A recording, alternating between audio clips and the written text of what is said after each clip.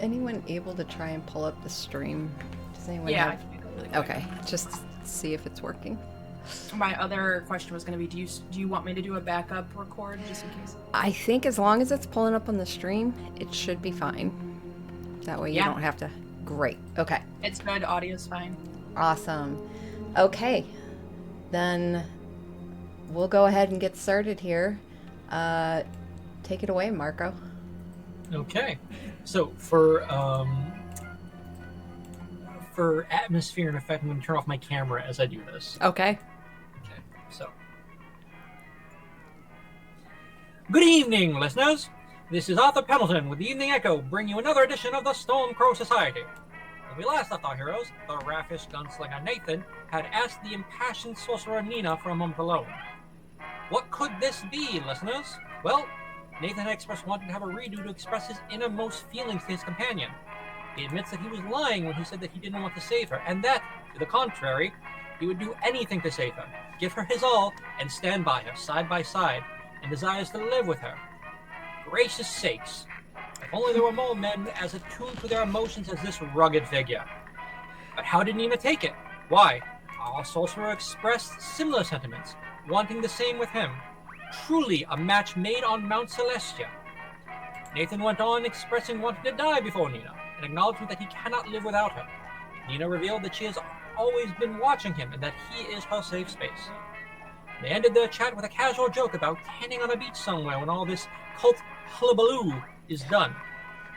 At the same time, the wide-eyed Shara finally signed her contract with Nicolacia to bring forth an heir to the Empire. As time passed, a crew arrived at the Sacred Stone Monastery, where Chara met with Parsoness and spoke of the Feast of the Moon, a yearly holiday that Chara had yet to experience being so new from the Fey realm. In this moment of tenderness, Parsoness kisses Chara's forehead. These tender moments keep coming on this ship of love.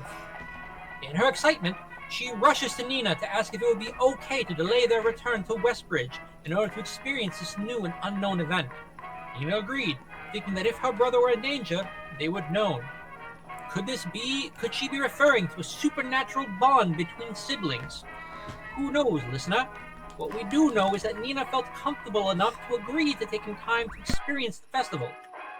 Nina and Chara and Parsoness then head to Rowan, and they talk to her about the festival, selling it and bringing her into it, hook, line, and sinker. After the group talked to Rowan, Chara decided to take some time to explore what has become her new room on the Manta Rose, finding a number of interesting pieces of clothes one wouldn't suspect the captain of wearing. When she brought up this revelation to her paramour, he explained that some of these clothes were leftovers from previous visits. Clearly uncomfortable about this revelation, Parsoness looked onto Chara, who accepted him and this information without a second thought. Instead, they used these clothes to help Rowan in putting on the Ritz for the festival events. Meanwhile, Nina sells Nathan on this festival with a secondary plan of trying to help regain his memories, something she confides in Chara, who warns her of the danger of drudging up the memories that may be better forgotten. The sentiment is one that Nina is surprisingly copacetic with, but countered with a belief that this may provide them with information that they may be missing. Nina admits that part of the reason she wants to help Nathan is that she finds him to be her safe space. Jeepers, what an admission. Truly, the bond is growing. After some preparation, including buying some special incense, which, listeners, one hopes is not the devil's lettuce, if you know what I mean, Rowan has a special moment with Hestava, who notices a different scent about Rowan. Truly, her spivvy outfit has had the effect she wanted. Given that, holy mackerel, they have plans to talk later. Salacious, dear listener. With this turn of events, Nathan helps Rowan with her anxiety about this new happening. Could this be a turn in their relationship? Is our fighter taking on a paternal role?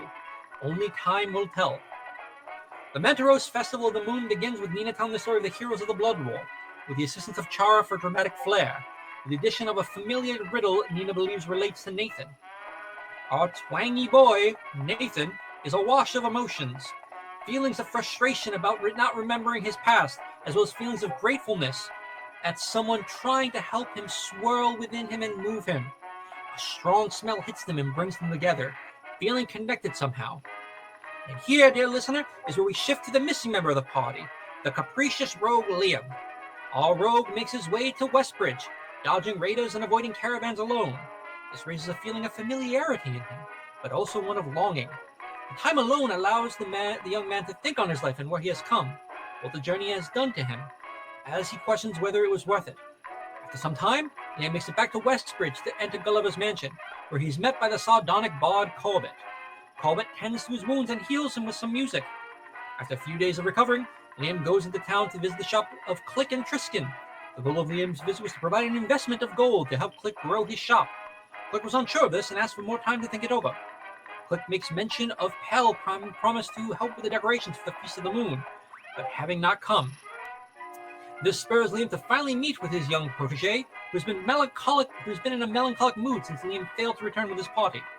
The two talked over her feelings, Liam deflecting questions about his eye to spare Pell the worry. Pell makes mention that it was her 9th birthday had passed, and Liam, feeling guilty of not being there for Pell, gives her his rope of climbing. The two share a hug, and Liam takes Pell off to Click's shop to get into the holiday spirit. A warm moment if ever there was one, listener. Time passes as Liam heals, and eventually Westbridge is buzzing with the feast time cheer. Pell, leading Click and Liam through the market, takes them to get incense from a familiar-looking merchant. They light the incense and tell their stories. Liam of his hometown, admitting the more gruesome details, and Pell of her grandmother. Pell and Liam take in deep whiffs of the incense while Click is distracted, feeding a worm to his pet frog. Darkness surrounds Liam as he awakens in an unfamiliar place, with the familiar faces of his adventuring party. And now, a word from our sponsor. Gather around, adventurers. Step into Valavo's General Store, the crown jewel of the marketplace in the heart of Eldoria. Whether you're a dashing rogue, a wise wizard, or a noble knight, Valavo's has everything you need to gear up for your next epic quest. From potions brewed with the finest herbs to enchanted weapons that gleam in the sunlight, we've got it all. Need a trusty companion? Our collection of familiars is sure to impress. And don't forget our shelves of spell scrolls and adventurer's gear, perfect for any journey through the Dragon's Lair or Enchanted Forest. Join the countless adventurers who have made Valavo's their go-to shop. And for a limited time, with every purchase of 10 golds or more, receive a free potion of healing. That's right, stay safe while you slay. So venture on down to Valavo's General Store, where every hero's journey begins. Open every day from dawn till dusk. Valavo's, where your journey awaits. The party reunites in a dark place with a purple stone beneath their feet and portals along the various walls. The party, confused by this turn of events, begins looking around, trying to make sense of the situation. Liam, thinking this is related to his recent experiences, shouts out to Phaser and Peggy Deadbells, asking if this was their doing. Silence rang back, but the party wasn't without a response. As they continue investigating, they are met with the sudden appearance of a giant, fleshy pillar. Good golly, it's a star-spawn emissary! The party enters into combat to defend their lives. Thunder, lightning, wind, gunshots, blam, blam! The monster refuses to yield and attacks the party. The combat goes. Young Pal appears and is immediately killed, replaced by a smaller flesh monster, and only Chara being any of the wiser. The fight goes on with the party trying to survive and escape, but then the cleric, Rowan, is killed and replaced by a flesh monster as well. Then Nathan and Chara meet similar fates. The siblings Pegasus are all that remains, with Liam fighting for his life, and Nina in anguish over the loss of her love, but suspecting more is at work. Nina tries to heal him, but isn't able to bring him back. She realizes that this may all be an illusion, and the only way to escape is for them all to die. She creates rays of fire to raise the room and bring all to death, cursing the repetition of memories that she had long since buried. Liam, not knowing what was happening, continued fighting until he too was emulated by his sister. With the foes gone, her friends and family burned, Nina sends herself ablaze. And this, dear listener, is where we pick up this week. Oh boy, cheers to you, mate. Definitely inspiration. Okay. And that will bring us back. If I knew how, there would have been sound effects during the ad copy. I had breaks for those. Oh, you're okay. let's see. Actually, I don't need that. I just need this. Okay. Make sure everyone's good, and let's bring everyone back to the map. Ooh.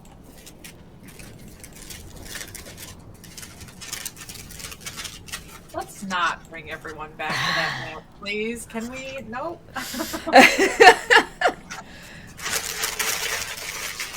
Okay. Starting off, Nina, as we left off, her form self-emulating, growing as these flames just continue to burn further and further out brightly. Just a primal scream being ripped from her. The flames become a firestorm that wind up taking over this entire area. The portals along the sides, one by one, flicker and blink out. And suddenly, the flames subside. Nina is left on her knees, alone. The bodies of her party turn to dust. And only one portal remains.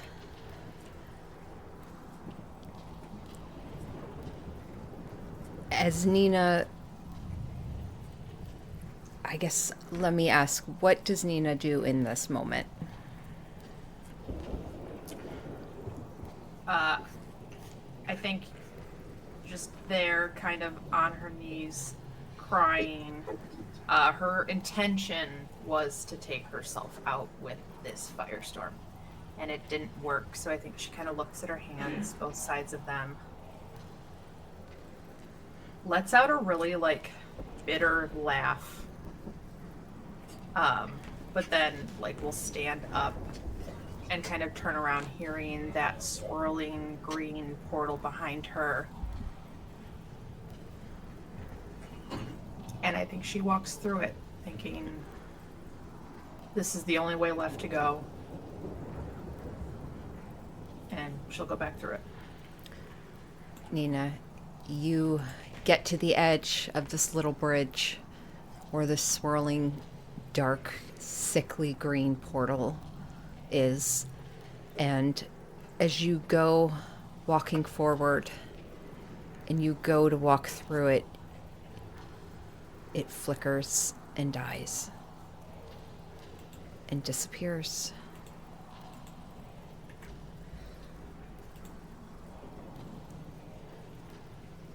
And for a moment you feel stuck, cheated, and very alone, until you start to see a light in your peripheral. And as you look over the end of this bridge, you see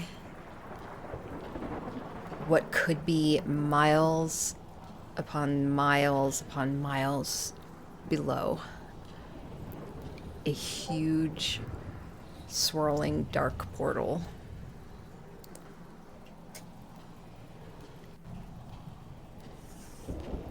And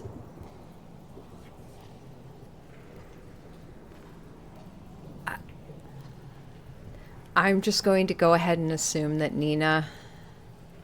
Well, actually, I'll let you. Yeah, go for it. I guess my only question, before she's gonna jump into it, but what is the energy signature off of it? Is it arcane familiar in any way?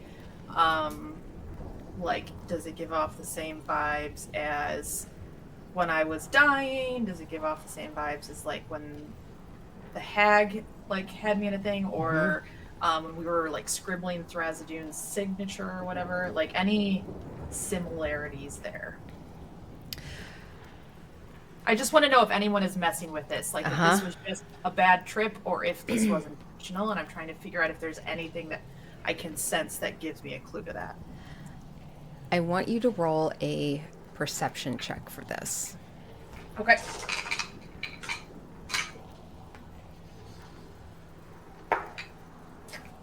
Six.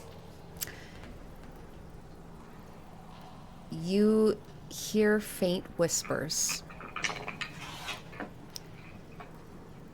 Vaguely familiar.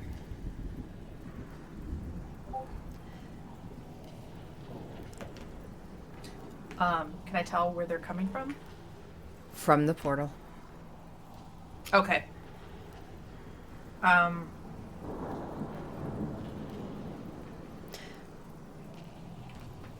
Yeah, I think she will jump into it. I think she's just so done. Nina steps to the edge and just falls forward, drifting, falling. In this slow fall towards this portal that becomes bigger and bigger as the minutes go by and you continue falling towards it. It becomes an all-consuming in your vision. And as you get closer to it, you hear now those whispers starting to sound like a voice. And they sound like Nathan's voice as you pass through the horizon of it.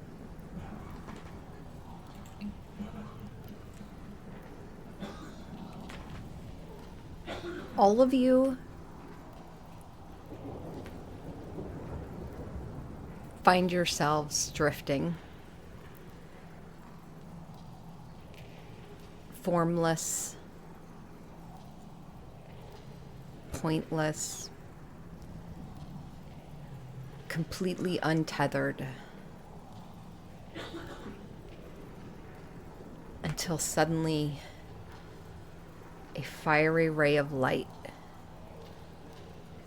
goes past your vision, and these rays of light shoot out, almost grasping onto you and pulling you downward.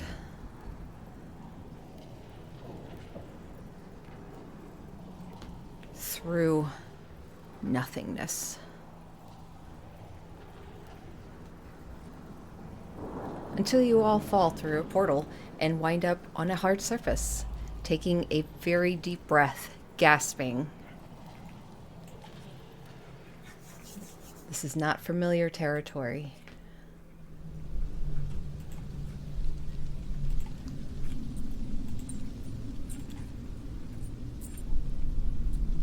Oop, I forgot Pell.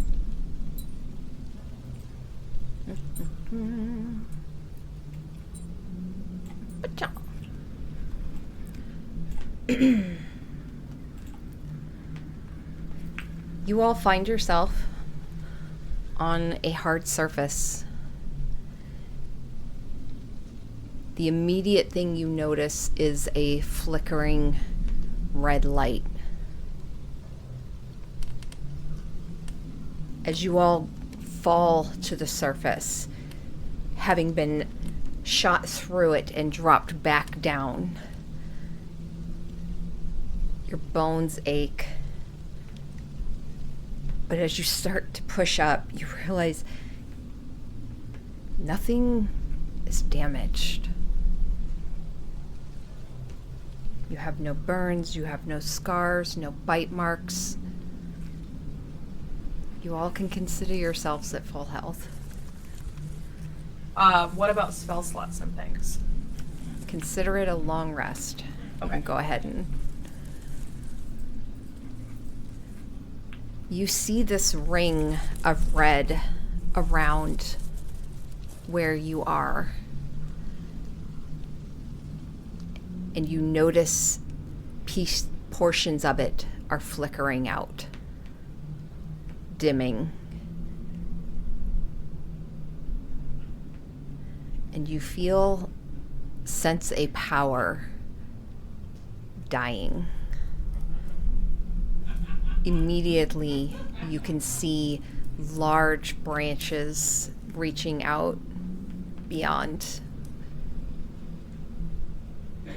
and up into the sky where a canopy is above you. The air is filled with smoke.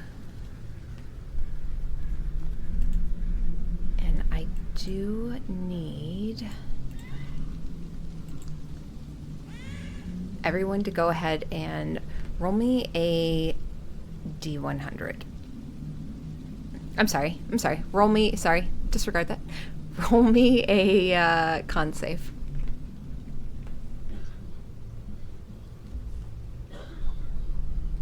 17. Okay.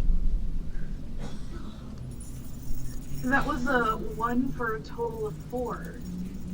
Okay. That's a fail. 19. Save. Dirty 20. Save. 21. Save. Okay. Oh, that's right. I have to roll for Pal. Hold on. Let me open her sheet.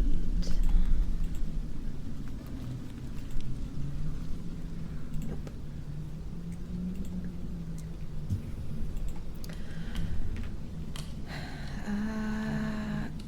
Come. 14. She saves as well. Chara.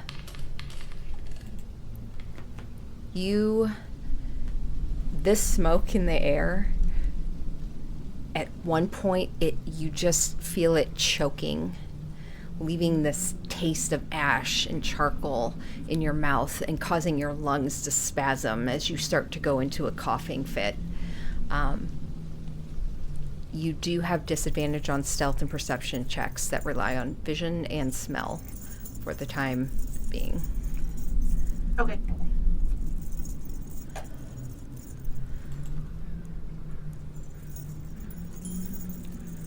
What would you all like to do?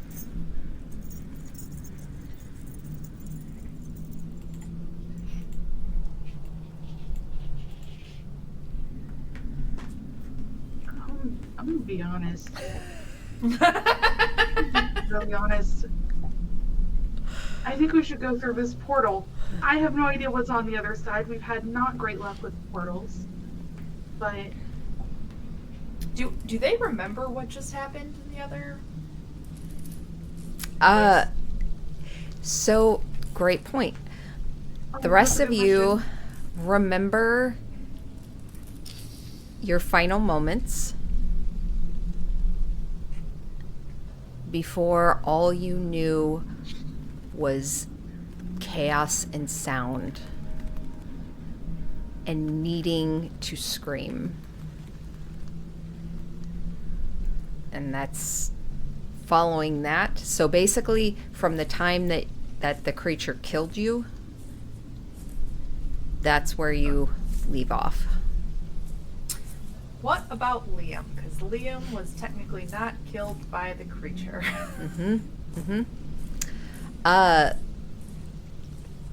Liam remembers being killed by... Cool. Yeah. Does Liam see Pell? Oh, yes. I think Nina will absolutely switch with Pell. She'll just grab Pell and put Pell in the middle, like close to Liam, and move there. Liam's immediately going to run over to Pell and hug her and ask, "What is she doing here?" I don't know. You're the one who's with her right now. And where is here? So out of character. Uh-huh. Dying and waking back up like this feel familiar to Nathan at all? Roll a history check. So bad. Ooh, natural 18. Hey! Liam's going to force Which Pell is to all I stay get. by him.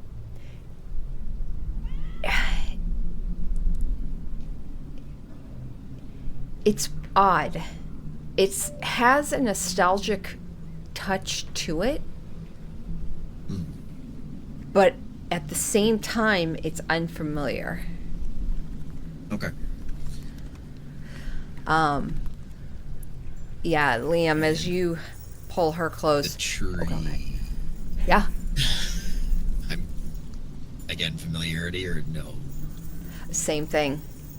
Same Okay. thing. I'll Like, leave it at that then. yeah, it's just this weird. It's like you've seen this before, but at the same time, you have no memory of this. And I still know, based on the previous memory, that it wasn't real. So I'm still of that mindset that, like, this is still just part of some bullshit. Okay. Yeah, Pell looks up at you, Liam, and she, like, her little hand grasps into yours, and she looks up at you with wide eyes. That was so fucking amazing. Did you see what I did? Did you see? And she grabs down and pulls up her knife. I mean, he got me, like, with one swing, but... Holy shit! Liam did not, in fact, see that, but he's not going to tell her that. Just say, "You were great, kid. You were great.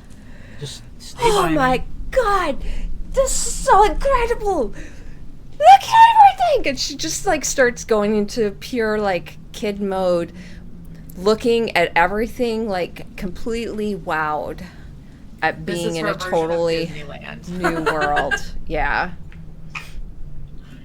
Do the marks on the floor, do they have like any meaning, or can Chara tell what they are?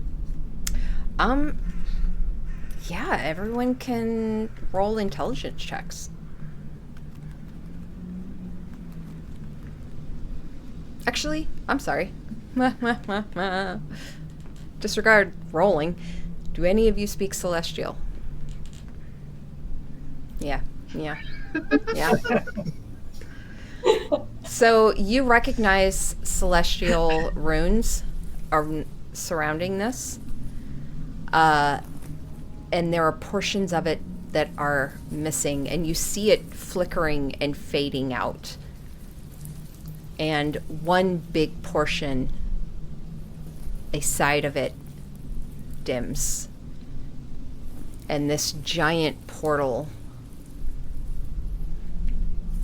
just off to the side, you see it fluctuate as if unstable. And you watch as the branches around it twist further unnaturally, starting to turn in on itself. I don't want to get stuck here. Wherever here is. Well, the good news is I think once the smoke wears off, we'll all be back. It's still all just fake. But it was real.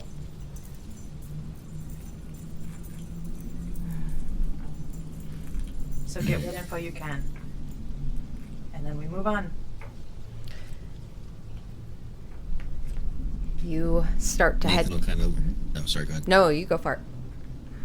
I was going to say, Nathan will probably lean into Nina and be, I know whose memory that was. And it wasn't mine. What do you mean?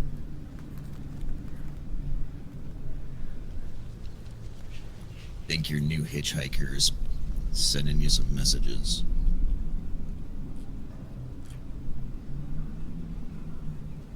The one that used to be bound to me, that you now have. This is their memory.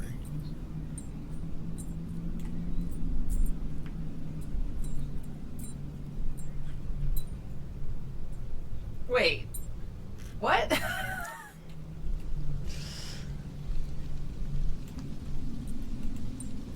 The Kieran.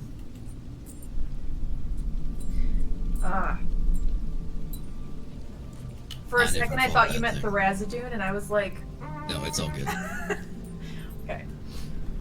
That was I them. never ever fought that. but I remember that, oddly.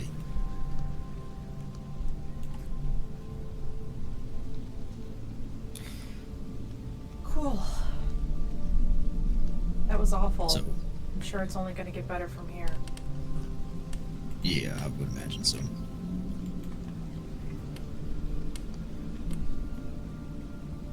Do these runes mean anything to you? Do they actually say words? Or are they just runes? They are just runes. Hold on, let me turn that a little down. They are just, they look, you've never seen them in this pattern before.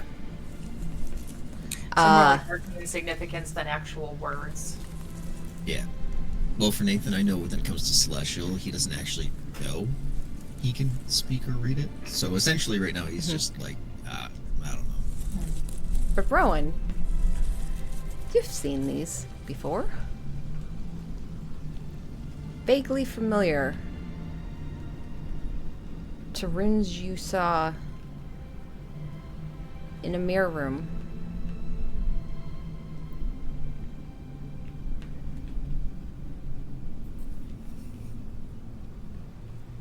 Around the statues of the women. In the A middle. map of the plains, Mhm. yeah. Can I tell? So, can I look at it as if I can almost piece together the missing chunk of the pattern?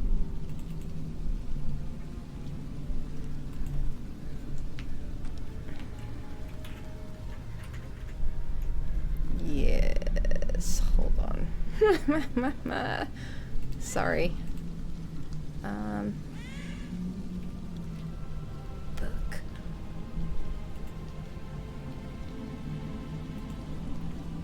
Can I determine the Fibonacci sequence?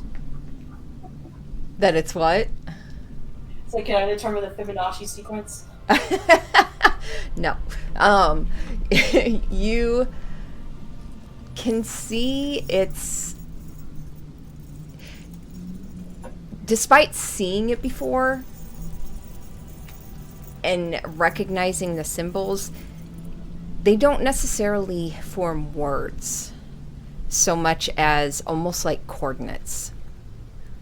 So trying to put them together is there, you're not really going to be able to piece anything together, especially with portions of it now fading and breaking.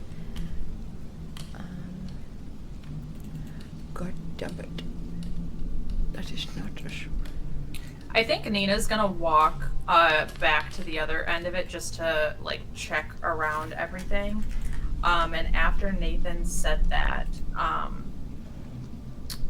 she's just gonna think to herself, well, maybe they'll have some insight. And I know nothing mechanically in this spell does this, so you don't have to, like, all me saying it was the camera was just like all flavor, but she will cast Stellar Bodies, so eventually those two golden dragons and the Kieran start like swirling around her, so it has it up. But I just like want it here to see if it interacts with the space or it does anything else. Okay. You cast it and Yeah, essentially two small stars are orbiting around me, shedding dim light in 10-foot radius off of me. okay. Yeah, they float around you without issue.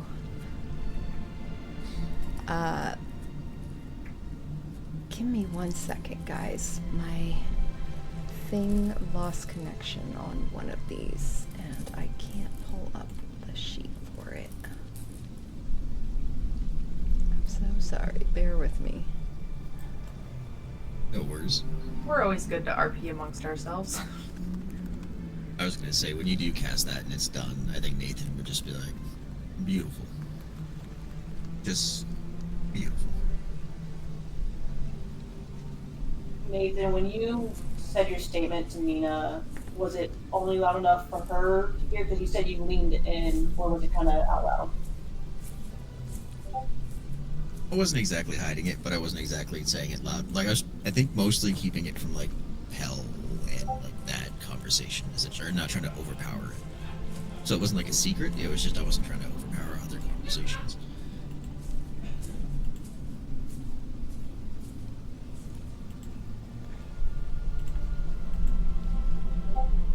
So, I'll probably walk up behind you guys and like, why do you think it targeted that memory over anything else?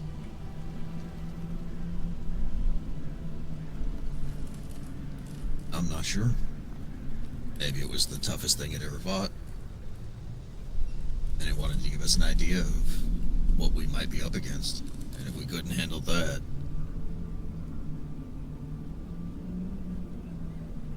maybe it's telling us to step up our game, I guess.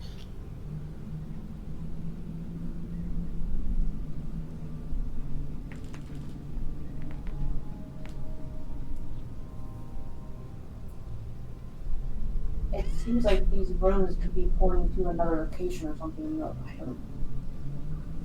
I don't know if we want to do what Chandra says and just go through the portal. And Well, at the end of the last portal's story, all getting that's dimmer. left was a portal to go through.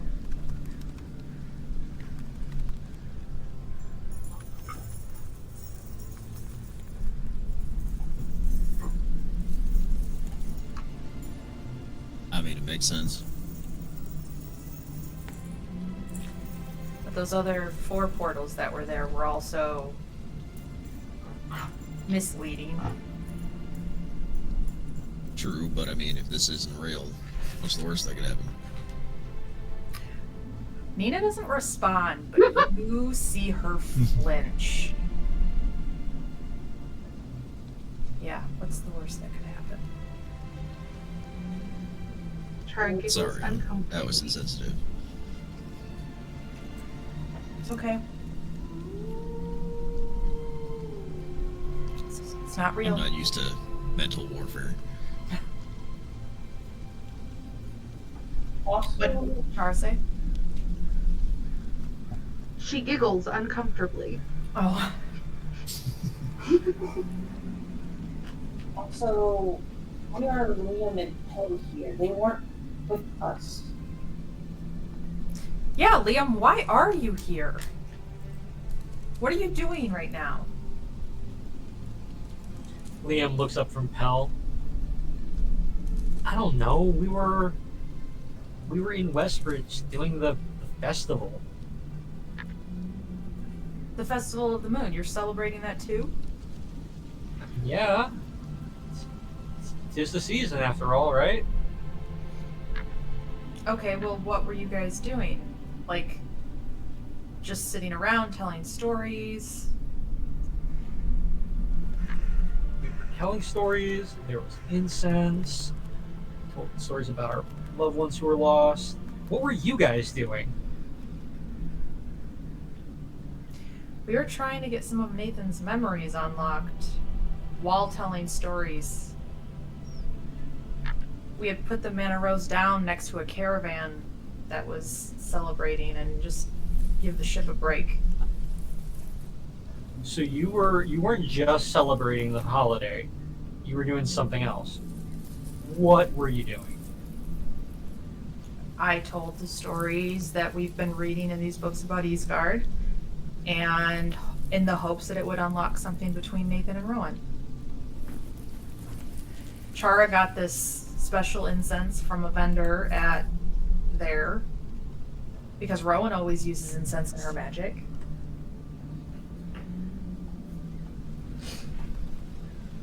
But that was it. Literally, I told the story, we ended it, and I thought it was great. Some fireworks exploded, and then we were fighting that thing.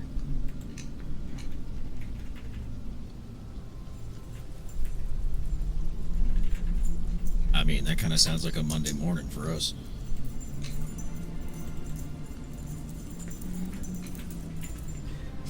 DM, I need your call here. Okay. Is Liam smart enough to have picked up on special incense and the fact that Hell wanted the special stuff. Roll an intelligence.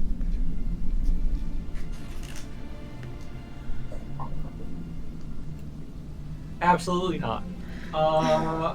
That is a 2 plus 1 for 3.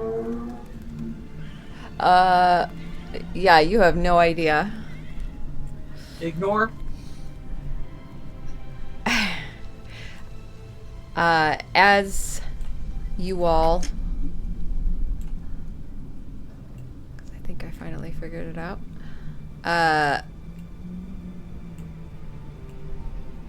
Ooh, this is gonna piss me off. As you're all standing there, you do hear a skittering noise. And you watch as a form suddenly comes out of the shadows, down, crawling on all fours down one of these branches. And you see a like green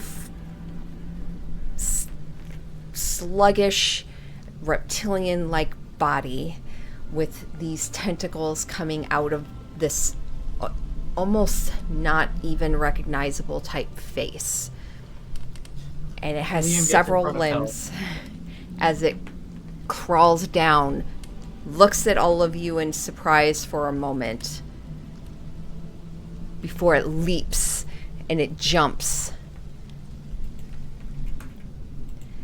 And as it jumps and runs across, it goes to in front of the portal to basically come at you, Chara. And as it does, one of the symbols fades and the portal fluctuates again. And you watch as it fluctuates, it grows, extending past the branches, and then it comes into a central point. Everything it touches sucked into it, and you watch as this creature, a portion of it gets pulled back and its entirety is dragged backwards, and it disappears as the portal disappears as well. And sorry, that's part of the map. I can't get rid of it. Okay, so portal's gone. A moment later, you hear more sounds and chittering as several more of these creatures come scurrying down the sides of the tree, down the branches. How dark is it in here overall? Is it pretty dim light? Like the portal is the light source pretty much? Or... Everything's, if you succeeded, you're fine. Chara, everything for you is unfortunately partially obscured. So visual stuff, perception, those are at disadvantage. However, Did the... Oh, go ahead. go ahead and roll me initiative. Oh, god damn it. And does this reptilian thing, did it look like demonic or anything like that? You've never seen Devil. anything like this before.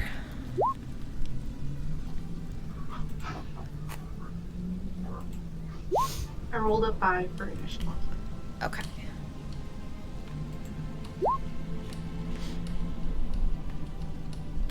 Oh, you need me to add you. Okay. Hold on. At turn. I like how when she talked about that creature showing up, the music actually had the skittering sound. Yeah. You do hear distant sounds as well, but it is what you hear up this high is a lot of air and just creaking. Let's see. Why I didn't add any of you. What the fuck, man? What just happened?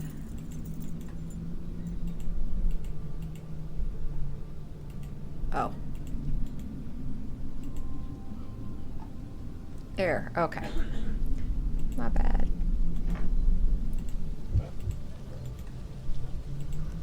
Okay. Now you guys should be on there. Good. I'm not yet. Oh, you're at the top. Hold on. Yeah, you're at the top. Can you not see yours? I can't. Let me re-add you then. There you go.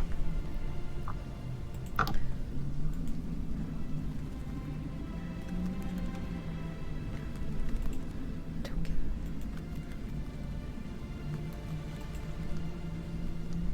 Oh, I'll be right back, but I can see. okay. I actually just realized something too.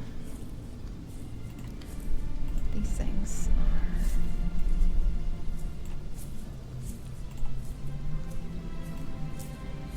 So I may have 10 for initiative. And that means I rolled a 1. So I missed the first turn. Oh no, okay. Let me pull, where's Pell? Here she is. Okay, I need to move this so I can get to it easier. There's that. And I am going to put her here. And she needs to roll initiative. Okay, everyone's got theirs in there. Great. Here we go. Holy crap. It way added more than we needed. Hold on. Okay, I was about to be concerned. Man, I don't know what the fuck is happening on this thing. Okay. Let me roll initiative on this one.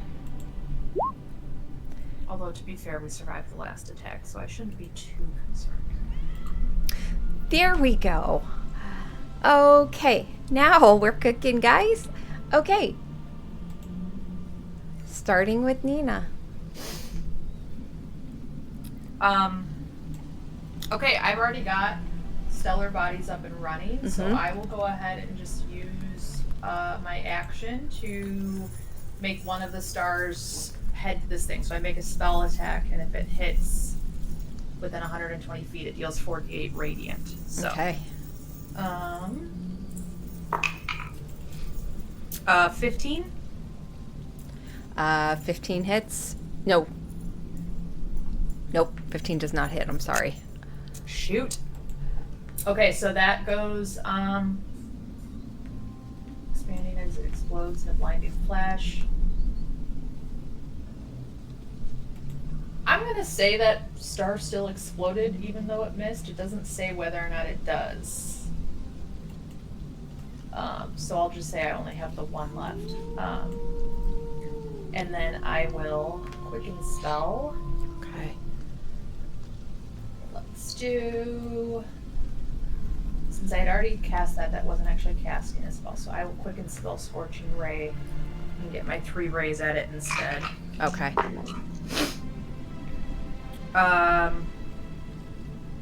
18 is the lowest. I have an 18, a 19, and a 28. Excellent. All 3 hit. Okay. Which one are you going for? I think I can... I was super zooming early. I'm going for this one up here, but it's also the only one I can see. Great.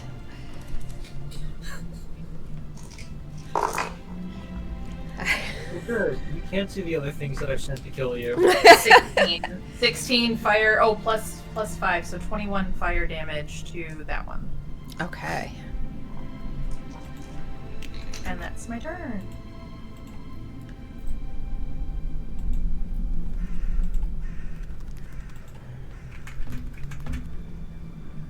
Okay. I'm so sorry, guys. Give me 1 second. I thought I had all of this up and ready, and it was not. Here we go. You said 23? 21. 21 fire damage. Great. So as you send the firebolt or your stellar body towards it, this star, directing it towards it, you watch as it rears up on these spindly legs, and the middle of its body, the entire thing just opens, almost like ripping, and you see teeth along the side, and it just, the entire thing is almost like a mouth. And as the stellar body goes to hit it, the mouth slams closed over it, and you see almost like down the ridge just a small flash that just dims as these tentacles just kind of breathe, and then boom, boom, boom. 3 firebolts just blast into it, and a portion of that mouth just opens again, screaming. Anything else, Nina? I'm really tired of the amount of tentacles! Liam? William's gonna put his arm in front of Pell Mm-hmm. and say, "Just stay behind me, Pell." Okay. He's going to put up his left arm, the one that's got tattooed with the chains now. Mm-hmm. His eyes are going to start glowing green. The tattoo itself is going to start turning green. There are going to be flicks of lightning at his fingers, like little sparks. Mm-hmm. He's going to say, "Deora Niam," and snap his fingers, casting Zephyr's Zap at that same thing that Nina attacked. Okay. So I'm going to roll... no, actually. You got to make a dex saving throw. Dex saving throw. You got...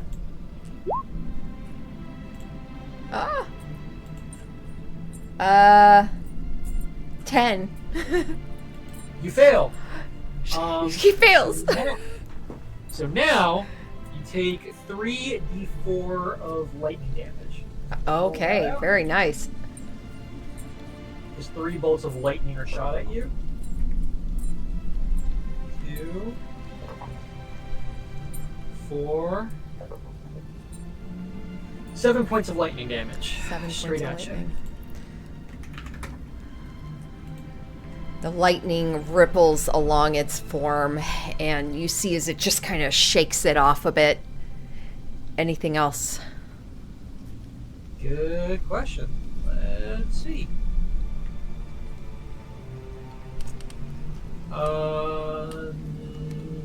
Yes. Well,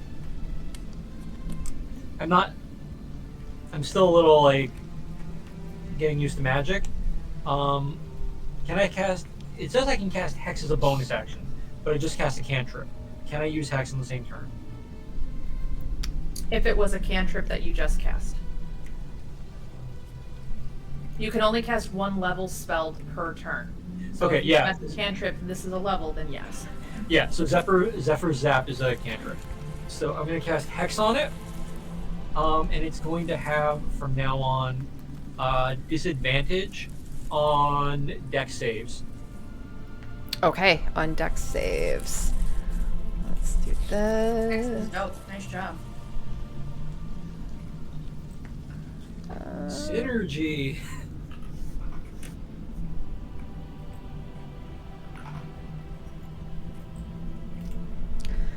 Okay. Any movement? Aside from just getting in front of Pell, no. Okay. Pel's turn. You see as she pulls out Reserve, speaks its name, and then she goes to try and move forward, and almost immediately, like, you grab her arm and pull back. She's like, "No, I can do this. I can do it." Pell, not right now. Not right now. You'll have your chance. I'm never going to have another chance like this. I think Nina's also like, remember, it's not real. This might actually be her only chance. Feast of the Blood Moon, bitches! That's her turn. Nathan. I was gonna say, I think Nathan looks over at Nina and goes, "What tentacles?" And that's his missed turn for his natural one. That'll bring us to the next one. 30 feet. In answer to that, she just spins you around and points you in the direction of one, just for your next turn. You hear the same squelching sound as many tentacles, two thick legs, as another one of these creatures comes up a branch, or down a branch from further south. And fortunately, that is all it can do. One thing, as these creatures come closer, you notice they don't have eyes. That is its turn. Next one. Oh, motherfucker. Did I do that? I did. Hold on.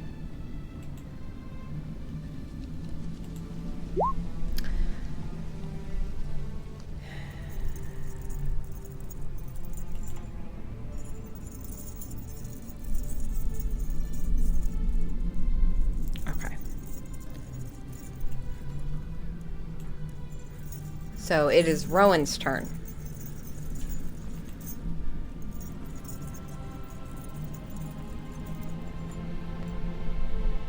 I think looking around and based how the last battle went, with being kind of close to all of her friends, I'm going to cast Aura of Purity, which will create a 30-foot radius centered on me. And until the spell ends, the aura will move with me, and each non-hostile creature in that aura, including myself, can't become diseased, has resistance to poison damage, and has advantage on saving throws against effects that cause a bunch of conditions, like blinded, charmed, deafened, frightened, paralyzed stuff. Okay. Okay, what are the conditions again? Blinded, charmed, deafened, frightened, paralyzed, poisoned, and stunned. Got it. Okay. Excellent. And how many feet out from you is it? 30-foot radius. Okay.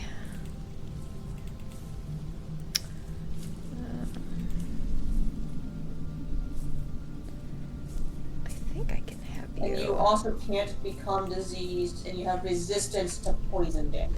Does it emit light? It just says purifying energy radiates from me, so Okay. if you want to have some sort of effect, you can. But Okay. not really a light. I'm going to do it like this, just so we can see it. Right. Okay. Anything else, Rowan? And that was my action.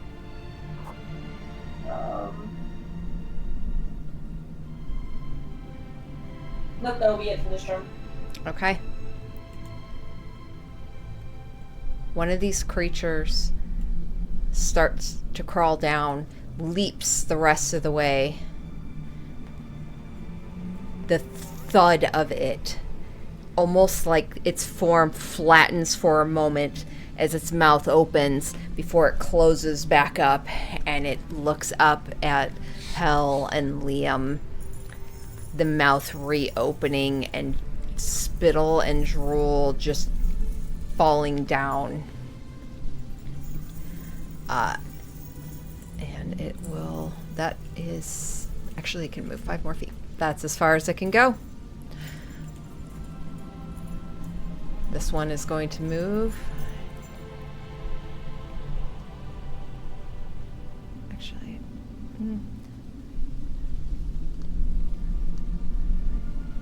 right there. And that is its turn. Actually, does it? It does. It's going to make an attack at Nathan. With its pincers. That is 12 to hit. And no, it misses both, as two of these pincers connected to the end of these tentacles just slap forward again, and you being able to sense and see these, even with the smoke and everything, are able to easily dodge. Chara. I'm gonna start with my bonus action to roll on my spirit table.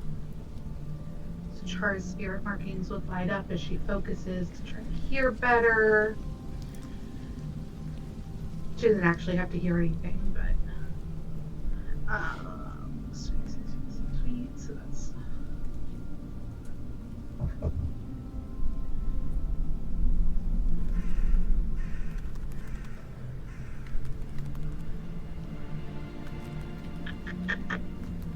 let me see.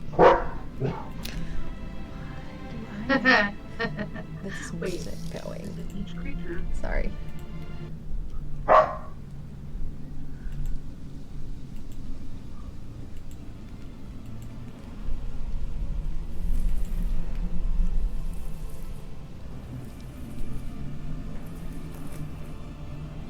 Okay.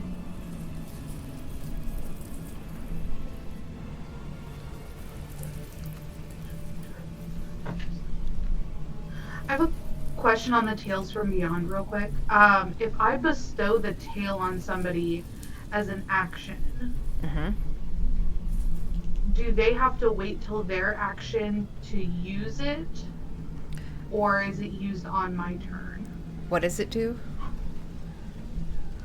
So essentially I rolled a 9, which Okay. is tail of the hey, leave it. Essentially I rolled a 9, and it's tail of the brute, and so it's like I can choose a target who can cast this spell. I can just choose myself. But if I choose myself, is my action bestowing it, or is my action using it? Let me look at it, because I So feel I was like like, I kind of want to the use it. wording. Yeah, I feel like the wording is going to be important here. That is a species trait or class feature? Class feature. Class feature.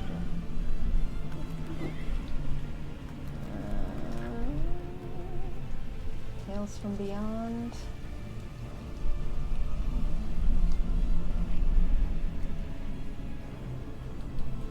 Is that bestow tail? Correct. Yes. To be the target of tail's effect. And which tail were you bestowing? 9.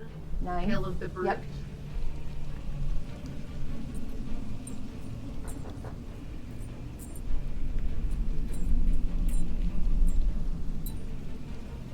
I think it's when you cast it. That was So- kind of the vibe I was getting. Yeah, I think it's as you're casting it now. Why not? Why not? Just for funsies. Char would go, give this a shot, Pell, and cast it on Pell. So Pell can now choose the creatures within range. They are within 30 feet of her, I already checked. So they need to make a strength saving throw. Oh my god. Strength. And strength. Oh. 21 and 17. I'm gonna- Could be, but it's still gonna take half as much damage. Okay. I love that we're just like VR training this little adventurer wannabe right now. She is so thrilled. So they take 10 points of bludgeoning. Nice. That is half. So it was 20, but it was halved. And Nice. they are not knocked prone. Okay. Let's see. Okay. As And then I'm going to move. And then that'll be yeah, go for it. You cast this, and Pell, standing there, arm half held back by Liam, holding up Razur, she hears this tale coming through her and almost feels it filling her, and a pulse of energy just shoots out, and you just see her, Liam, you see her look back at you like, did you see that? Did you just see what I just did? Liam is trying to stay serious and like protect Pell. He also lets a smile slip at how proud he is of her. But he quickly like tries to hide it. Like, it was really good, Pell, but stay safe. Stay safe. All right, good move, Chara. Nina.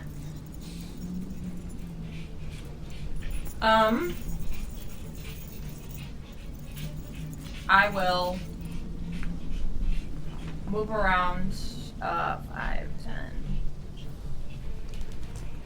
15, 20, 25, 30. I'm gonna get this way. Just to prepare for some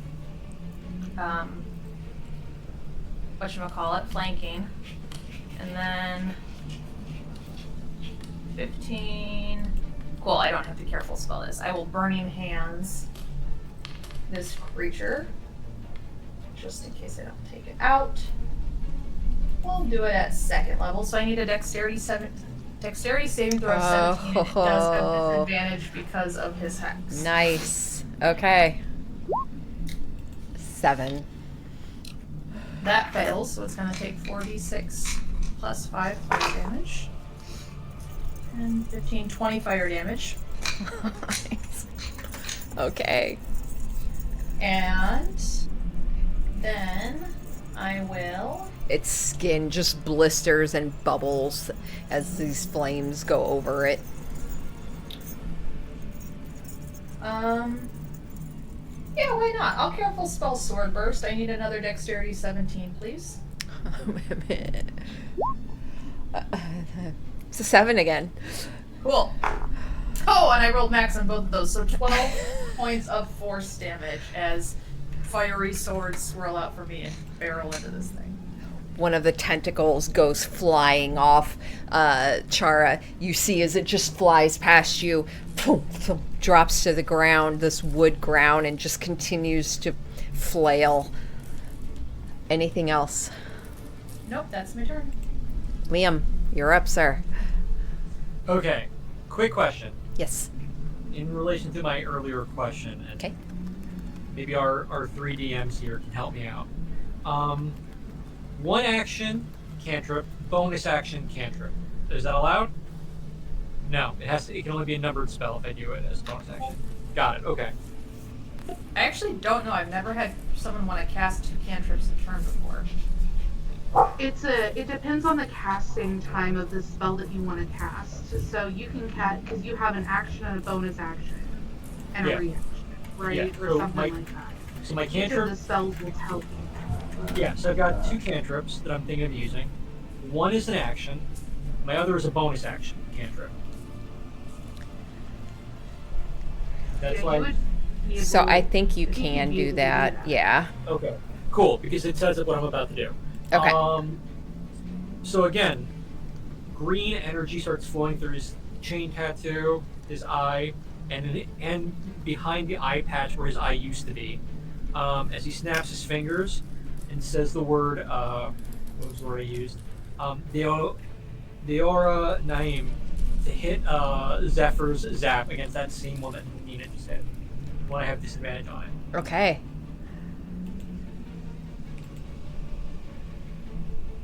So you gotta do a dex save and you Okay. got disadvantage.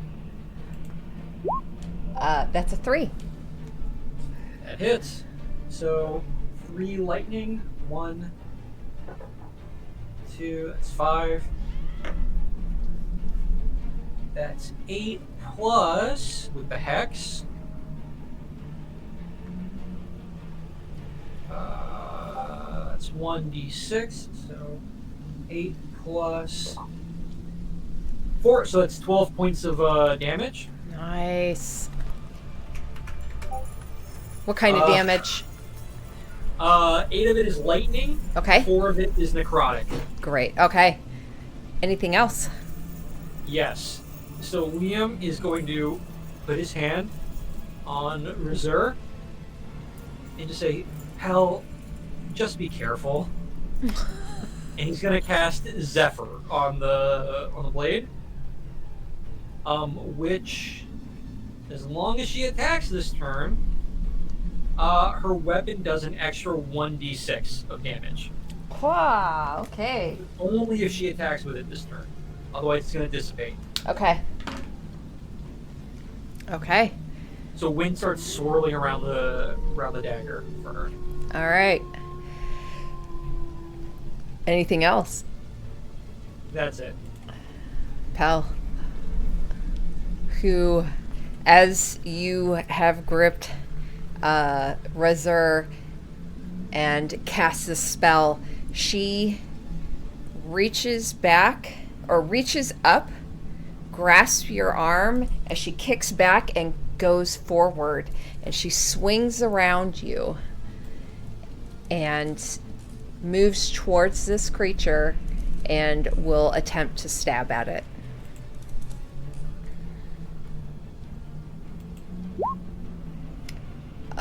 Let's see. Is that a 1d6 to attack or damage? 1d6 damage. Okay.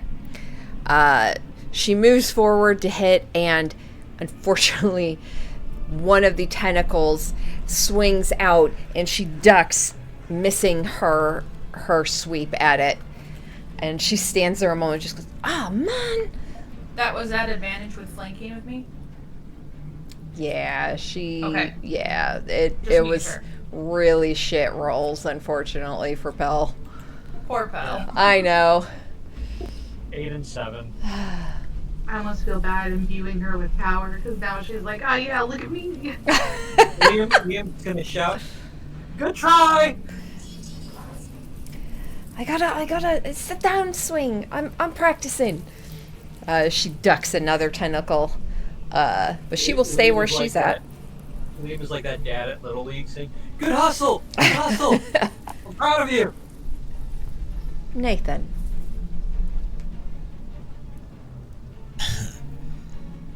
Yeah, I think Mason like steps up beside Pell, just for funsies, and just leans down.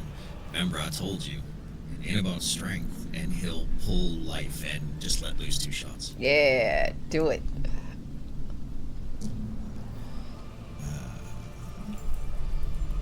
So that's 8. We could ignore being that close. Hmm. He's got a feat for it. The gunner feat lets you ignore distance Yeah. for range shots. Because he can't see further than 10 feet. Fair. 27 for the first one, and then Oh yeah. God damn. 18 for the second. Yeah.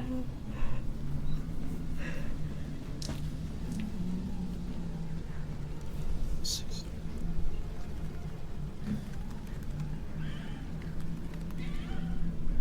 One, two.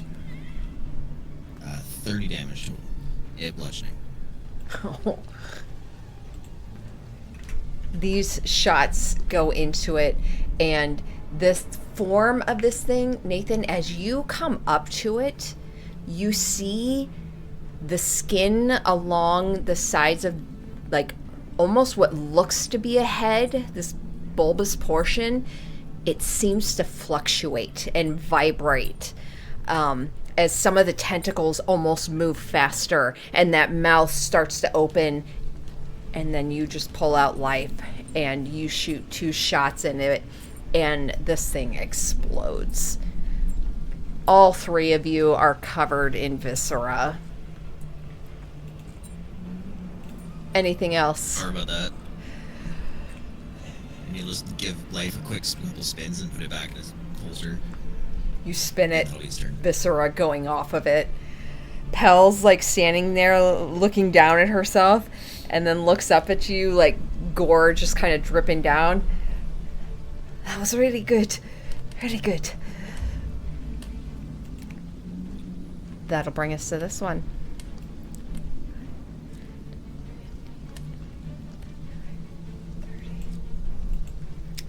That is its movement. Rowan, you are up.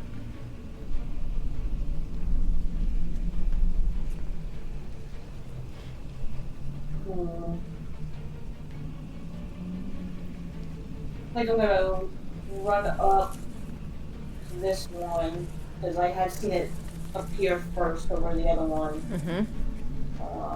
To basically block it while I'm trying to surround my friends. I'm going to pull out Dissonance Yeah. and take a swing.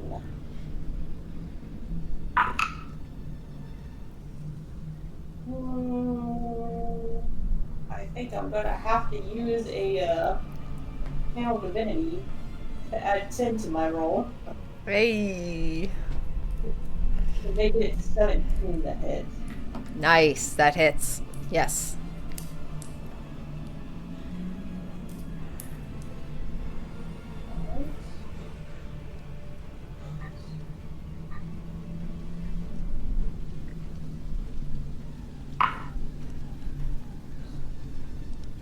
That'll be 10 slashing, 10 slashing. and I will go ahead and use a War Priest to do another attack as a bonus action. Okay. Make my roll better. 13 to hit. 13 does not hit, unfortunately. As you swing down and slash across this thing, you see it slice through its mouth, and a portion of it kind of dissects a bit and pulls up, but it still opens and closes, and the tentacles moving. Anything else? Any movement? Yep, I'm good. That'll bring us to this thing's turn. It's going to move past you. Go ahead and make an opportunity attack if you would like. Okay, absolutely. Oh, much better. 25 to hit. Absolutely. And then 5 slashing. 5 slashing. Okay. Nice. This thing comes up to Nathan.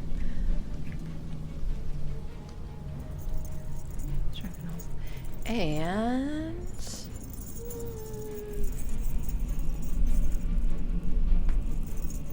it's going to make 2 pincer attacks. That one fails. Oh my god. 14. Doesn't hit, does it? Poor babies. My poor babies. That one's dead. Chara.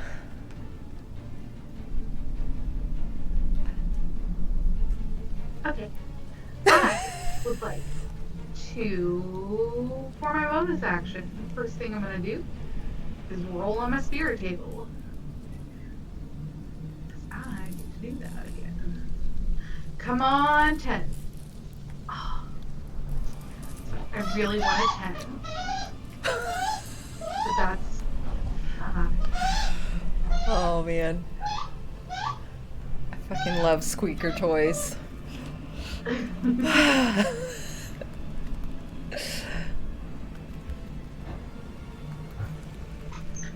Range on this?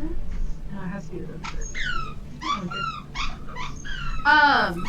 I am going to Well, it's within 30 feet of me. I can just use that.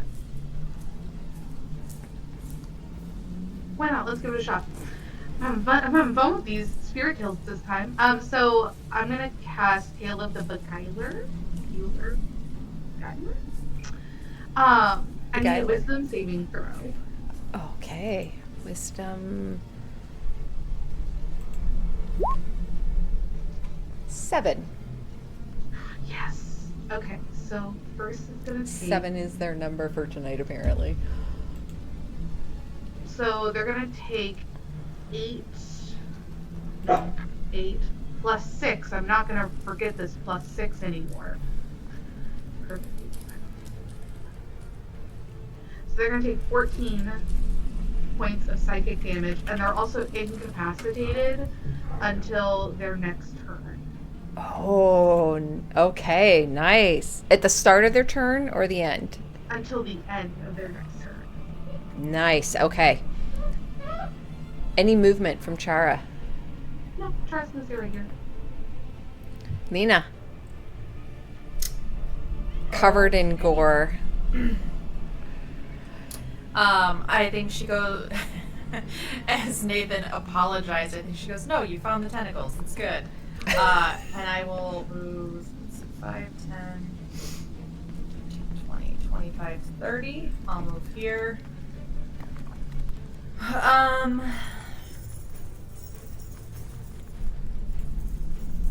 Actually, I take that back. I don't move. I'm going to move here instead. And I will cast Shatter. It 10 feet, I think, should get both of these guys if I do it like centered here. Yeah. So essentially Yep. these guys have to make a Constitution saving throw, please, of 17. Okay. We'll And I'm going to do this at 3rd level. We'll start with the one closest to Liam. Con save. That's an 18. Passes. Wow, and a 20. Man, these guys are killing it on their saves, but they're sucking at hitting. Alright, they still take half of it. Can I use my reaction? To what? Silvery barb? To silvery barb, one of those? Absolutely. Which one would you like to do, the first or the second? The first. First one? Okay, so a re-roll, right? I think. Yep. Yes, silvery barbs is a reroll, and you have to use the lower roll. Okay. And then I get to choose a different creature. And they have advantage on their next attack roll, ability check, or saving throw. So I'll do that on Nina. On Nina, okay. Yeah, unfortunately, they rolled an 18 again. It's okay. I rolled such pretty damage. It was only 5, and they're both taking half of this. So they had 2 thunder damage as this like crater just forms behind them a little bit. Nice. But then Thunder. I will quicken Firebolt, and I'll get advantage on this. Yep, that's going to this one that's right behind Nathan. Okay. For an 18 to hit. No, sorry, 26 to hit. I That rolled hits. the wrong dice. Okay, so that's 2d10. My tens. 12 plus 5 fire damage, 17 fire damage. Okay. Nice. I just have to do fire damage. If I don't do fire damage, it's shit. Is it even Nina? Yeah. Any That's movement? fair. Nope. I'll All stay. right. Liam. Actually, Oh, yeah? I'm gonna fucking change my mind again. Now that my shatter's done, I will move the rest of the way here to give someone advantage in flanking. Got it. There. Yep. All right, Liam. Liam is going to. This thing is right in front of him. Well, Oh, yeah? first off, he uses bonus action to move the hex off the dead monster, the one in front of him. Nice. Disadvantage on dex still. Okay. Now he's going to use. It's right in front of him. he's going to use Talon to hit it. Excellent. Do it. So that is 21 to hit, That hits. and that's got sneak attack plus the thunder damage plus hex. So.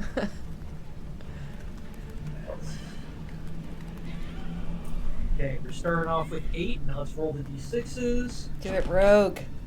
8, 10, 13, 18, 19, plus 4, so it's 23, plus a d8 of damage. No, wait, is it d8 or d6? What did I say? What's hex?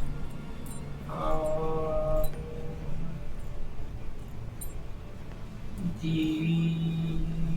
D6, okay.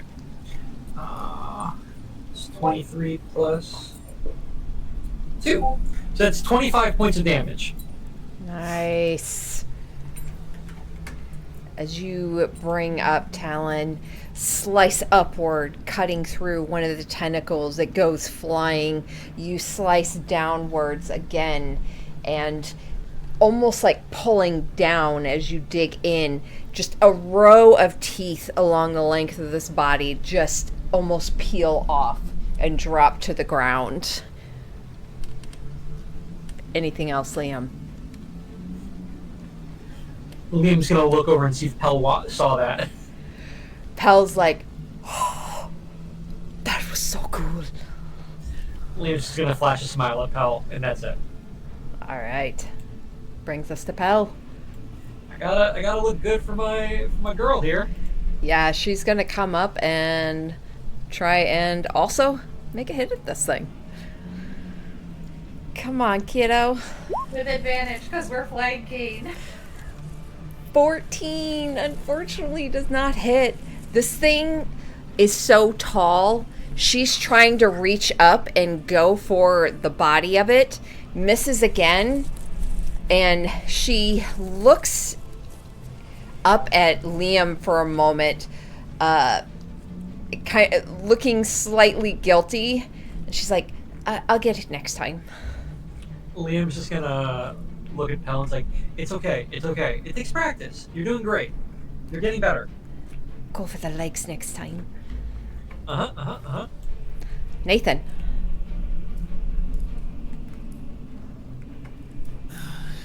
Well, I guess, yeah, this one attacked him last time, so I'm gonna say, yeah, during the attack he basically just, like, ducked, spun, pulled life again, spun it around, and just clacked off 2 more shots. Yeah.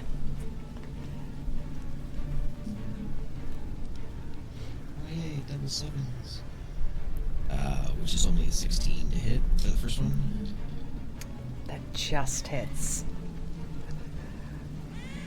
And, okay, well, next one, 18, so that hits too. Okay.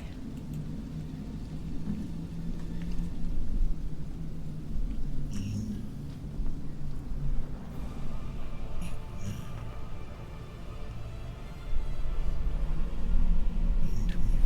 29 for that one. 29 damage? Yeah. Bludgeoning. Again, you just swing around and 2 shots, this thing explodes. Nina and Pell now doubly covered in just guck. Liam, you are now also covered in alien-like goop. Anything else, What? Nathan? What does this... Well... Liam's gonna use a reaction to uncanny dodge half that goop. I mean, okay. Yeah, go for it. All right. Anything else, Nathan? No? This one, Nina, moves directly past you. You can take an opportunity attack if you would like.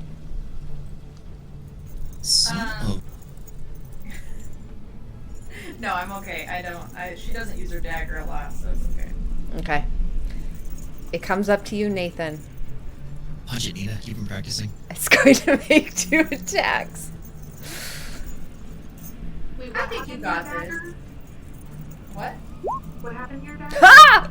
21! Yay!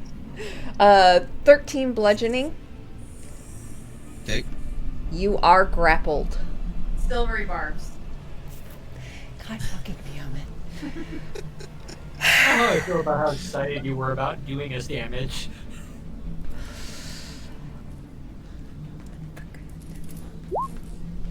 $25! All So now- that's why I have a better chance of doing silvery barbs on my reaction than an attack with a dagger. So. Okay. That added... Oh wait, silvery barbs. Didn't you already do that?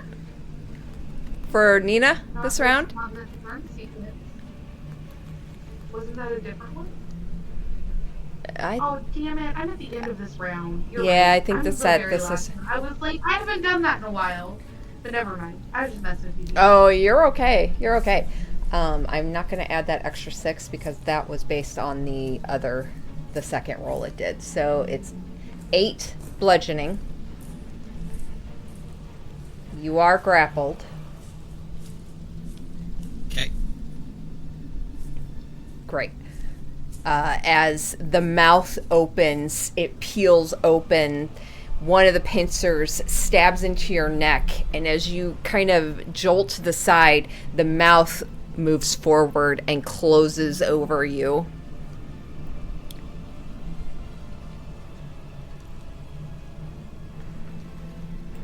Rowan.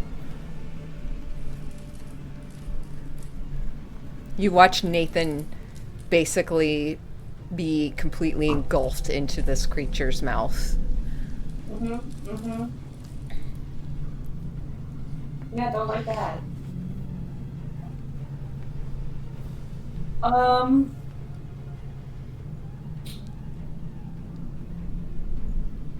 like that at all. I feel like I'm gonna How have do you to think go. How do you think I feel? Yeah. I'm going to guiding bolt this thing. From where I'm at. So spell attack.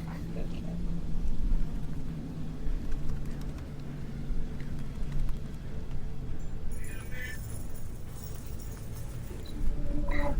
I forgot, Nathan. Real quick, I do need you to roll me a Constitution saving throw.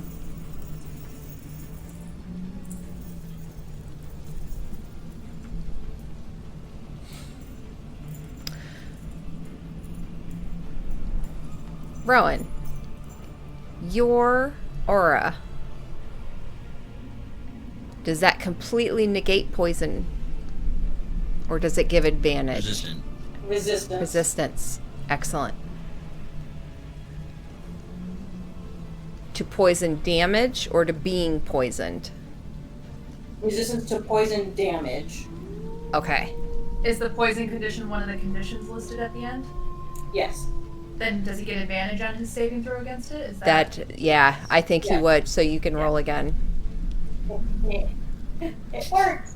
It's doing something. It's doing it! It's That's a doing nat it, 20. Peter! A nat 20? The first one was a 1. Well done, Rowan. Nathan, you feel these teeth piercing into you, and you feel something starting to move through you. But you also sense something moving through the creature. Something familiar. And you do not take the poison condition. Go for it, Rowan. Crawlies inside of me again. Guiding bolt. That's 16 hits. Just hits. Thank God.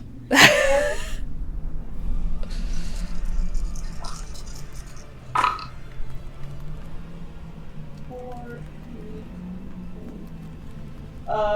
13 radiant damage. 13 radiant. Excellent. And the next person to hit it will have advantage on their attack.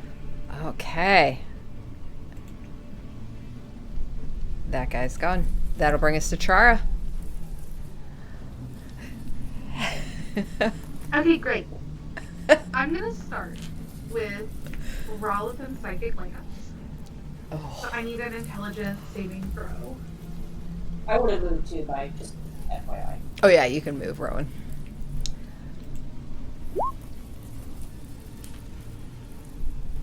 That's a 0.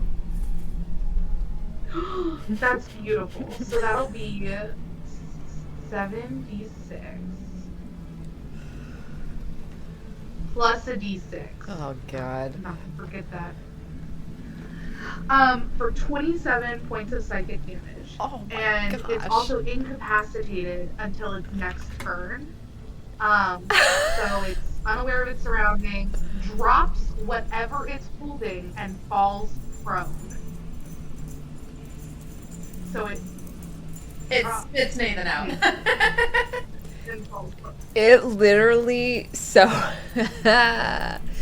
it literally, as the psychic lance hits it, it opens its body, screaming in pain. Nathan tumbles to the ground, just covered in goop, and then the creature just like freezes in, almost like as if a time stop hit it. It freezes and is just like fluctuating, like dribble just kind of falling from its teeth, still as normal, but as if it's frozen in pain. You just hear from the ground as Nathan's on his back, just, I hate this trip. Anything else, Chara? No, that's my turn. Nina. Okay, I'm gonna use my other stellar body to blast this guy, but Rowan's guiding bolt would give me advantage. However, I believe Chara just said it knocks this thing prone, so that's disadvantaged on range attacks, right? So flat roll. Yes. Okay, just want to confirm. You haven't been nice to me tonight, so we'll roll with you. Oh boy, we need a dice jail. Yep, nope, that's not gonna hit. So that's my action, and then Wait. War God's Blessing. I'm adding 10 to your roll. that Wait, makes her before you do 23. that, the rules for, oh my gosh, I'm out of breath. I just sprinted through the house. So, okay, for prone, it's actually disadvantage if you're more than 5 feet from it. Are you staying more than 5 feet from it? Yeah, because it would be a range Because spell. it's not specifically. Okay. But I'm Never doing mind. War I just God's wanted to be Blessing sure. with my reaction, which adds Okay. 10 to your roll. So just a flat 10 would make it a 23 to hit. So that hits. Okay. So now this is going to take the 4d8 radiant damage. Where's my other? There it is. Nice.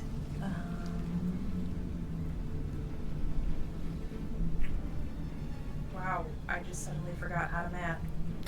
Plus 7. 25? 25.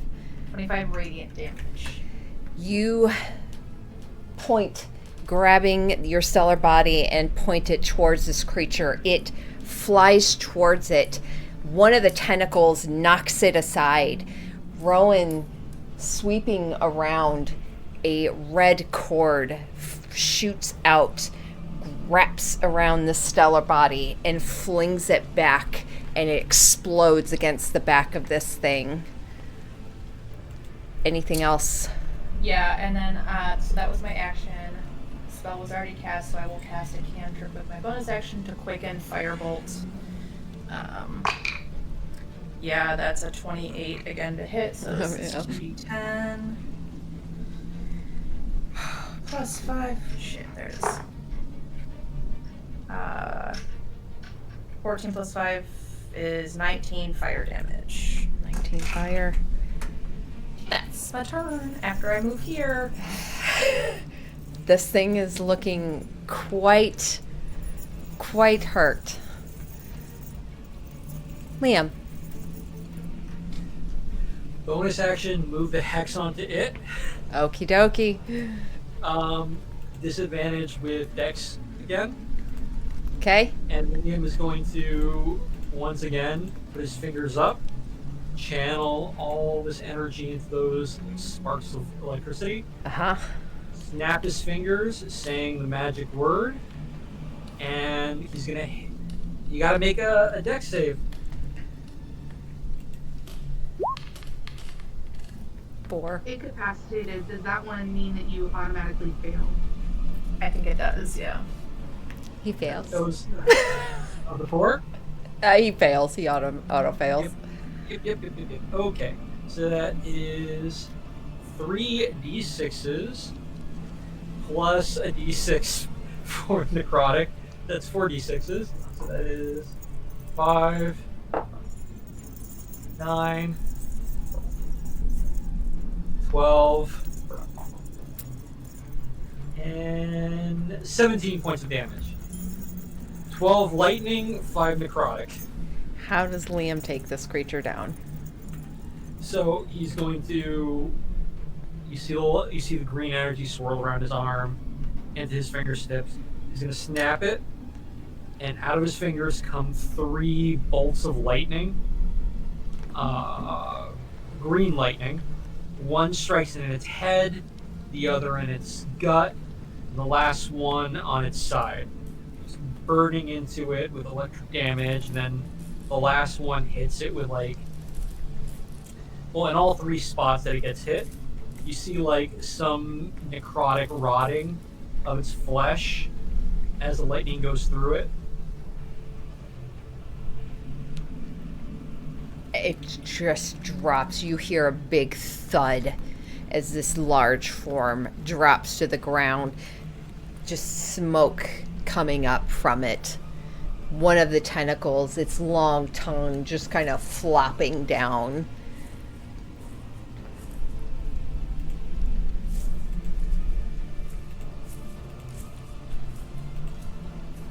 And you all stand there, breathing, looking at each other. Half of you covered in these creatures' viscera. Alright, so that went better than the last one. Liam's gonna get down to Pel's level and just say, "Good job, kid." And start ruffling her hair. I gotta work on that. Nathan's just gonna stay laying on the ground. I'm gonna walk up. How you feeling? I feel gross. Like the bottom of a floor of a tavern. I'm gonna look at you, but you been pain anywhere? Nope. Man, you smell it. I'm gonna reach my hand out. Yeah, that's about right. I will press to digitate and clean us all. He'll take your hand, yeah, for sure.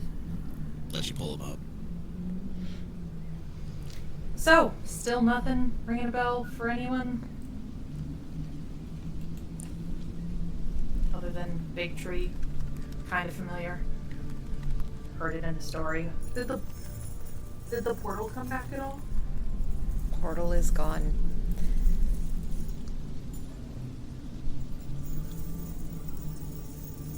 Do we see any other way to get down, or does it look like we can go up these trees branches the way they came down? Yeah, looking as you kind of start to do a perimeter check, looking around, you look over the edges of this tree, being careful. You just see smoke coming up. You can't see the ground, but what you do see is distant glowing from far below. And you see off to the south along one side some stairs. Well, I had to jump into a portal hundreds of feet below last time, so I guess down is the way to go. I will start. Liam's going to. Liam's going to hear this and just mutter under his breath. That wasn't the only way. Pell reaches up, grabs Liam's hand. Come on. How would you know? You weren't there in the end.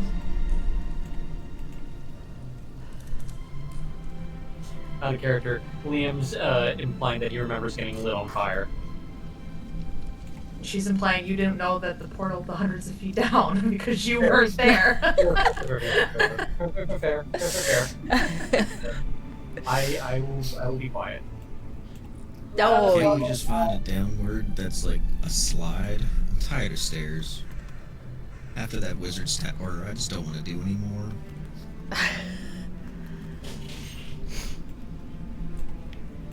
I think Yeah, similar to how Paul grabbed Liam's hand and was like, come on.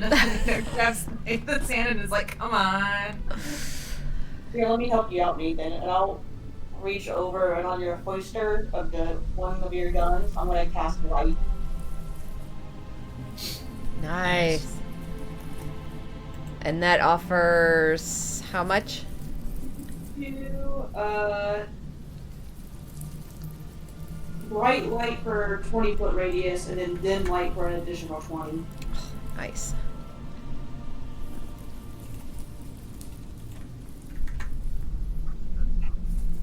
Can always fly. Whoops. Sorry. Just kill Nathan. Nathan dead. Casting light has the opposite effect. Right. Okay. You guys start to make your way down the steps. You notice these stairs are very, how do I say this? They're designed, hand carved, made of wood, each one perfectly set, going down from one branch to another to another. And as you continue your way down, finding your way along these branches, you notice, you start to pick up on more sound coming. You're starting to hear what sounds like distant sounds of a battle taking place.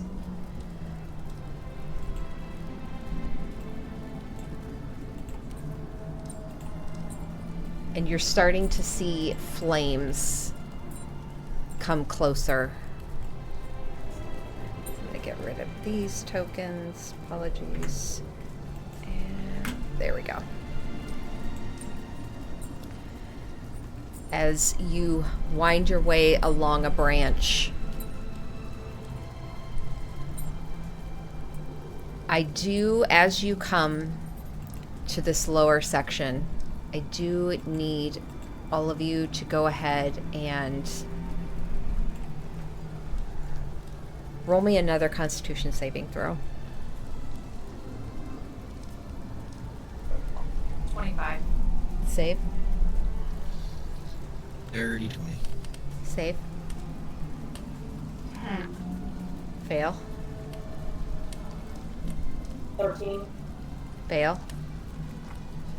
4. Fail. Let me roll for Pell.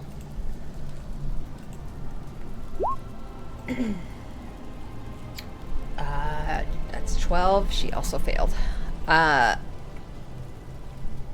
Again, Chara, you're now familiar with this, but the rest of you start to taste this ash and charcoal in your mouth, your lungs spasming with coughs as you struggle to try and find air. You do have disadvantage on perception checks that rely on vision or smell, and disadvantage on stealth. What about taste? You can taste that charcoal and ash on your tongue.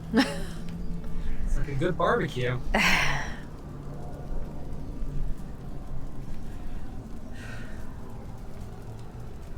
You all continue to move along the branches. You start to see forms of large birds flying far below. One of them seems to catch the heat of air, a pocket of it rising, and it sweeps up just past all of you.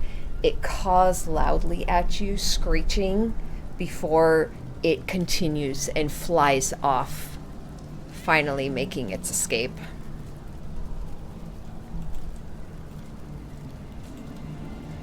Oops.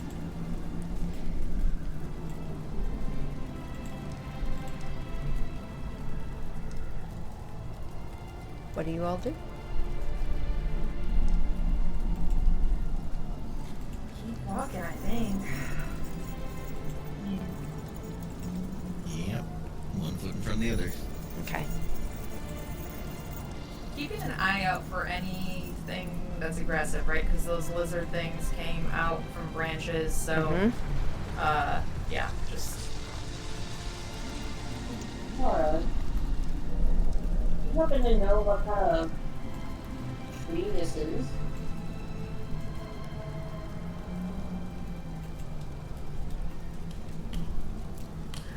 Do I know what kind of tree this is? Roll a nature check. I will happily do that. For a 1, for a total of 3. This is a big tree.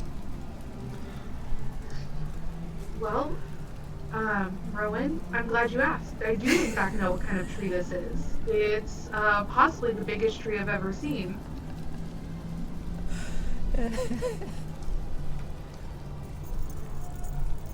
it seems to be solid, and Chara will like lean down and like knock on it.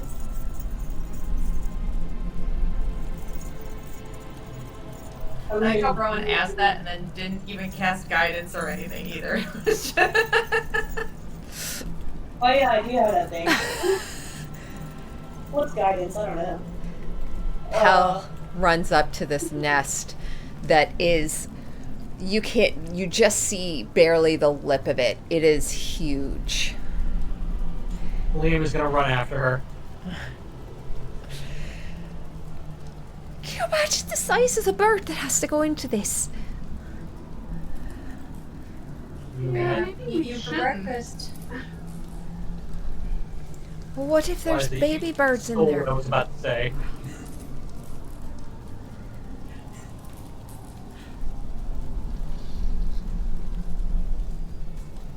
We can't just leave them in there. That would be.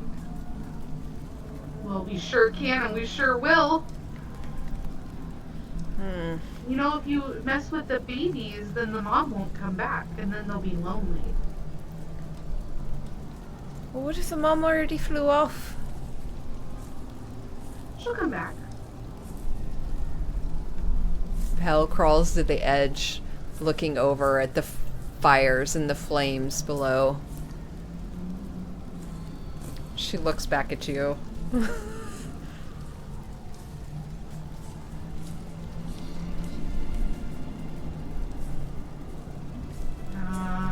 You want to take a look, and I'll tap around the shoulder and cast Fly on Pell for her to be able to fly up. She immediately starts to like float in the air for a minute. But I also hit Liam at the same time so that they both have flies, so Liam can chase after her when she inevitably flies off. Liam is just gonna shout at her, "Don't get out of my line of sight!" She starts to fly upwards. This is the greatest day of my life. You only have 10 minutes. Be sure you're on solid ground before it runs out. She flies up and over the lip of this. Liam's gonna yell, worst case scenario, remember you have the rope. She disappears over the edge of this nest, and she appears a moment later, having flown past and under this branch and back up where she looks at all of you. Babies are all gone. I don't know if they jumped out or if Mom came and got them, but none there, so we're good. There's a lot going on down below. I think there's some kind of battle or something. Yep. Well, I don't know about the stories you guys were telling at the Festival of the Moon, but we were reminiscing about the Blood Wars, so... Hell, can you come back here, please? Sure.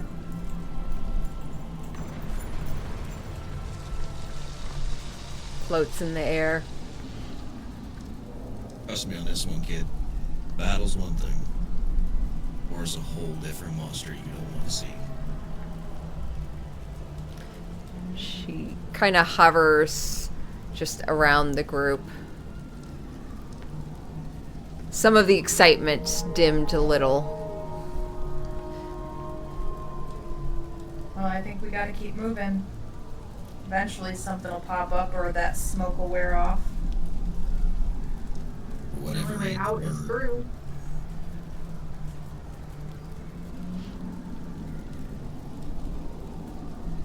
Yep, just keep moving forward.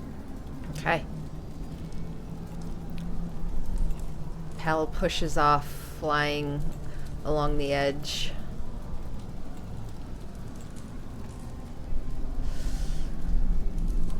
I will lean into Nathan and be like, how about this one? Still your friends or yours?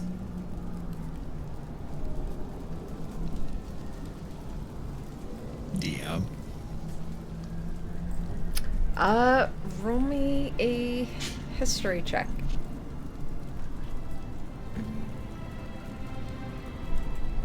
19. 19. This is starting to feel a little more familiar.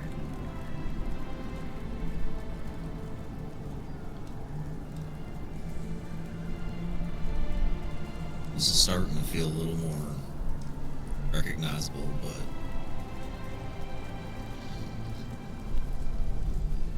my brain's just not grabbing on that. Honestly, given the state of these memories, maybe it's doing you a favor. Some things really are better left in the past. Maybe. But I do owe it to Roan to at least try. She wants to know about her past. I gotta remember something. So we keep pushing. You know I would never force you.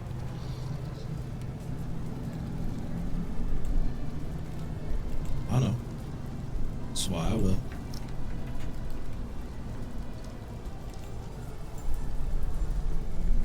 I also Hey, think no. it's my fault we're all here, so.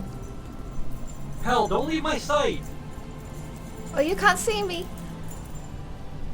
Personally, I think it's the drug sense, but, you know. Yeah, we're gonna have some major words with that dude when this is all over.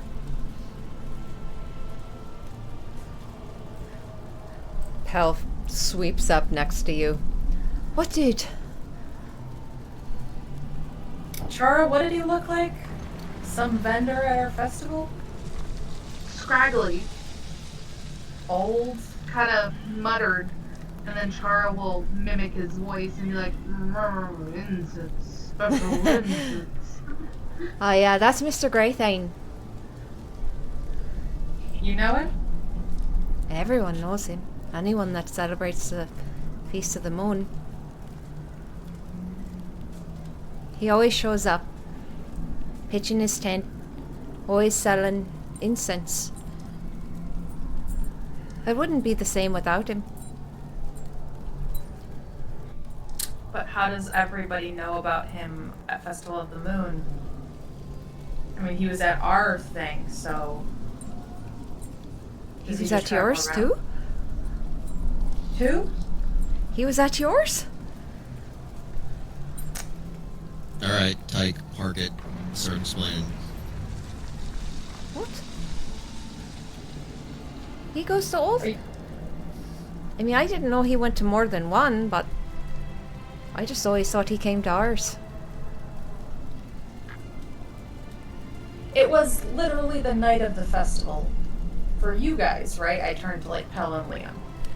When you got sucked into that nightmare. Yeah. Didn't seem to. And you saw him at your festival in Westbridge. Yes, he was at our festival. We bought incense from him. Hell was really excited. Yeah. Specifically asked for the special stuff. We got the special stuff. You know about Yeah. special stuff? Well, yeah. Should we not? Well, I think that's why you guys are here. I think your biggest concern should be the fact that you saw a guy that we talked to at the same time, miles apart from each other. That's so cool. No. What if he's Something. What if he's like a Wait. wandering god or something? Like he's come down to celebrate the feast. That's what scares me. Hell, typically this isn't a very good thing. So, Really? hell, to give you an idea, I apparently fought in a war. A war where I fought gods. And he just points to the side of the tree and then points it down. This one. You Wandering fucking this gods are one. scary right now. And not all gods are good. Not all of them have everyone's best intentions at heart. In fact, arguably, I would say most gods don't have everyone's best interests at heart. No offense, Rowan. I'm taken. Ish.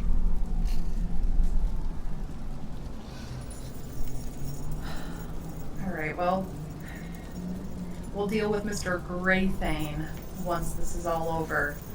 But at least you're saying that this is a regular occurrence, that he sells this stuff at these festivals. He's always been at all the festivals I've ever gone to. I've never been able Alrighty. to afford the special stuff before, though. But I always heard Has tales. anyone? Yeah. Did My they uncle have did once. Journeys? Yeah. Ah, My aunt wouldn't let him tell me the story in full, but what I did hear, it was pretty incredible. Well, at least that quells one fear. I guess we can rule this out as being an intentional mindfuck. Or at least a malicious mindfuck. It was obviously intentional, but the malicious part is all of our own doing.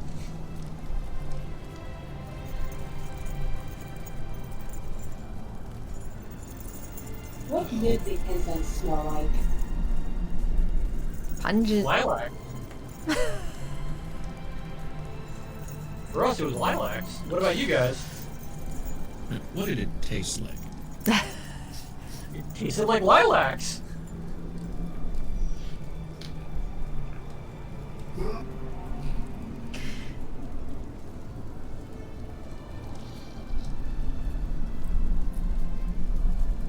I think we Oh, just keep let's keep pushing. moving, I guess. Yeah.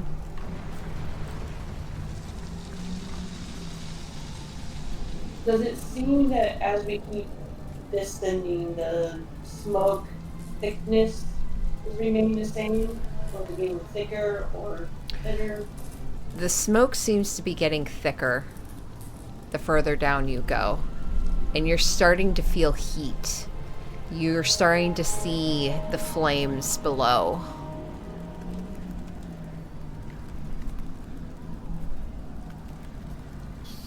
Hey, Liam. You can send a turn over to Nathan. Yep. Just get ready to cover her eyes, alright? Liam's one eye and his tattoo starts to faintly glow green. Already on it. And yeah, he'll just keep moving forward at this point. Next to Nina. Chara, as you come to the entrance, you hear what sounds like a thwap, thwap, thwap, thwap, thump, thump, thump, thump, thump, and scratching. And you see a form drop from the ceiling of this entrance to the ground. A grasping mass of humanoid limbs. And I will once again need everyone to roll initiative. Pal, get your feet on solid ground right now. That's another 5 for initiative. What the heck? What layer? There we go. Gross. I know these things, though. They're cool. Yeah, they're Or at least gross. I've seen something similar to this token. I don't know if it's the same thing. 21 for me.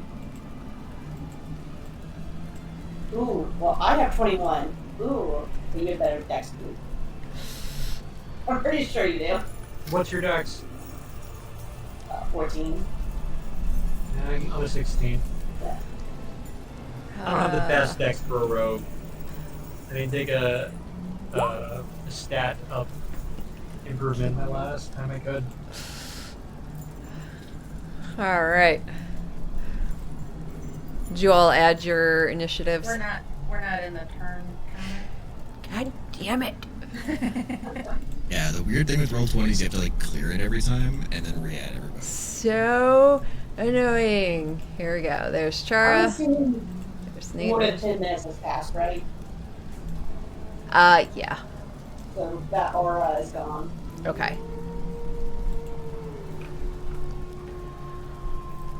Light lasts for an hour. Has it been an hour? No.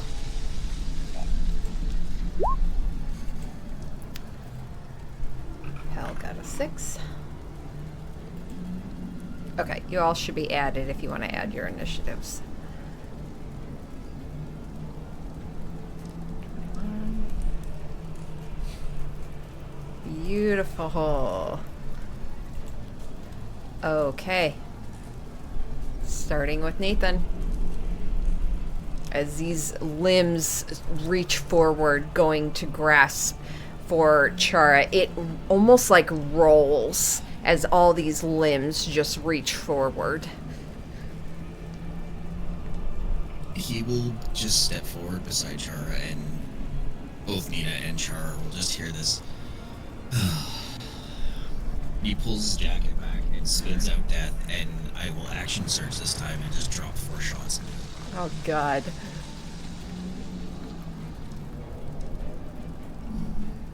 Chara's just behind Nathan. Take that. Come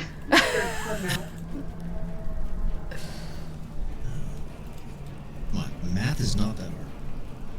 25 for the first one. Yup. 27 for the second. Yup. 30, 20 for the third. And 19 for the fourth. Yeah, they all hit.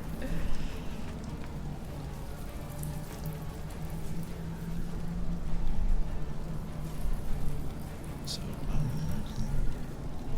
since apparently I'm having issues with basic condition.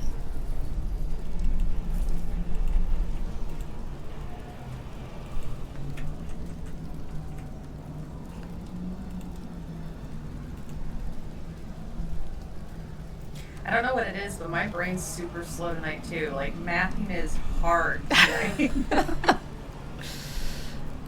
50 damage total. Oh my god. And that one's piercing.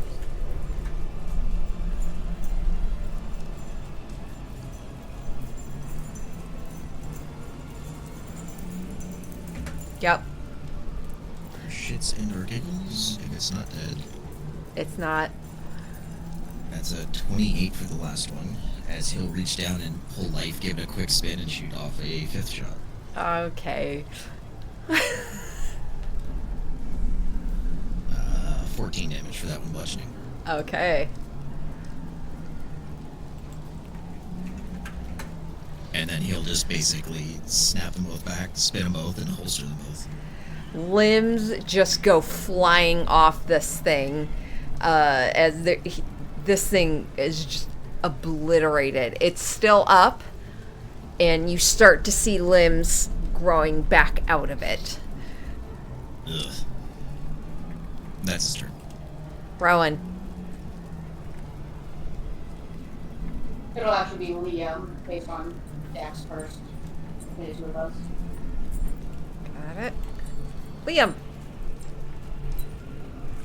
Liam's gonna move up 30 feet to actually right by his sister. Sister. Interesting. And from here,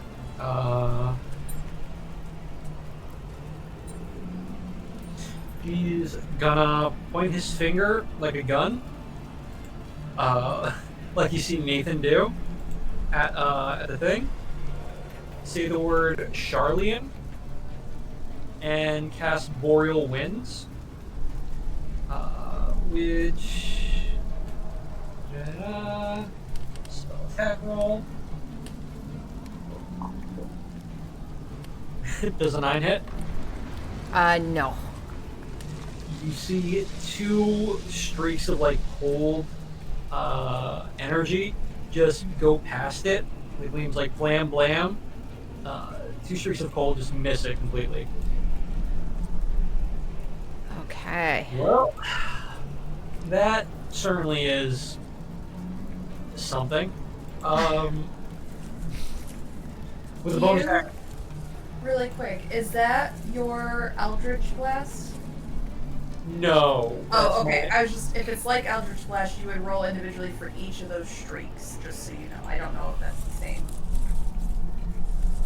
Actually, my Eldritch Blast isn't here.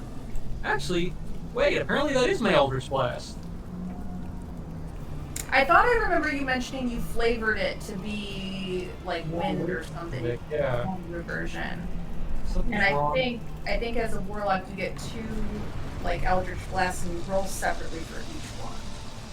Something's wrong here, hold on. Because I'm missing a spell I should have. Yeah, my Blast of Wind cantrip. That's my Eldritch Blast. Oh, okay. But apparently it's not on my list. I guess I took it off sometime. I had to re-add my level 10 stuff when I went back through and re-leveled my character. Oh. Up to you, DM. Can I add it back in? Or should I wait? Your Eldritch Blast? Yeah, my Burst of Wind. My Blast of Wind spell. I mean, do you have a space for it? I was supposed to. Not sure why I don't anymore. Yeah, I mean, as long as it's not going past your spells level or your what you're allowed.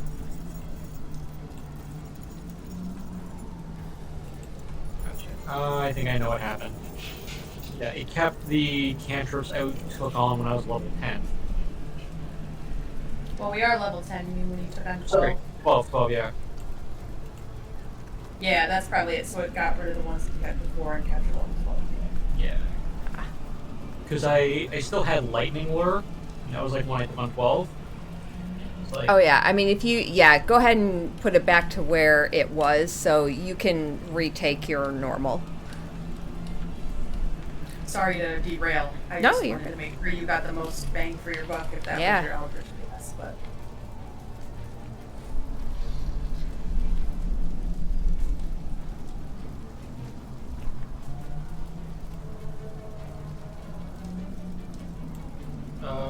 no, that's So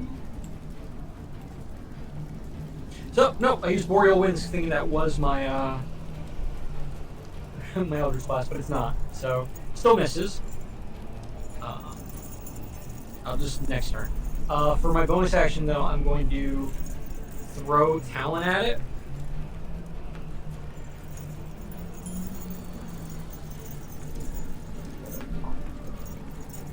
And that is a 25 to hit. That hits.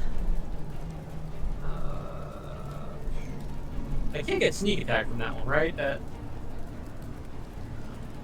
Your stealth and perception is at disadvantage. But my sneak attack works different because I'm a swashbuckler. I think that's to affect it when you're one-on-one, isn't it? I don't think... Yeah. You're right. Okay. So either way, it's 8 points of damage. Okay. And Talon is now lodged in it. Okay. Or at least I say it is because I threw it at him. Alright. 8 points of damage. Lodges right in the middle of this swarming thing of arms and limbs, and you almost lose sight of it. I will correct myself really quick. You don't need advantage on the attack if another enemy of the target was within 5 feet of it. So because Nathan and Char are right there, you do get the sneak attack on it. Oh. Well, let's roll some sneak attack, if you're okay with it, DM. Oh, yeah. That's a 1. Okay. That's a 2. So that's 3 total so far. Okay. 8. Oh, 6. 14. Additional points of damage. Instead of losing it, well, Talon gets lodged in, you lose sight of it, and amidst all the moving limbs undulating, they wind up actually sucking Talon in further and further and further as all these limbs continue to move, causing more damage than it can sustain as the form explodes.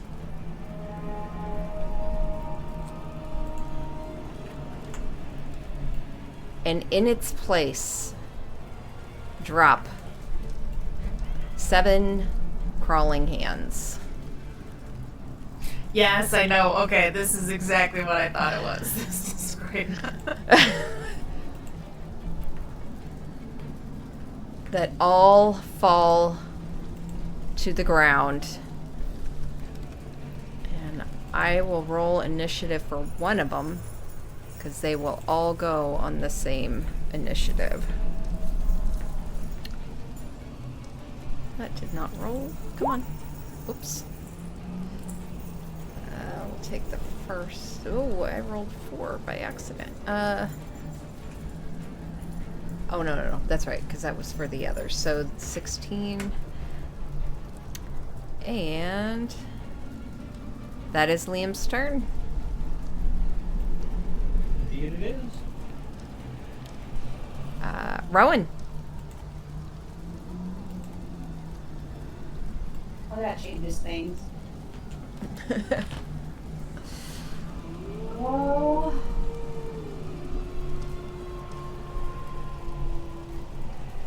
Okay, I'm gonna move closer with my 30 feet. Okay. And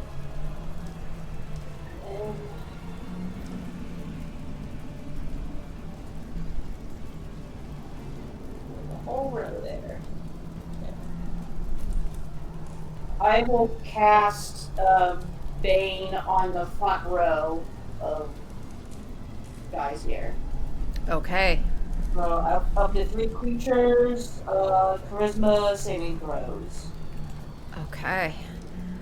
Starting from the left, moving right. 10. -1. 8. Fails. All fail. So whenever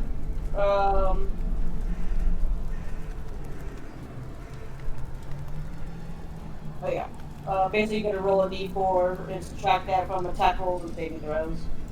Okay. And that is my turn.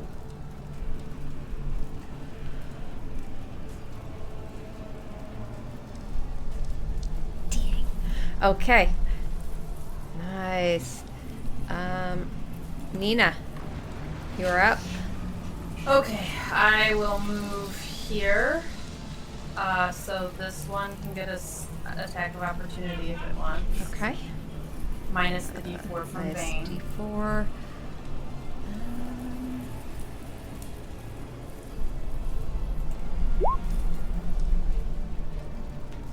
Nope.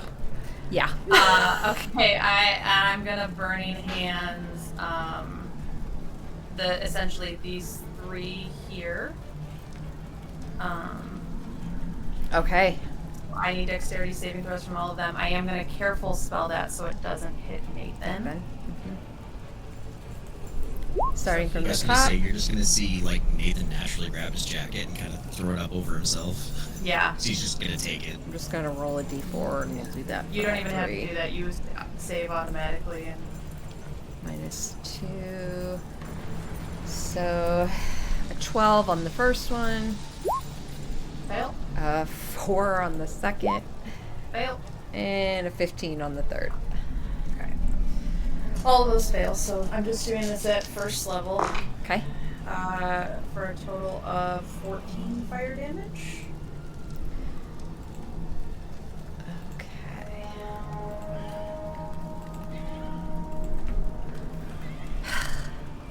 Hang on. I gotta put the health in for all of these real quick. No worries.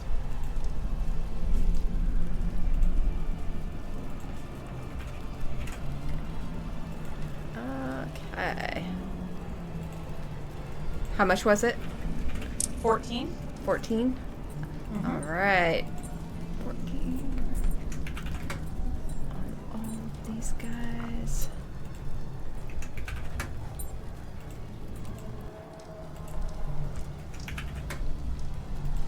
Okay.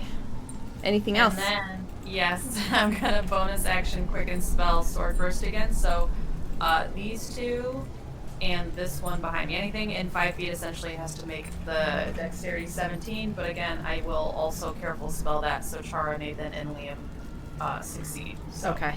So starting with the one behind you, moving to the right, dexterity saving throws. 17. Oh, wait. Let me do a Minus D4. minus D4. We'll do one for all of It them. doesn't have Bane. Got one in the back. This one? This one doesn't have Bane. Yeah, it doesn't have Bane. Just the. Oh, you're doing all 4 of them? I'm sorry. No. Okay, I think you starting here to the one to my right, DM? That's what you said behind Wait. me. Which ones are you doing? I'm doing this one right behind me, Okay. to my left, and then next to Nathan. And then, okay. Got it. Okay. Sorry. I was starting with the one just to the left of you. Let's do the one right next to Nathan then. Sword burst is like a 5-foot radius, right? Yes.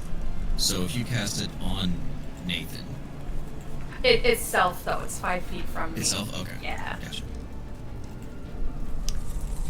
Okay, so the first one next to Nathan then is a 17. Oops. Okay, so that one fails or succeeds. Sorry, so that doesn't take any damage. Okay. Next one. 19 minus 4. 15. That fails, so it's gonna take 9 force damage. Force damage. Bane. And the last one. 15 minus 4, so Yeah, and 11. minus that, so it'll take a 9 as 9. well. Yep. And that's my turn. Okay. Good turn, guys. That'll bring us to the claws.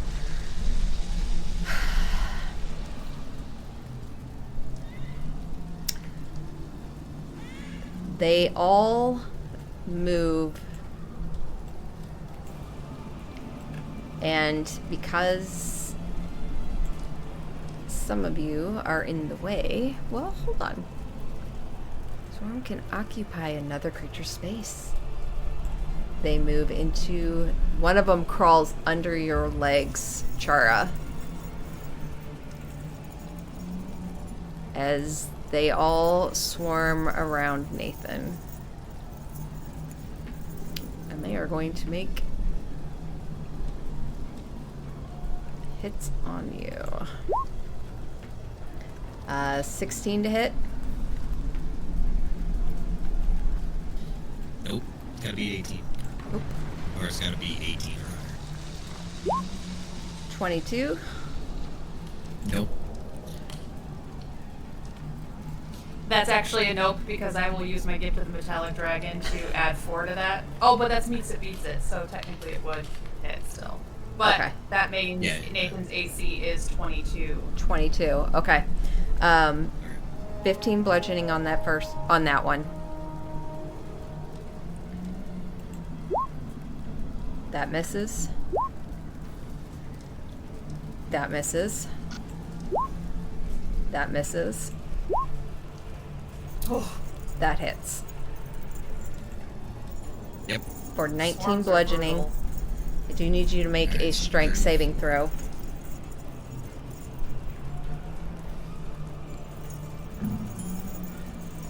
Nope. That's a 1.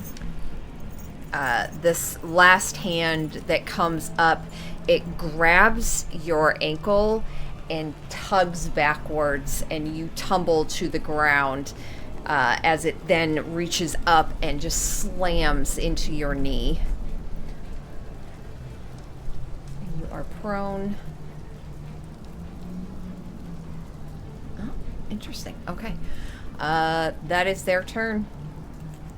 Pell. Pulling out reserve. 15. She's going to come up next to this one and make a swing at it as she calls out. Well, I'm not gonna. Okay, anyway, she swings at it. Oh, 20. She actually hit. For 4 piercing. +1 to bonus attack and damage rolls made with this one. Great. So that's actually a 5. Okay. This time, as she swings down and stabs into it, pinning this thing to the ground, she looks very pleased with herself. Chara.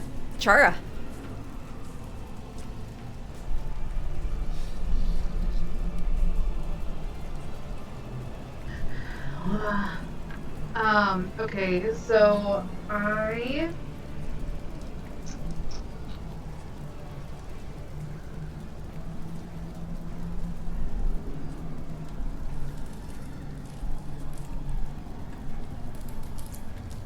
have had a thought. I'm not gonna do it. I will. No, I'm gonna do it. I have faith that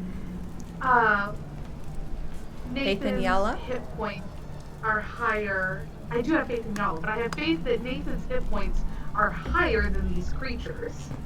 I'm gonna cast. I guess we'll find out. We'll find out. I am gonna cast. Well, I don't know what these creatures. You know what? I'm gonna try. I'm gonna cast sleep at 3rd level.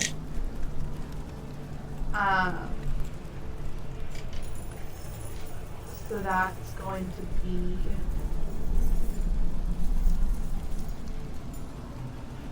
Oh my gosh, I can't math either, y'all. I'm sorry. It's 1, 2.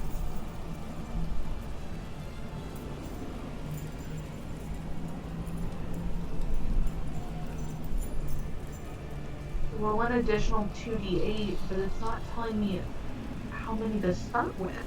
How would it not do that?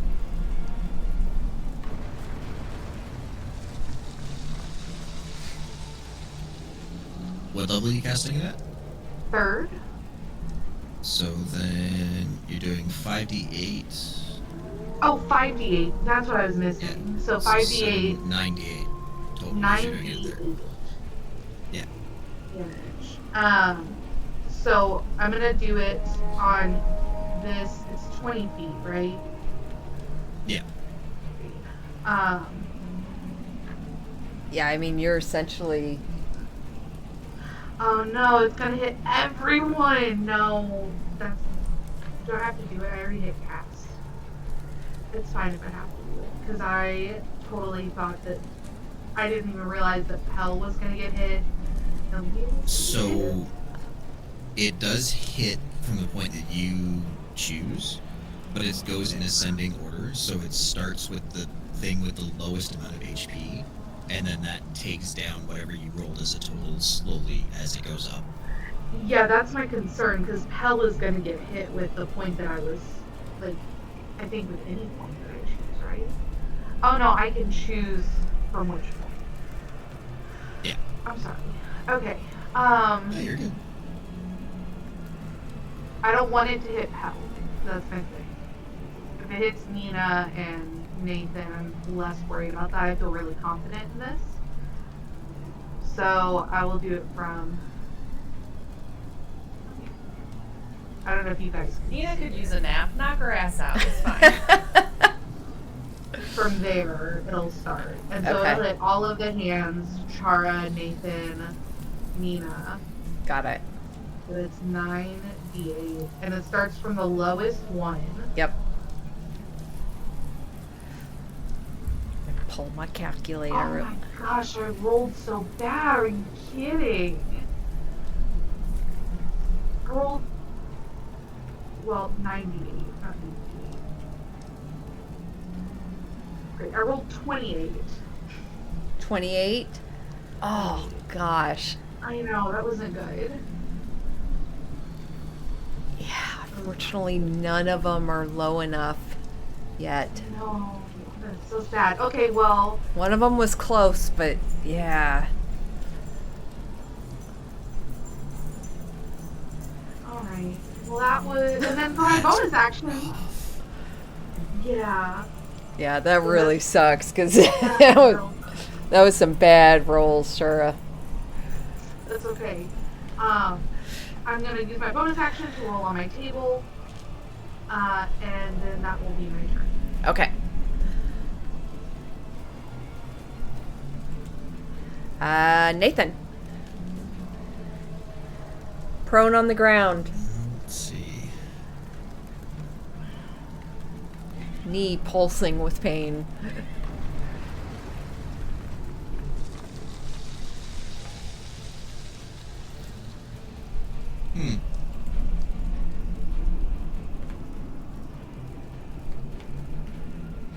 So technically there's one like super close or kind of on top of me, right?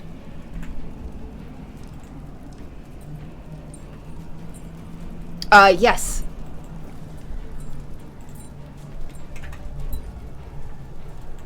Are we gonna go mechanical and say he's not occupying the same space that I'm on? Technically, yeah, he's not. He's technically because he couldn't. No, Where's he Elster? grabbed your. Is she underneath the one that's like the northeastern block, right? The one that's on Chara's spot. Yeah. Yes, he is occupying her space. Okay.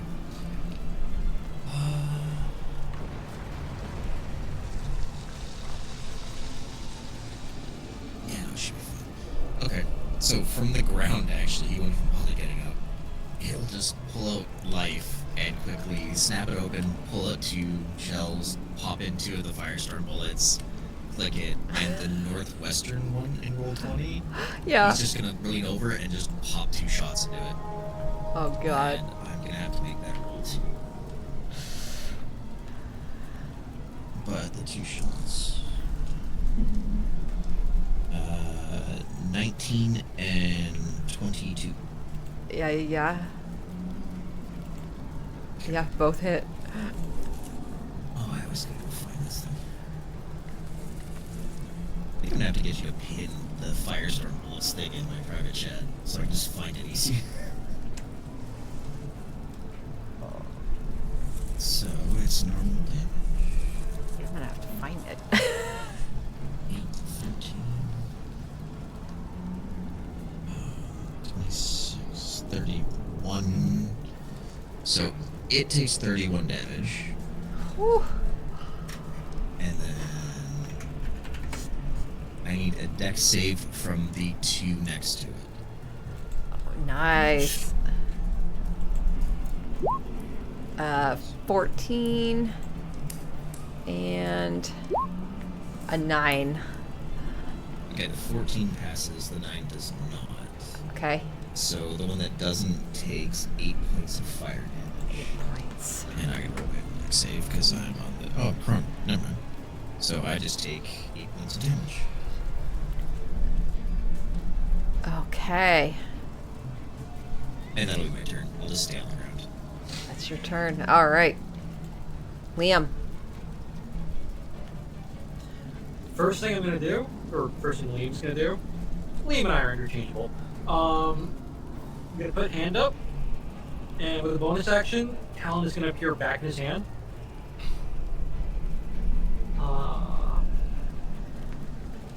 And then he's gonna move next to Pell, and just say, "Want to see something cool?" Huh? Liam's gonna do Zephyr's Zap again, snap his fingers. And the first bolt is gonna go at that northwest one that Nathan aimed at. Okay. You gotta roll a dex save. Okay. 21. God damn it. Trying to look cool too. Pell kind of watches you do it, looks back at you, and just pats you. It's all right. You're doing great. It's because I got nervous. You were watching. It's my fault. I built it up.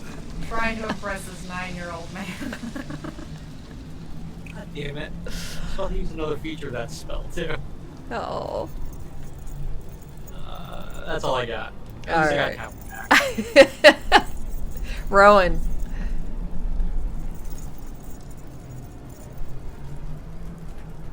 Alright.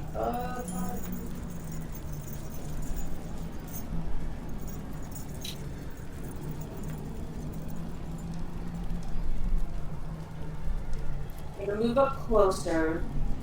Then I don't know if you want me to just do a roll for this.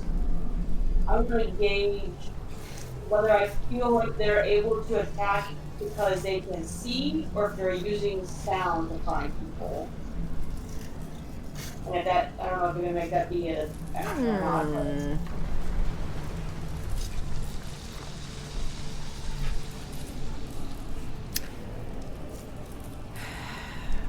I guess do a perception check. Which did you fail earlier? Are you at disadvantage at the moment? yes. Okay. But that was based on smell Insight. and sight. Okay. Cool. So disadvantage. Yeah.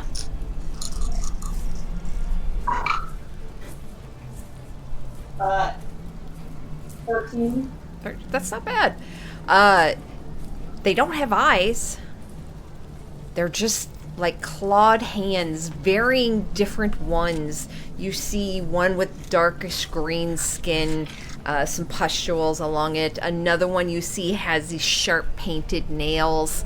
Another one looks old, half of the skin like already eating away. They don't have eyes. You gather that it's probably doing something similar to what you know Nathan does.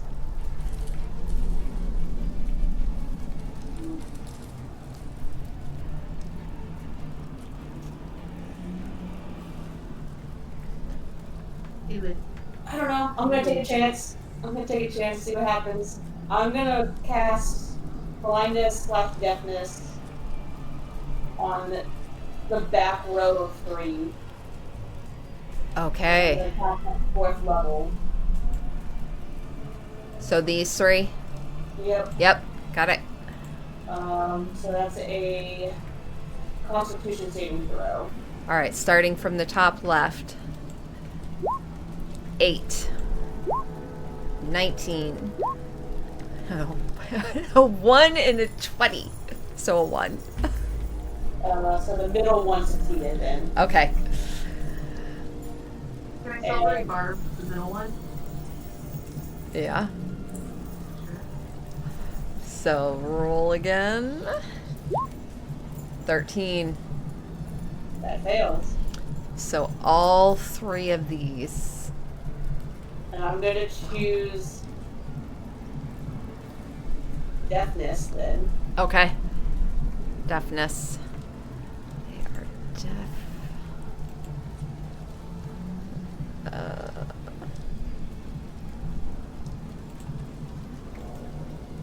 Okay.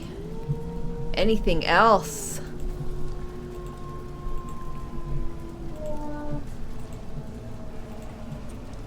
No, I'll show you where I'm at.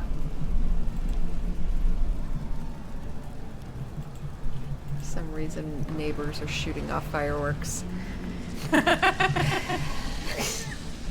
It's really just Nathan's gunshots. Oh, yeah. Okay. Nina. All right. I know that we're on this tree branch thing. Is there anything, like, is this a ledge here, or is he standing in front of a wall? It is a ledge. Okay, so if I kicked him and succeeded on this shove action, I would Yep. throw him off. Yep. Okay, I'm going to spend my action to do that then. So Okay. the target must succeed on a strength. Where did I just? Go away. Strength or dex. You get to choose which. Okay. Of 13. It's not high, but Okay. I You will essentially kind of use- push it 5 feet away. They'll use strength, and they have a -4, I believe, too. Due to Bane. Which I don't even need to roll because they Yeah. rolled a 13. So yeah, Nina walks up, just turns and punts this thing, and it you just see this like nailed hand scrabbling and fall drifting until it just disappears far below. Excellent. So that was my action. Using my movement, I'm just essentially gonna like take a single step over Nathan to keep him out of my burning hands, which I'm gonna then bonus action against these 3 right here. Nice. Well, actually, hold on. If Nathan is prone, can I shoot this burning hands over him so it doesn't hit him in this cone? I would probably say no, just because the That's fair. cone is That's really fair. circular. Yep. Okay. So I am temporarily standing over top as I will catch these 3 then. Okay. So next saving throw of 17, please. Okay, starting from bottom left. Oh, 21. 20. Wait, I already forgot. They're deaf. Okay. So 21, 20, and 5. Okay, I am going to do this at 4th level, so it's going to take a lot. The ones that failed will take half damage at least. Got it. Oh, I rolled pretty good too. 7 plus 5, 32. 32 fire damage for those that failed. Jeez. 16 for those that succeeded. Yeah. One of these, the fire just hits it and it gets blasted backwards and just disintegrates. The bones of this hand just exploding against the tree and scattering. Okay. And then I will take the step back, I guess, so I'm not. They can get an opportunity to attack if you want the 3 that I stepped out of their range. All right. One of them will.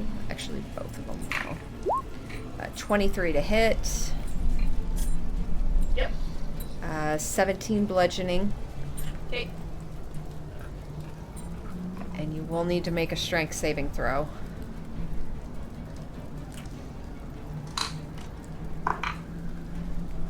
Raw 14.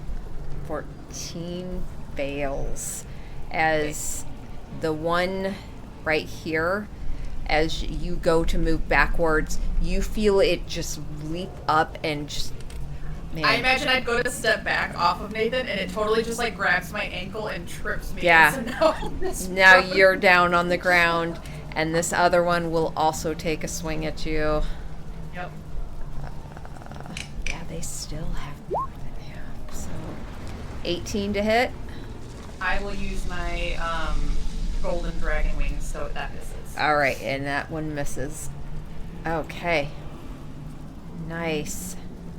So Nina and Nathan prone. That'll bring us to Pell. Nina just hands next to him and goes, oh god! That was a lot cooler in my head. See? Impressing a 9-year-old is hard. Pell's going to make another swing at this one right in front of her. Ooh, definitely misses. Yeah, she's gonna stay where she's at, actually. Chara. I think they were after me, by the way. I think you just took the one that you had rolled initiative for off the board when I kicked it, but they came after my... They had Thank you. 16 initiative, just so you know. Thank you. Let me read them. Otherwise, we were about to get a free round on your I know. I probably would not have noticed until, like, several things through. Okay. Hold on. That goes down. Ooh, this is hard to move. There we go. Okay, so thank you. I will go ahead and do their turn here. They are going to make all their attacks at Nathan. Starting with the bottom right in a clockwise motion. So this one next to Pell, that Nathan, that is They all going... get advantage too. Oh. So 22 to hit. Yep. 22 bludgeoning. You're already prone as this one grasps onto you, just slams on you.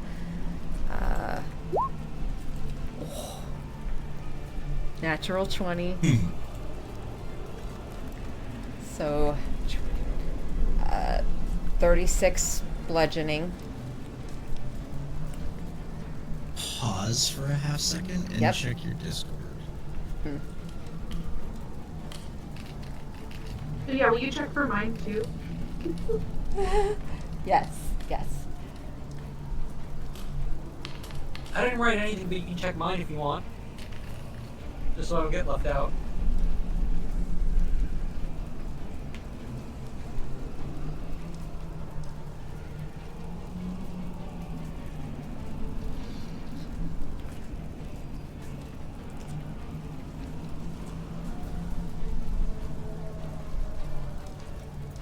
Yes. Yeah, continue. Okay. Okay, so the northmost Nathan one. basically just curls up and you see him just like feel almost and his hands are just starting to shake as he curls up. It's a 9 to hit. The next one over.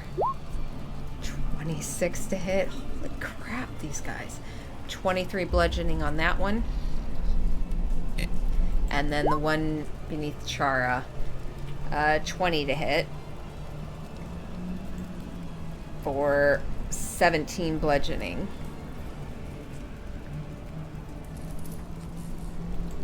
Sorry, I was getting them all written down. Sorry. Yeah, you're good. As these... These are the ones that were hitting on some of them. Huh? Did you remember Bane on some of them that were hitting? Oh, no, actually. So 2 of them were Bane. Let me look at their... So, the very first one, they still had a 24. And then the very last one, which was under Chara, they rolled 2 20s. Yeah, so both, they still hit, unfortunately. These guys are rolling really well. Makes up for the last battle where you couldn't get above like a 7 with this Yeah! creature. Yeah! You deserve some hits. You're good.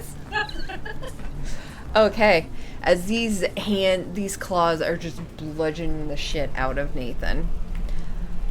And I was gonna say, Nina and Chara, you're both close enough. You're hearing bones breaking at this point. Yeah.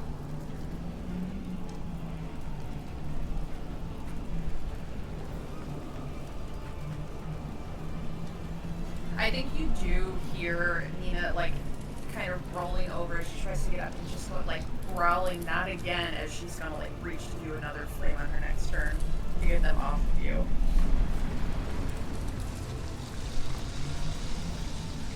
Okay. That will bring us to Chara.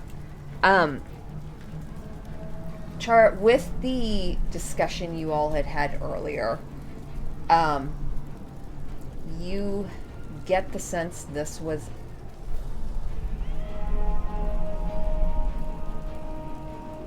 I would say you get the sense that this was based off of the incense on top of the feast itself, what it is and represents, and that would not work. That's what I was thinking, but I was like, I wanted to check. Yeah, 'cause absolutely, because that would have been hardcore. That would have been pretty cool. Uh-huh. But I was like, I don't think it's gonna let me do it, but alright. Yeah. I feel so not helpful right now. Let me think. I'm going to question the ones that Nathan has shot. Did the bullets go through them, or are the bullets in them? The shells, the casings. I don't know. The shells, not the casings. Casings are on the It was life, or no, you shot death, did you not? But it was the firestorm. The firestorm was life. It was life, which is technically Yeah, so they were bludgeoning. bludgeoning. I would say they're probably not. Just because But of the one I which shot gun. with those are dead already, so. Got it. Okay. Well then, I am going to, because they're deaf, so they can't hear me. So I actually can't cast any of my spells because they're all based on hearing. Really. So, which kind of stinks. You mean we found an enemy that the bard can't hit? And if I do my big stuff, it's gonna hit all of us. And that doesn't seem like a solution. Conundrum. So, I'm gonna take a page from Nina's book and just kick the one that's underneath. Okay, go for it. I don't remember what we said. Oh. It's strength. Strength saving throw, and correct. choose. Yeah, and you add your strength, Chara, and your proficiency bonus to whatever you roll. 8 plus your strength plus your proficiency bonus. And that's the DC. Yes, for the DM. So that's great. You just have to beat a 10. An 11. It's an 11, so it beats it. Yeah. As you stomp down on this hand first and then punt it, and I'm going to move you for a second so I can get to it. Oh, yep, it goes flying, bounces off the tree, you hear a crack of a brittle branch as it falls through it, and it disappears into the plumes of smoke beneath. And then for my bonus action, I'm going to cast Inspiration for, we'll say Nathan. And Troy will just say, "You already know how this story ends. You made it through once before. You do it again." Oh, Nice. and it rhymed. No. All right, Nathan. Battered. Okay. And that was an inspiration, correct? Just to make sure I was clear. Yeah. Yes. Yes, that's a D10. Okay.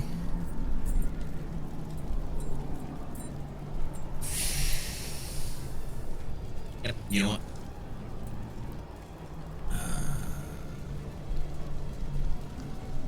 Crap.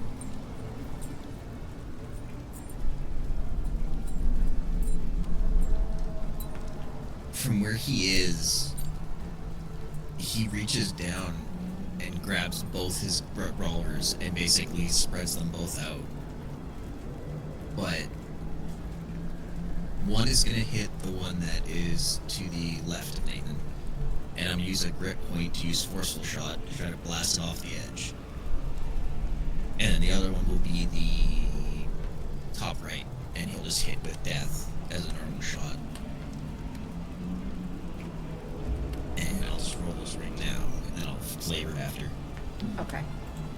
You said top right, Yep. and then this And one? then left. So Okay. left is getting the Forceful Shot, so it has to make a strength saving throw. Okay. Oh, natural 24, And it passes. 25. Okay. But that's still a 19, 28 to hit, so it doesn't matter. Ooh, can I silvery barb? Uh-huh. Silvery barb? That's And an it 8. fails that one. So, not only is it going to take 20 points of damage, it gets blasted clean off 15 feet away.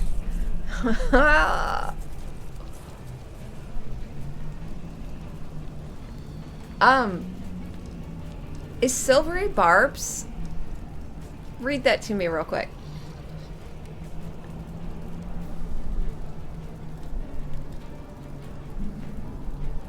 It says, just in big capital letters, no. I'm kidding. Magically distract the triggering creature and turn its momentary uncertainty into encouragement for another creature. So, Okay. basically, it's one reaction I can take when I see a creature within 60 feet of myself succeed on an attack ability check or a saving throw. Okay. And it's not pure verbal, correct? This one is not pure Perfect. verbal, it's a magical And since it's distraction. magical, Oh, great. and then for Nathan, I can choose you again to have advantage on your next attack roll, ability check, or saving throw. Okay. Yeah, this one So my gets next shot attack roll off. will advantage then. and same thing. Hits the top of this branch and flips trying to grab for it, but just falls. And that second shot's an nat 20. So death hits for a nat 20 of piercing. And that's going to be 16, 24, 27, 32 points of damage. Okay, piercing. Yeah. Okay, And it for, is I guess resistant. Char and Anita that can see Nathan, you don't actually see any of this. It's just so fast that he pulls both and snaps them out that you can't even barely follow it. And that's the end of his turn. Okay. And I don't know if you heard me or not. It seemed to resist the piercing to a bit. Just because that will matter for you. Liam. So just to be clear here, right in front of Chara and Nina are the last two living ones. No, Say that all again? of those are alive. That's just Bane. That's not dead. The Yes. one that's next to Bell is Bane. Yeah, it's Yeah. not dead. Okay. It is alive. Yep. Okay, I saw that and I thought that one was dead. Gonna try again. Actually, no, I might need that later. I only get 2 spell slots because my pack, and I can't use them all up right now. I've already used one. So I'm gonna snap my fingers and cast the Zephyr Zap again on the one right in front of Nina. Okay. Dex save roll. Okay. 18. Oh wait, minus a d4. Minus 4, so 14. The save is 14. Oh, so yeah, it just meets it. Yeah, beats it. God damn it. God damn it. Okay. I'm just gonna move to the one that's right in front of Pell, right next to it. And I'm gonna hit it with Talon. Okay. The cool thing about Zephyr Zap is if it hits with a 3 bolt, it can spread it to all the other enemies. That's what I'm trying to do. Also, DM, because it matters for Pell, I lost concentration on fly, so she and Liam are no longer able to fly, just so you are aware for her. We'll get to that on her turn. Oh god damn it. Okay. 6, and then plus 4d6 for sneak attack. Thank you, though. 12, 17, 23, 29, plus 4, 33 points of damage. 33 points of what type of damage? Slashing, and then 4 points of lightning damage. Okay. Is it slashing? No, piercing. That's Okay. what dagger is. So it is resistant. So it takes 17. Okay. Anything else? That's it. Okay. Good turn. Rowan. Question. If I have friends who are prone, and I decide to basically straddle over them, like my legs on either side of them, does that allow me to be in the same space as them? Or is that too much? Mhm. Yeah. That's essentially what Alright. Nina did too, yeah. You gotta try to got like more prone. I just want to make sure, like, you know, there's a certain level of stacking. But I see that. See my friends getting, or Nathan looking pretty beat up, so I'm gonna take the long way around, so it's down the reach of this one man. And then I'm going to basically step up over Nia and Nathan, and I'm going to use Word of Radiance. Means each creature of my choice within 5 feet. So that should be all 3 of the hands, right? Mm-hmm. Constitution saving throw. So they're, I gotta think of my divine word. Starting with the top left. 18. A 1. And a 5. So top left saves. Mm-hmm. So radiance erupts from me and will hit the other 2. So it's basically just I utter a word and then poof out. Okay.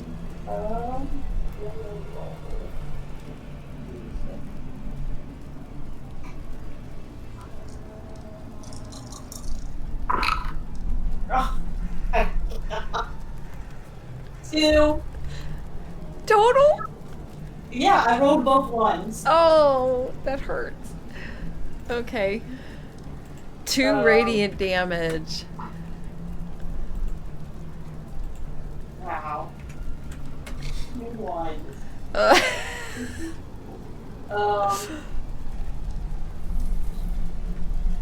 Right, and then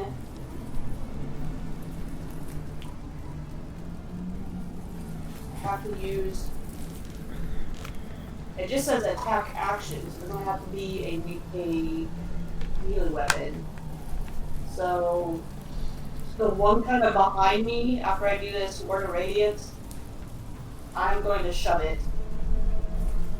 Okay. Or attempt to shove it. So So, strength saving throw from it. and then for me it's strength, right? Yeah, it's 8 plus your strength plus your proficiency, I think. Where I roll athletic.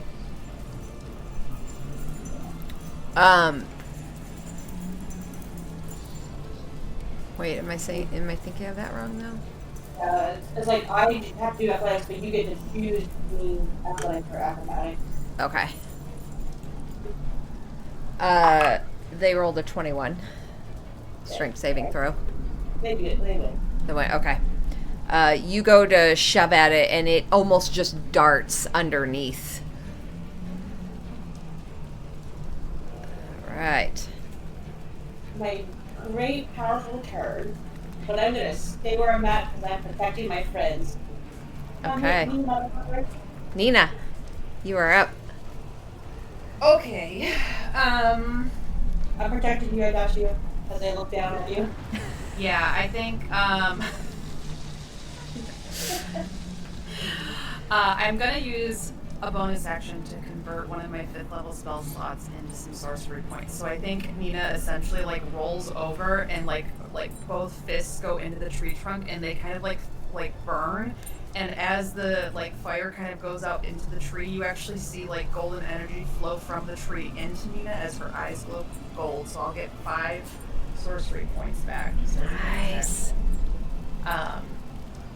and then I will cast as my action Cure Wounds at 4th level on Nathan. So you just watch as one of her hands goes over and I latch onto his and that gold energy flows from the tree through me into him. And you will get 48 plus 5. Roll this. And I roll really well, so 14, 22, 26 plus... Yeah, so 31 hit points back. Oh. My gosh. And that's my turn. Okay. 31 hit I points. I will stand up. I will just have my movement to stand back up. Okay. Too. 31 hit points back to Nathan. Nathan. Oh, I'm sorry. Well, actually, no, Nina. Roll me an insight. If it's against Nathan, I rolled Nope. a 23 against him earlier. Wait, See not how he's insight. doing. Not insight. Roll history.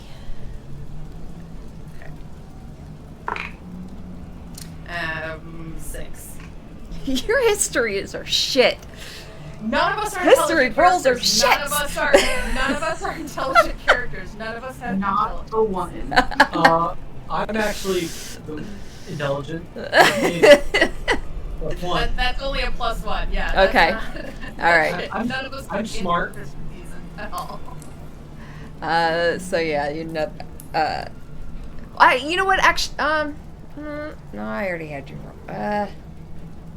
Yeah, go ahead and roll it. Actually, a nature. Okay. Another intelligence roll. Yeah, I know. That one's even worse. That's a 5. Great. Okay. Wonderful. Okay, so disregard. Moving on. Anything else, Nina? So where are you gonna stand, Nina? Well, you're technically standing over Nathan. You can't occupy 10 feet of space. So I'm standing next to you. I just see you trying to crawl away, like. We sleep in the same room. All right. That'll bring us. Or did you have anything else? I did not, but I wanted to remind you that your thing's out of initiative again, so it is actually. Oh, damn it! All the enemies drop down. happening? Oh, because we I keep killing delete the them. ones that you're rolling. All right. Add turn. 16. Perfect. Okay. They're going to make hits at Nathan, who, despite being prone, also has half cover. So you do have a +2 bonus to your AC So and that's dexterity saving throws. It's 20. Okay. Yes, so half cover due to Rowan standing over. Let's see. Oh, wait, nope, that's wrong. Sorry, ignore that. Because they have less than half their combined HP. Oh, same thing, of course. 16. So that's fail. That's fail. Oh, natural 20 on the last. Yep. Oh, actually, that's the Bane one. So, minus a D4. It is either. I will The minus silvery 4 barbs is that. net. I will Okay. silvery barbs that. Silvery barbs. I also just had to run through the house. It's a 13. All right. Yeah, that was. So all of them wind up missing as they go to hit. And the first two, Rowan, you bring dissonance around and just like swinging back and forth, as I think she's now running through the house as well. But she is just blocking these hits towards you. And then the last one goes to swing, and a magical thorn in its whatever hand ass just totally makes it miss. I heard it all. I will give Rowan advantage with my silvery barbs, though. Okay. Pell. Pulling around Razur as she goes to make another swing, suddenly finds herself falling to the edge of this tree limb. And I'm going to need her to make a dexterity saving throw to see if she can grasp onto it. 14. Get it, kiddo. She falls onto the limb, instantly stabs Razur into it, and is just hanging by it, half like legs kind of dangling. And that is her turn. Chara.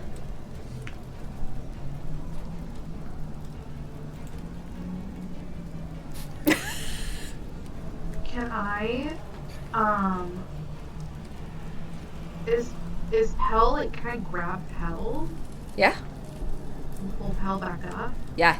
You want to reach down to grab her? I would say do a athletics check to lift her up and pull her. You sure I can't just, like, lie to her about it? This is a 13? I mean, she's tiny. Yeah. She's not tiny, but she's small. She's small. So, yeah, you're able to, let me see where she is. I'm just imagining Chara, like, can I lie to her about it? Like, just gaslighting. You're not falling. You're just on You're fine. You're fine. Yeah, you, like, grasp onto her arm, and she pulling with her, like, helping as well. Yeah. Because she's not fighting you, so you absolutely are able to help pull her up. I will say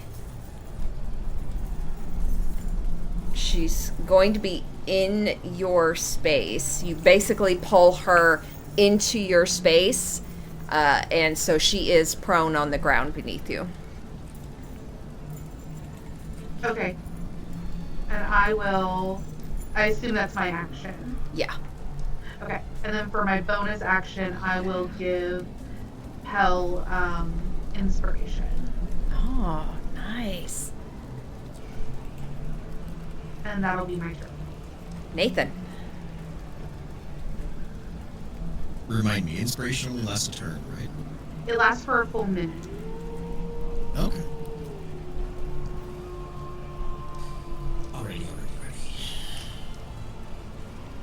So the one bottom right, he'll point death at, and I will use my grip point again to blast that one off the edge.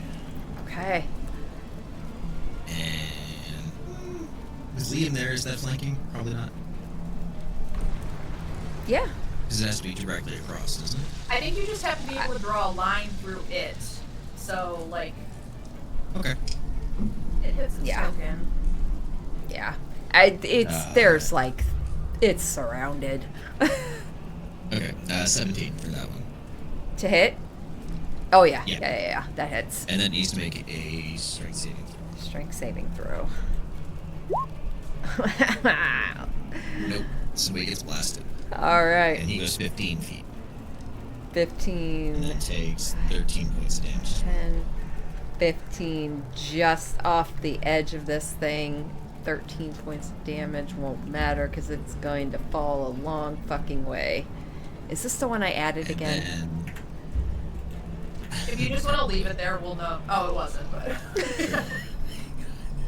the one I shot death last time, so the top right, is the one I'm going to hit with life this time. Okay, top right. And I am adding my inspiration to that.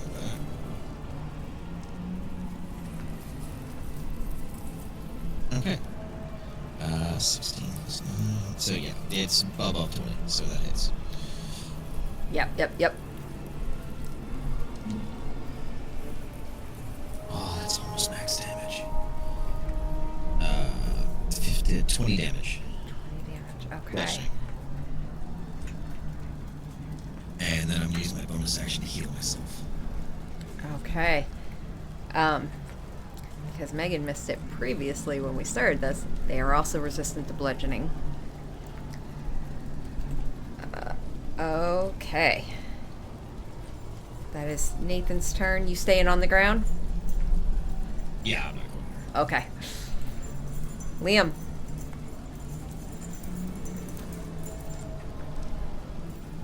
Liam is first going to say to Pell, Pell, remember, when you fall, you can use the rope.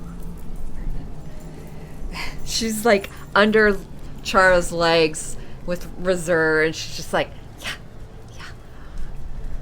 And he's going to snap his fingers and cast Zephyr Zap again. Okay. I swear to God, it's going to work this time. Dex savings throw. Alright. Starting with top left. No, Oh, which one? I'm going to go for the top left one. Top left? Okay. Dex saving throw.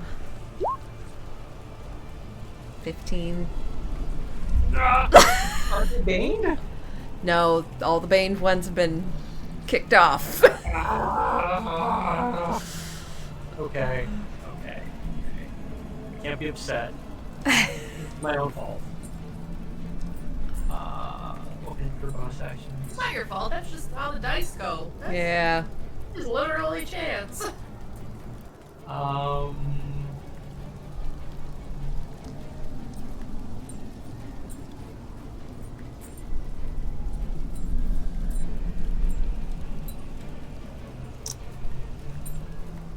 I am just going to move up next to Pell, and that's it. Okay. Rowan. Standing over Nathan. After the last heal that you did, you're still looking pretty rough. Or at least able to hold your own when I look down at you. I'm looking like I'm still working properly.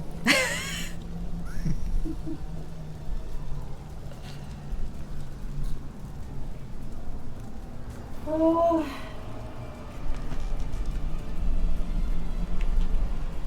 What the hell? I'll do the word of radiance again. See what happens. Okay. Saving throw? Yep, con saving throw. Con saving throw. 6 and 14. Alright, both fit. Let's see if I can roll more than just one. That would be great.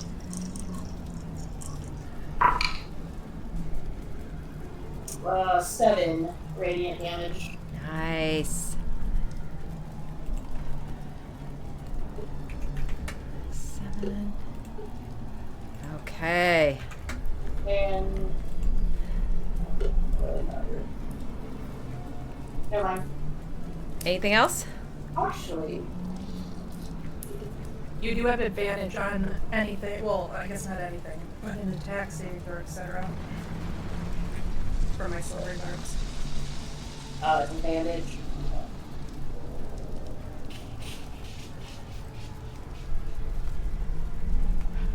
It can be an attack roll, ability check, or saving throw. So if you need to do any of those this turn, but you do lose it this turn. Shit, sorry.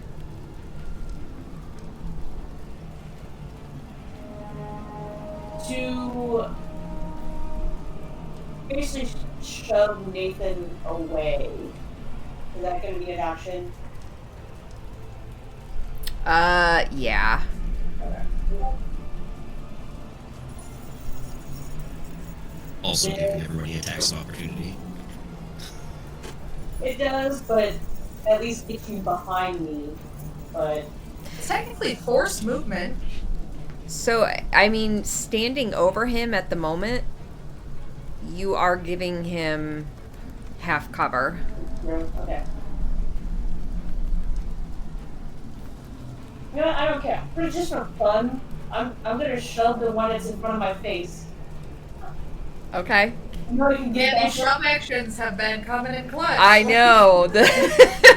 Thank you, Baldur's It's Gate. gonna go into the tree. I don't know if it falls down inside the tree or not. So it's worth a try. And see, also just to get him away from Nathan a little bit. You never know. Strength saving throw. Which one are you doing? The one right in front of you? Yep. They rolled an 8. Well, I just, That's a fail no matter what. I can roll. Yeah, because your shove is 8 plus Yeah. your strength plus the prof, so they fail. I think okay. So this. So that's the feet that I'm using. Oh, because you're not taking the shove action, so that might be Right. different. So I think it's actually I have to use athletics, but you get to choose between athletics and dex. Okay. Yeah, no, they definitely will use strength. So they'll do. But Pretty Rowan sure. still has to roll, is that what you're saying? Yeah. So let me roll quick, and then I'll double check that's the case. But I got an 11. Okay. So yeah, you with the pummel of dissonance, you just bash into it, pushing it backwards 15 feet, and wait, is it 15? It's only 5, right? 5 for shove, yeah. 5 for shove. It gets shoved back 5 feet, which is Not much, but it's something. actually just It looks inside like of that this. platform lands. Yeah, it drops into an area you can no longer see. And they're still on the initiative. Anything else? Nope. I will continue to guard over top Nathan. Nina. I'm gonna move around over here, and I am just going to take the shove action and try to like bat it off the side too. So Got it. DC 13 strength or dexterity saving throw. 18. I will silvery barbs that. All right.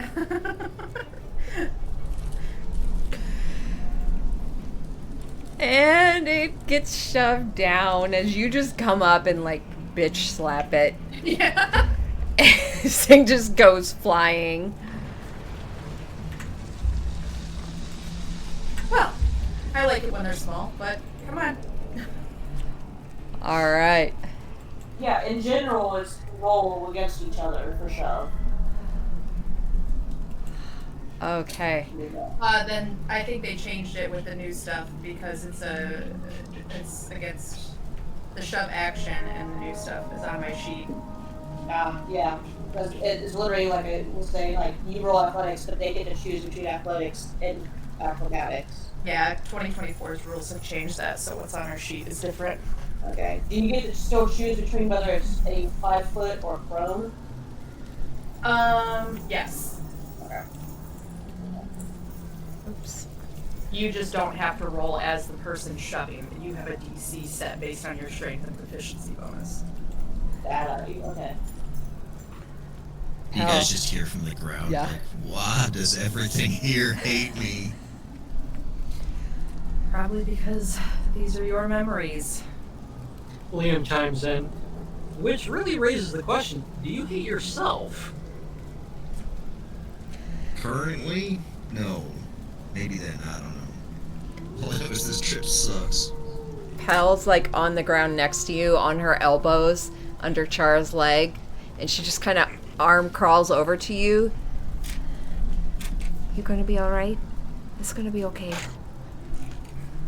We'll get you He out just of like here. raises his arm, puts on his forehead, and he's gonna use those 5 points of healing and lay on hands, and you can hear Bones just like resetting. He's Ooh. like, yeah.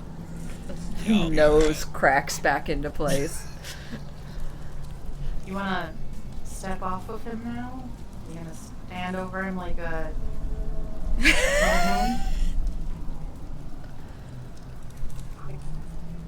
He was taking some damage. I was trying to protect him before. Oh, I know, but you don't have to keep standing there. It's gonna help him to his feet. I got it. Or fine. Back up. Pel crawls out from under Chara as well and stands up. You know they hit harder when you're down, right? Saying to Nathan. Do they? Did they really? I feel like they were hitting hard either way. Liam's gonna go up to Pel and be like, "You're doing a great job. I'm really, really proud of you." Did you see what I did when I stabbed it into the tree? I was falling, but I stopped it. I did. That's amazing reflexes you've been practicing. I'm getting faster. So proud of you. But you still didn't follow directions when I told you before we got into the fight to keep your feet on solid ground. Did you? I did. I must have missed that. Must run in the family, and my eyes look to Liam. Liam just whispers to Pel, don't worry about it. You did great. She twirls her zr, shoves it into her holster, basically. Nina helps Nathan up. He like kind of puts one of the revolvers on the ground and pulls himself up, and you hear his knee just back into place as he's getting up. Ow. So, how many more bad memories do you think you're gonna get through? I'm starting to feel it. This right? All around. Well, I'm curious. We're going through memories, and we're all connected because of some sort of incense. What's to say that one of the next memories isn't one of ours? I mean, right now we've gone I'm through. kind It of sounds what like it is, because I want to take a trade in this whole getting beat up thing. No offense. we've gone through. What was it? Liam didn't hear the first memory was his old passenger on Nina, right? He didn't hear that, or did he hear that? You were talking to Pel. I mean, it's really your choice how you want to flavor that. I would have been distracted. It would have made sense for what I was going to say next, but it sounds like we've gone through two different memories. There are a few of us here. There's no guarantee that the next memory is going to be as dangerous. We weren't talking about anything other than the blood wars at our thing. What were you guys talking about? Home. Please tell me. Yeah, that's we something relived that fun. memory. What did Nathan say? He said, "Please tell me home is soft and fluffy." It's a farming town, and we talked about Pel's grandma. Yeah, But- on the chicken farm.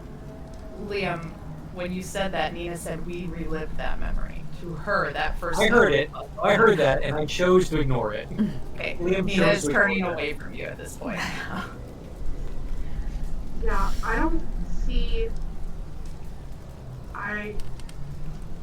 Does that mean that we have to die again to go into another flippin' memory? In this tree, does this platform go down to a staircase? Is there any way past this?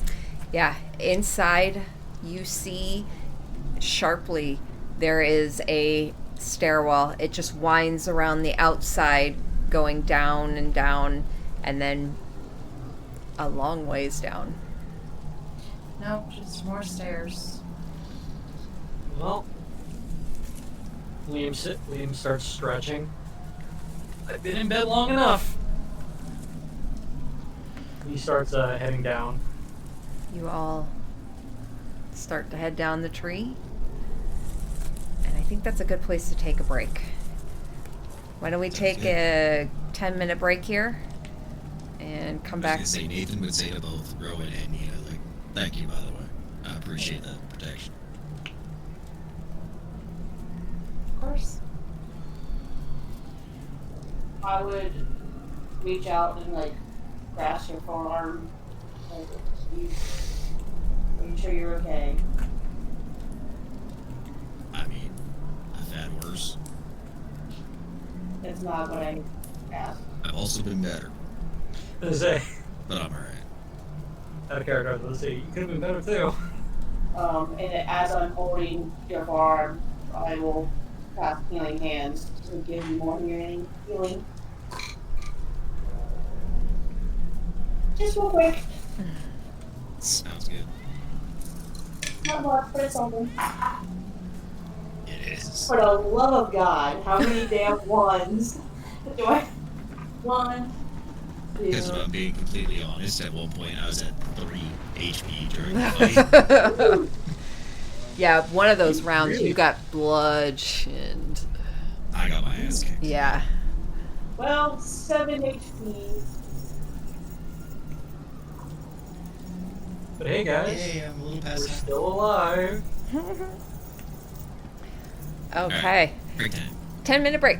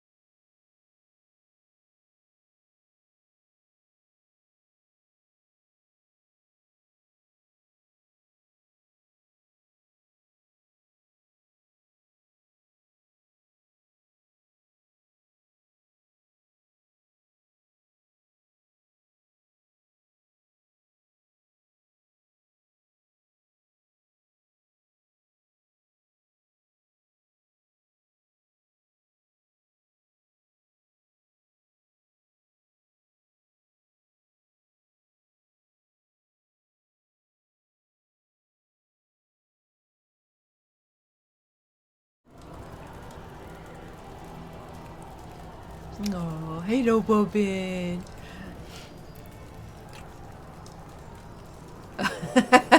Oh, I see. You are muted, FYI. Okay. Coming back.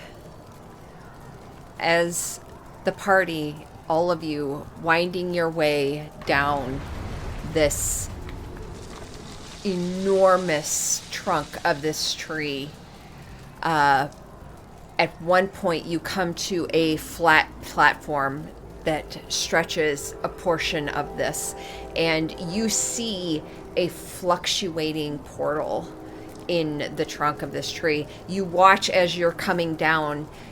Before you get to the platform, you see a group of about 4 adults rushing towards it. One of them gets close to it and is like, come on, come on! And they go towards the portal. It fluctuates. You hear a zapping sound and then a and the portal dissipates. And you watch as... Actually, I need to roll it.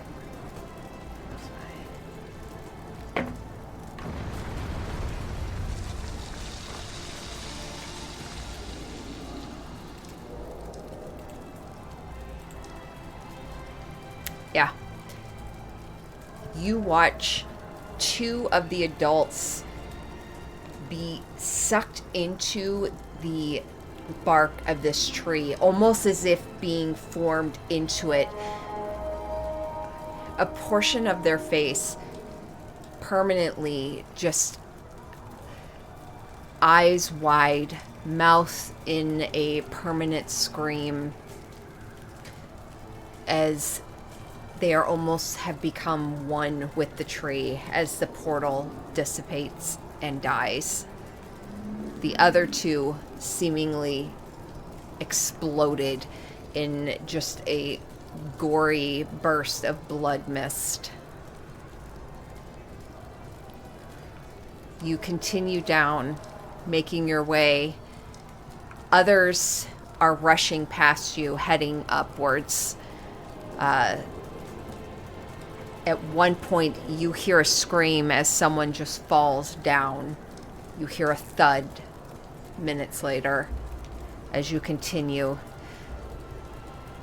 As you reach the bottom of this platform and you come to the exit, the smoke here is very thick.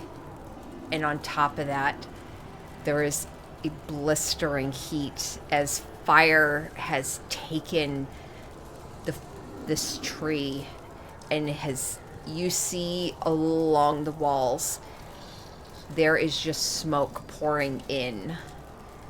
And you can see veins of fire just reaching their way up the base of this tree. Go ahead and I will need you to roll me 2 Constitution saving throws.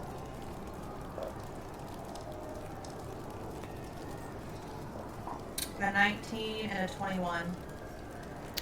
If my first one's a natural 20, do I have to roll a second one? Yes. Then it's... Hold on. Liza, you passed on both. Go ahead, Liam. Nat 20 and 19.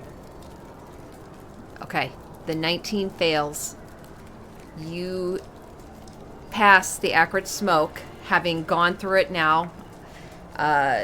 You have just kind of learned to breathe into your own sleeve. But the blistering heat does sear your skin. Oops, that's not right. Who else is rolling? I'll get you the damage here in a second. I did have a dirty 20 and a 21. Okay, you passed on both of them. Liam, 8. Pretty 8 much the sear. same for me. Dirty 20 and a 22. Okay. 8 fire damage, Liam. Rowan? Is there any effect from having the disadvantage stuff from before? Say that again? Is there any disadvantages from the failed roll earlier? Or is it worn off and it's like fresh? Oh, it's probably worn off at this point.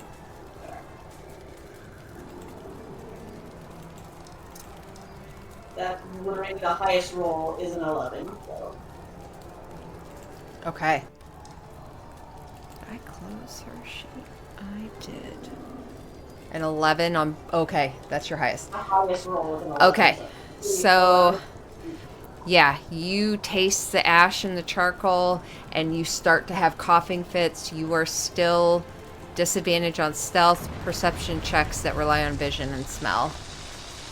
On top of that, you also take 11 fire damage. And where's my little pale girl?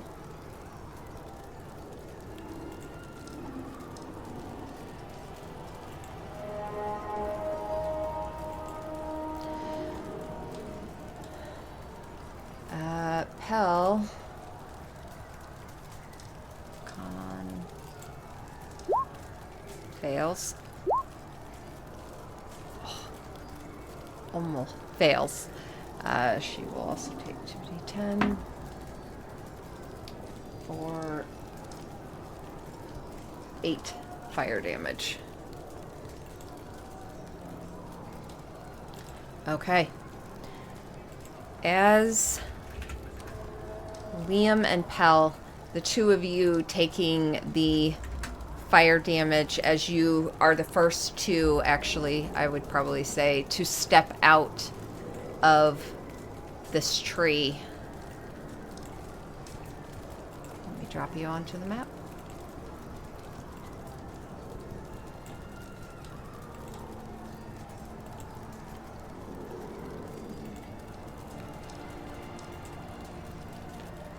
The sound of battle is now everywhere.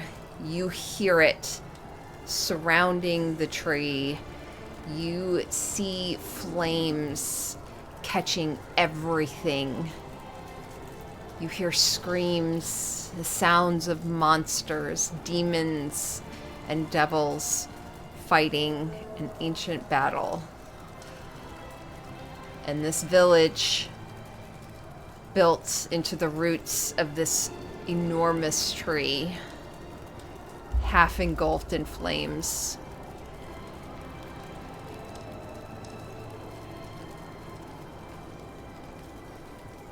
What would I'm you going like to be to do? using control flames as we go through this to keep the worst of it back from us, specifically probably Pal and Nathan as best I can. Nice. So Okay. just pushing it back through our path so it's a little less on them. Excellent. Okay. I will give them advantage then moving forward on that.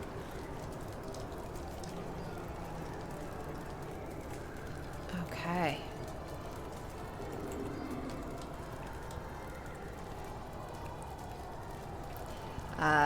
You all start to make your way down the path. I'll just go ahead and move you to there. And then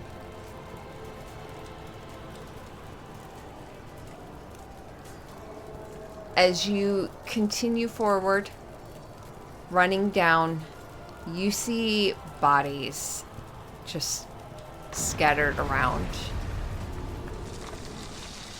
Some of them humanoid looking, some of them beast-like. Blood scatters the ground. The smell of acrid smoke and copper and iron. And as you come to the edge of this village, the flames searing against your skin, you see two large creatures. The first one, a demonic figure that stands almost 30 feet tall. This powerful, muscular body, massive crimson wings flaring out from its back, and 4 powerful arms that twitch and claw at the air. its head, this monstrous, snarling, almost wolf/fish-like quality to it, and a second mouth between its legs and gut. These grotesque pinchers sweeping in and out from it. As it snarls from this upper area on this tree, the wings flaring out. And then just to the south, where you see it screeching towards, you see a secondary figure. Another 30-foot tall, devilish creature. Glistening pools of bright green illuminate this creature's eyes. Red-skinned, dressed in armor of this just sinister breastplates and wielding a massive long sword. And branching out on either side of its head are broken and splintered antlers. You see carved into its forehead between their eyes are symbols reminiscent of inverted black pyramids. These two monstrous creatures leap at each other.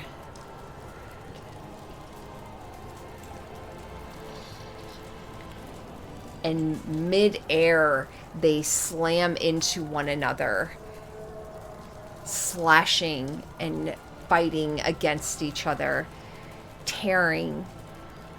You see black ichor flying. One of them, an arm's ripped off. You see off to the side, Chara, with your perception, you would be the first to see it. One of the bodies next to one of the buildings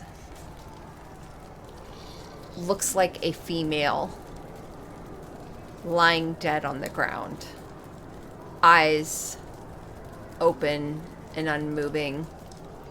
Arm outstretched. And you see a small form of a child. Not too far. And then you see the hand twitch and the form curl inwards as light starts to curl over this female. And as she curls in, you watch as her hand curls closed. And as she does, these iron chains start to grow, chain links just grow out of her hands and start to wrap around her body. Again and again. And as she stands, blood covering her and these chains wrapped around her. Her eyes bloodshot look towards these two monsters. They look briefly to you, Nathan. And this woman just reaches out a hand. I'll get this, General. And she ducks her head and runs full tilt towards both of these creatures. And you watch as she swings, undoing this chain from around her, unwrapping it. And as she does, as the final link leaves her form, she explodes. And both of these creatures are thrown backwards, stunned,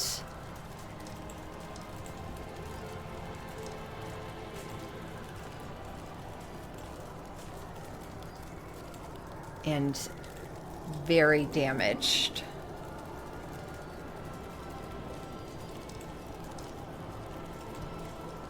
I will need you all to roll initiative again. Hell yeah, Dungeon Crawl Combat. Don't gauntlet. Let me add all of you. First, I'll add you first. Add.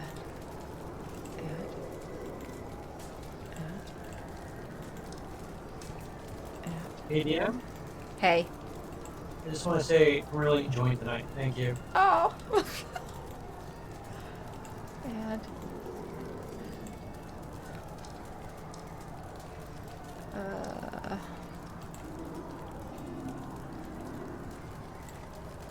Also, I just want to share with all you guys, I just realized that it is currently the 21st night of September. Indeed it is. And now the song September by Earth, Wind, and Fire is playing in my head. Oh gosh.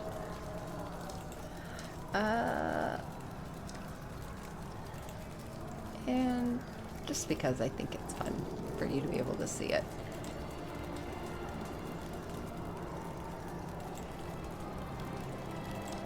Did that come up for you?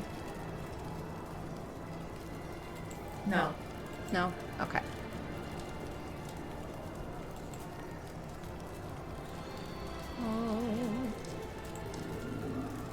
All players. Save.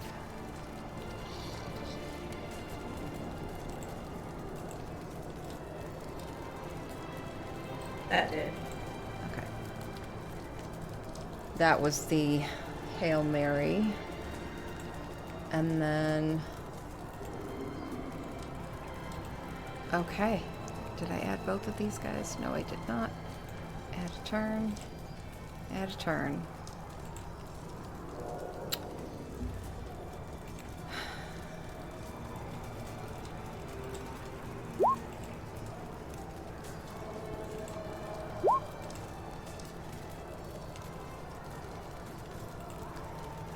Okay.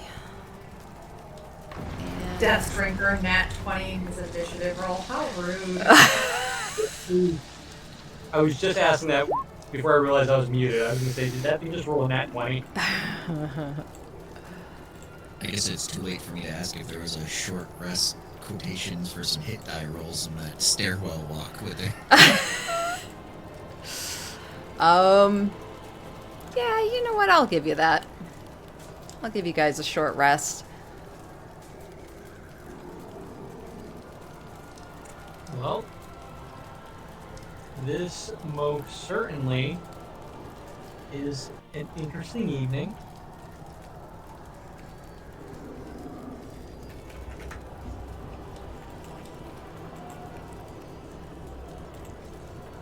And if we fall, we will fall together, my friends.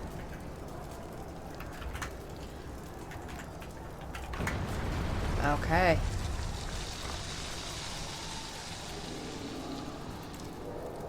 Descending. Here we go. Death Drinker pushes up, dragging this long sword behind it, and it roars. And it will move. Actually, you see its form shimmer before it disappears.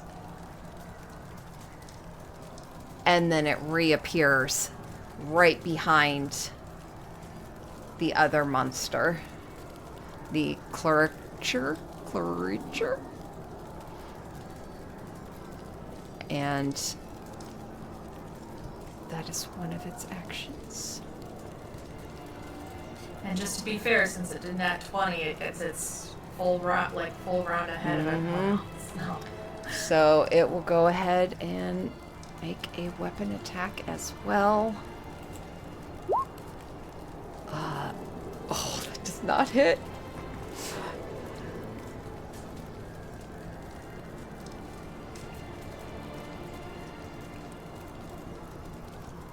Actually, it gets to make it with advantage because it's right. It's behind it. Yep. Yep. So. Oh no. Now I'm going to have to math, guys. Okay. That is 46 points. Random fun fact just came to my mind as you mentioned mathing. In Final Fantasy XIV, there's a raid where one of the boss's mechanics is you have to find a multiple of a number mid-fight or take a debuff. And usually a hidden one. It gets everyone. Math.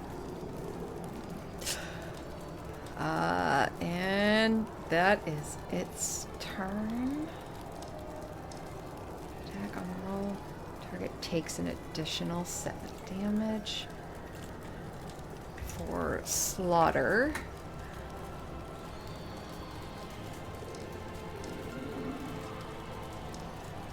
And great. That is its turn. Chara. Now we get to do it all over again. 'cause Oh, Yeah, that's right. yeah. That's right. Thank you. I need help, guys. At least it's not attacking us yet. Yet. 29 to hit. Absolutely hits. For Out of 23. character. How do people feel about sneaking past this one? Hey, that is 100% an option. That hits. 27.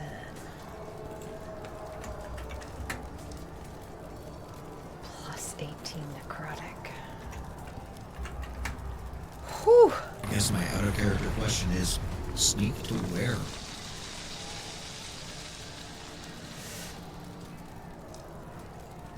That is its turn. Chara. Okay. Is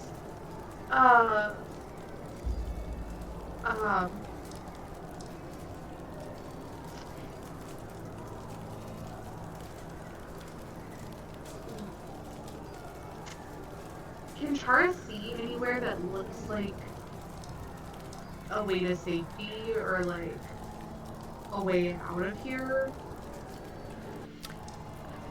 You look and see a path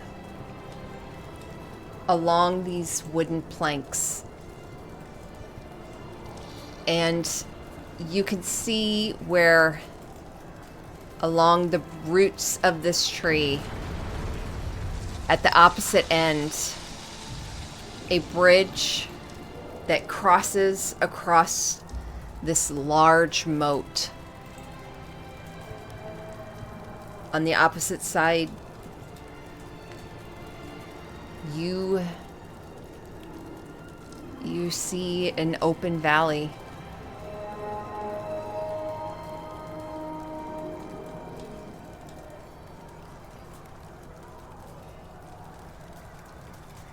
Because Char doesn't know who the bad guy is here, who's like supposed to be attacking who, and like they're involved with each other. We've kind of established that it's more of memory than reality, if that. So Char feels pretty good about leaving this one alone. Or at least trying to.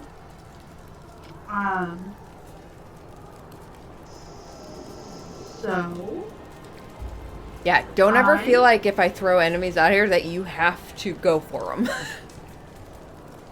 gonna cast.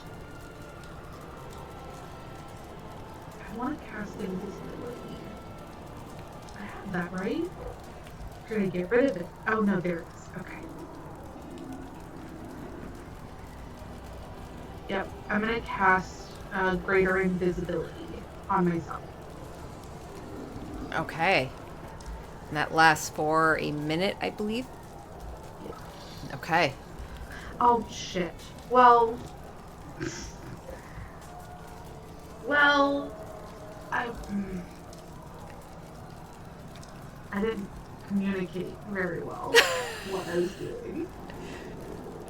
Which is pretty Chara. That's pretty Chara though.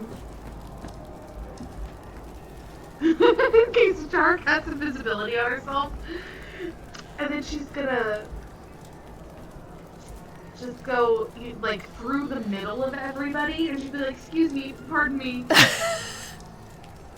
Going around all of this, like getting out of here. All right, moving your full movement. I'm gonna move.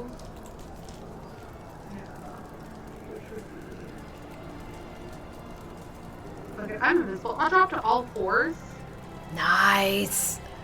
and move 40. You said it was like, did Yep. you see where I was moving that? Okay. Yeah. Not gonna lie to you, I don't like where I am. You are invisible.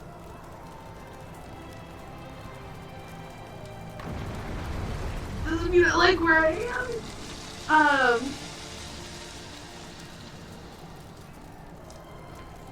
And then we'll just like.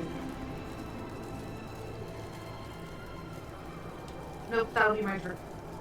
Okay. That's what I'll do. Nathan. I think as you walk by Nathan, even though you're visible, he looks at you and he's, where are you going? You just walk off. You would be able to. And yeah.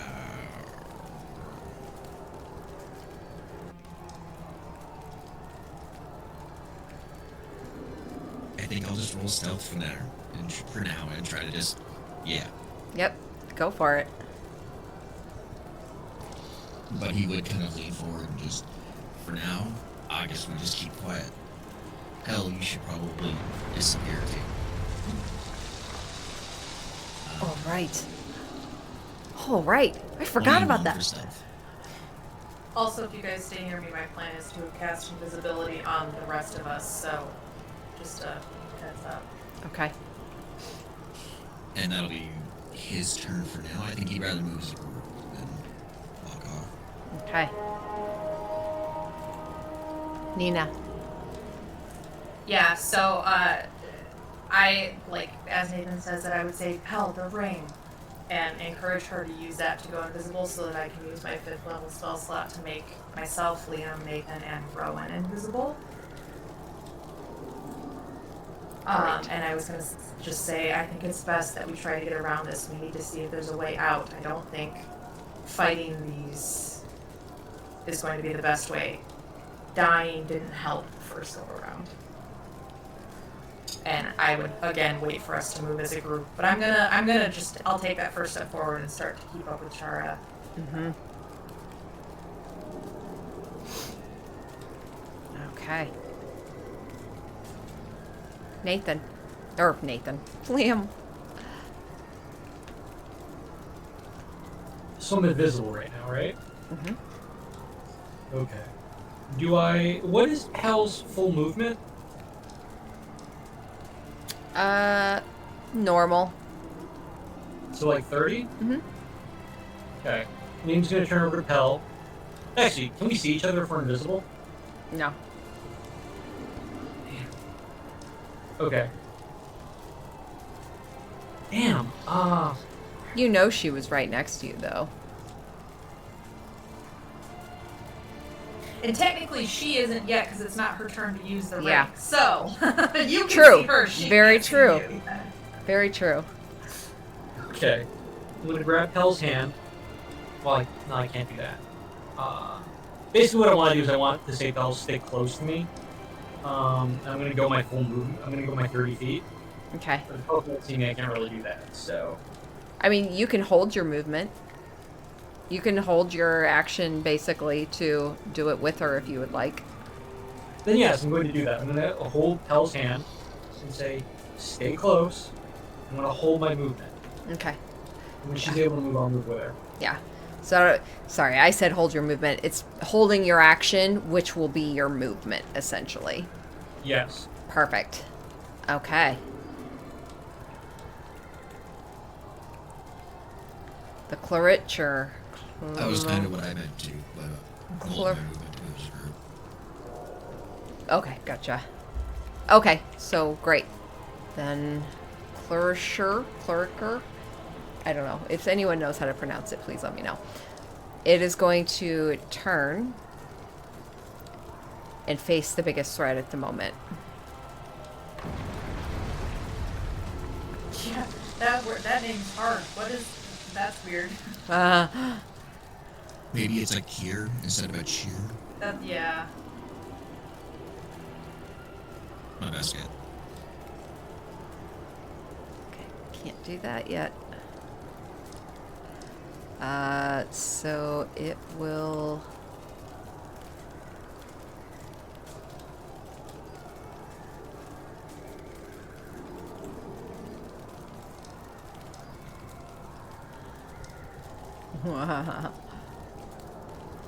It goes invisible. I'm sorry, which is one invisible? The Chlorocheer, the demon, Oh, that's fun. and it will move.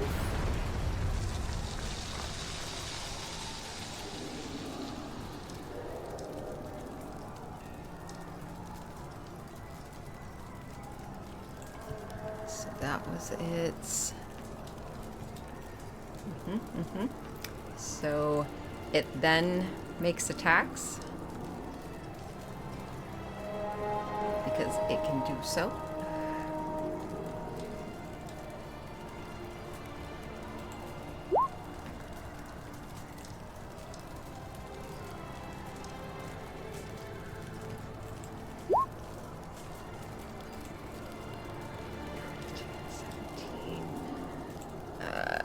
For 22. Very nice.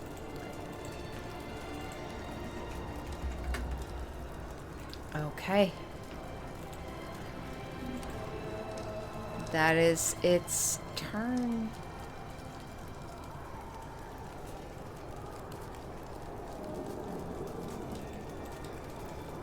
Rowan. And I'm basically gonna move with the group. With the group? Okay. Yep. So same thing. We'll head to Pal's turn then. And as a group, the four of you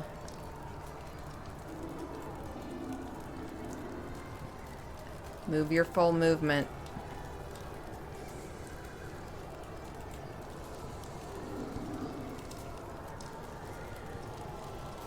As Pell also turns her ring and goes invisible.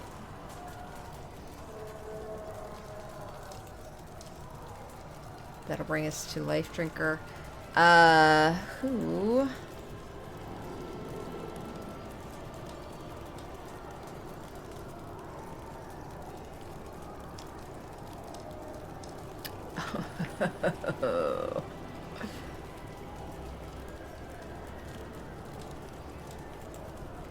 Yeah. It turns and swipes at the air because it has true sight. Which I did not realize. 26 slashing. You see this large devil fiend standing, looking, its eyes narrow, and then it swings backwards with this long sword. You hear a slicing noise and blood spurting as this demon's body suddenly comes back into view. Its head separated and flying as it rolls across the path like a big boulder past you, all of you, as its body falls to the ground.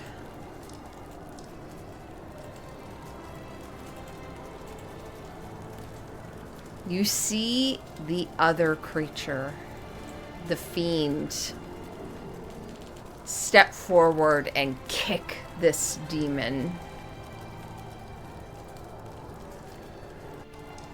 And then it turns and looks to where the head left. And you watch as eyes focus on all of you.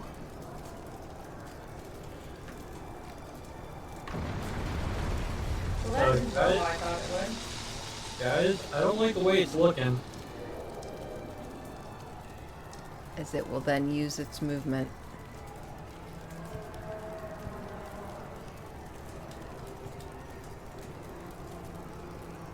And it charges with a roar.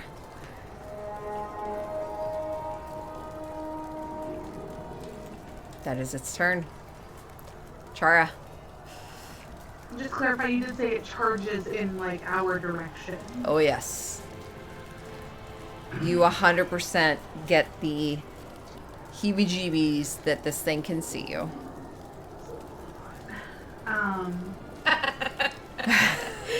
Chara, absolutely. Oh. Okay. Hard pass, slippery bar. Yeah, just okay. But well, what if? Oh man. Okay. Okay. Okay.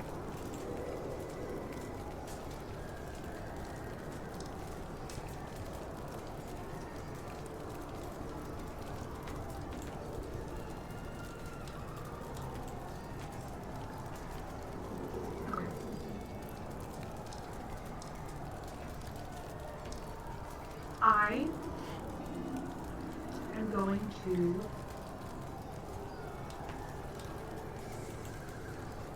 cast command. Mhm. And I am going to say in abyssal, because I know some of that now. Thanks to my lessons with Parsons, I know some of that. You do. I do. So I'm gonna try that.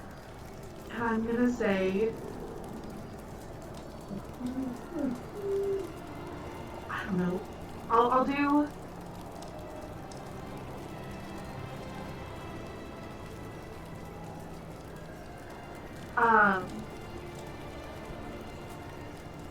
Flee. I'll do flee. And basically, when it is, I need a wisdom saving throw.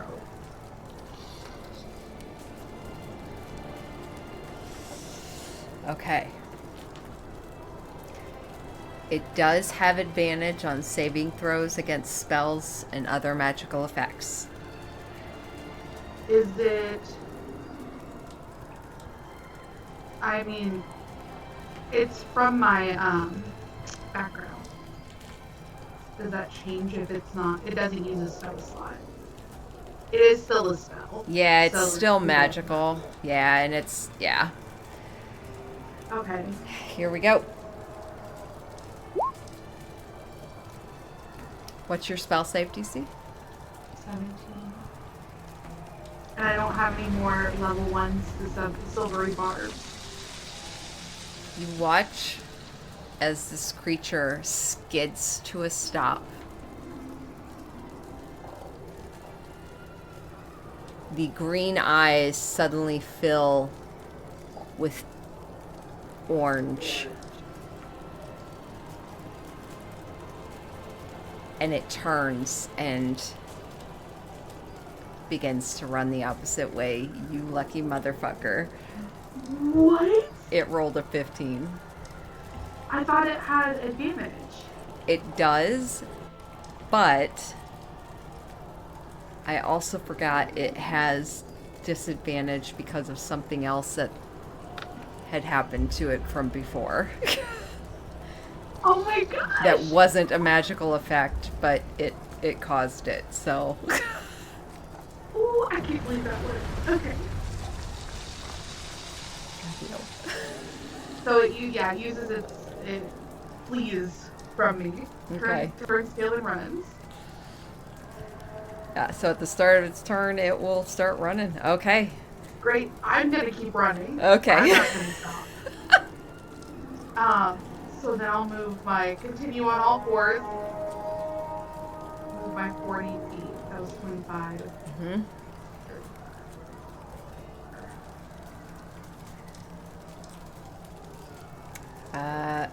And then, are the rest of you moving as a group? Yeah, Or running? I think we're. Okay. Oh, well, yeah, I've already started my shirt. So. You're okay. Yeah. We'll say you got, unless anyone else we can go in turn if needed. Nope. Okay. We're good. Yeah, At I this would point, action and Yeah. dash.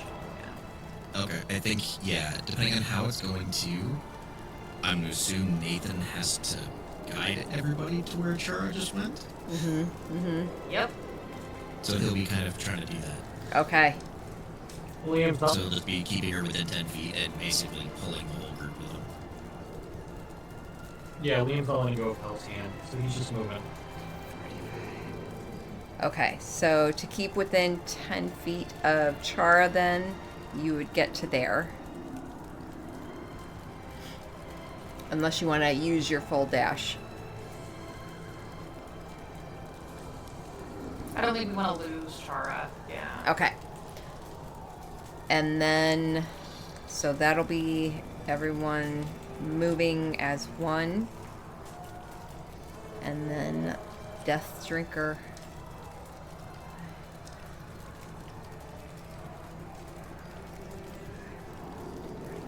As it runs, fleeing up a root on this tree. That is its turn. That's just one turn it does that for, correct? Okay. You're up, Chara. I will hold for the group. Go for the so group. That, Okay. That he can bonus action dash. So then we'll say... Anyone else? Which I want to think the maximum we can move on a dash is 60. Yep. With the lowest Yep. dash, I think. So...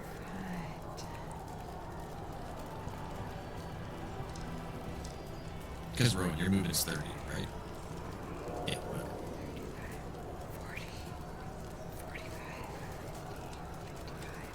60. Yeah, Rowan and Pell are going to be our 60. And I I'll think use Chara can mine. move the extra 10. I'll move my extra 10 to catch up. Okay. Nina is also only 60. Because I'm not flying. Do need,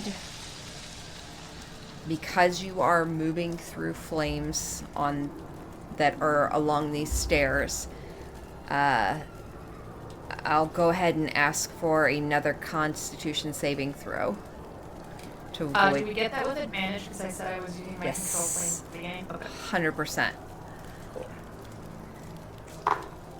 Yeah, 19 for me. Okay, 25. excellent, 21. Not 1. excellent. 15. Okay, that's a fail.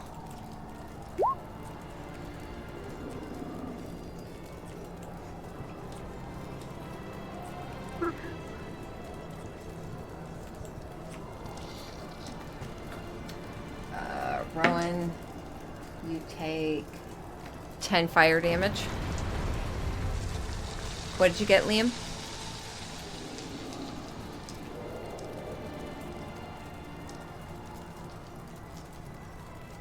Con, right? Yep. 12.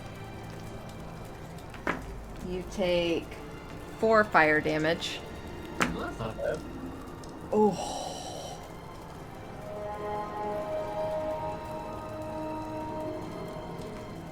Pell takes 14 fire damage. How dare you? As she stumbles through the fire, she trips down the stairs, rolling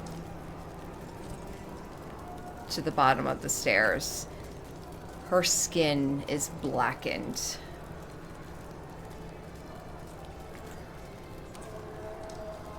And Liam's gonna scream, "Hell!" and like really just pull her close. you pull close her form, eyes open and unmoving.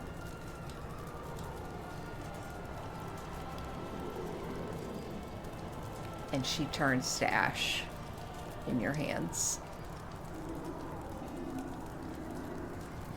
I can't see Liam, but you do hear Nina's voice crack a little bit, but when she says, just remember it's not real. She's fine back home.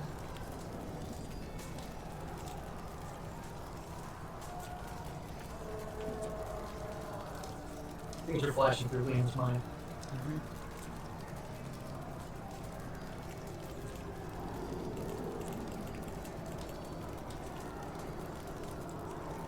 Death Drinker. Oh boy, he far. But We're also technically behind the burning building at this point. Can he see us through that burning building? a Can great we get point. stealth checks? let's see. True sight, 120 feet.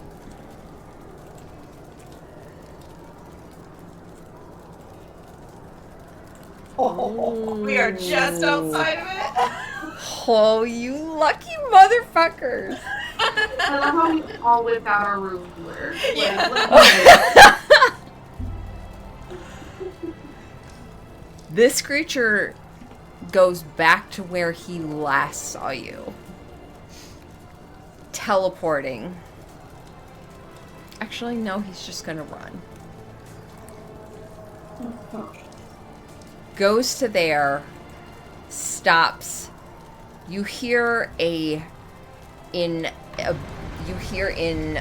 infernal cursing. Does anyone speak infernal?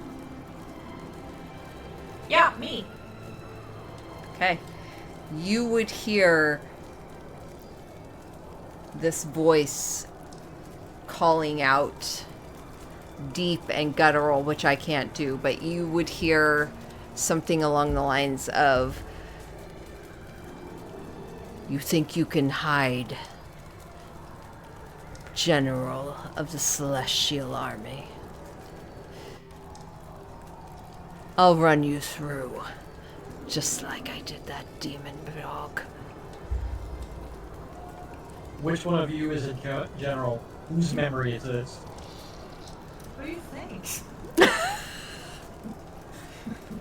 It's even better that you're not on camera because you're really you're on.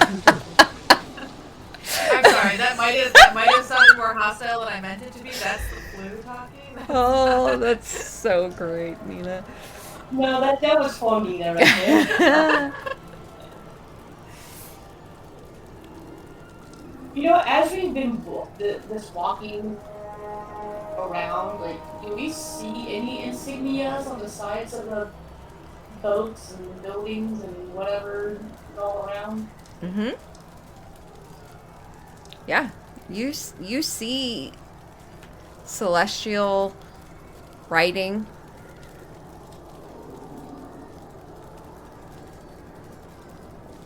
The majority of it is for, honestly, simple things. Like on one of these burning boats, you see what looks like the name of a ship. You see a sign swinging from one of these buildings that's just inflamed, and you just see Butcher on the sign.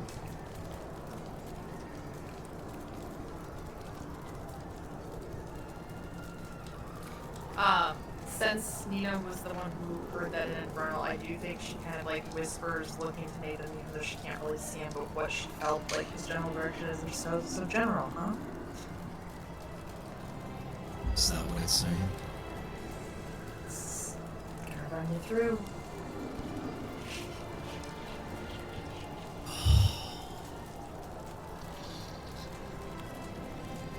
Does anybody see a way out of here?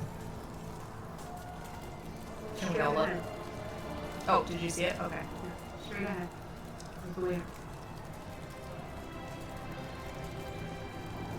Did I miss something out of character? I don't see. So one of these bridges goes across the water and leads to a Oh, fifth okay. set of planes. Yeah, you can Gotcha. either go this way. Chara just has dope ass perception. The She rest of us does. do not have. Oh, perfect. So Okay. So that is its turn. Group moving as one. Stealthily, as much as we can. So go ahead and roll stealth checks. Those of you that failed coming down will need to do it at disadvantage. Do we have advantage because we're invisible? I know it has true sight, but I think the rules of invisibility are we get it with advantage, right? Let me look at this. I am not 60. invisible. Oh, I thought you were. I cast a spell. I cast command. Oh, that's right. So I dropped concentration. Oops, sorry. You're not What dead. an evil Instant laugh. death. What an evil laugh. Okay. Let me check. I don't think it actually says. It doesn't say. I think that's a. I would say let's make it a straight roll then, Yeah. because that's fair. Do I roll at a disadvantage or just regular? Just a straight roll. Out of curiosity, which one was it because I'm forgetting right now. Which one was it the roll that, what is it, disadvantage for stealth? The smoke. Okay. So if we succeeded on that one, or are we doing this as a group? This is based on this as a group, not No. Yeah, if you succeeded on this this map with the smoke, then you can roll with advantage. Oh, thank God, because I got a nat 1 and a nat 20. I just got a nat 1. Why are you cursing me? Thank God I got a second I one. also got a nat 1, so it doesn't matter. 'Cause I failed the roll, so. Oh, that's terrible. Guess what happened, guys? I rolled 2 nat 1s. Oh my God, what is happening, We you were guys? not meant. Yeah, we were not meant to make it through this one. We're far enough away. I don't know what you're talking about. You can't move that fast. Nope. What's worse is like, I'm a rogue. I have plus 7 stealth. 2 nat 1s. Oof. I'm ready. Uh-huh. Okay. Liam is too distraught to be stealthy. Pause for a second. Uh-huh. Yeah, go for it.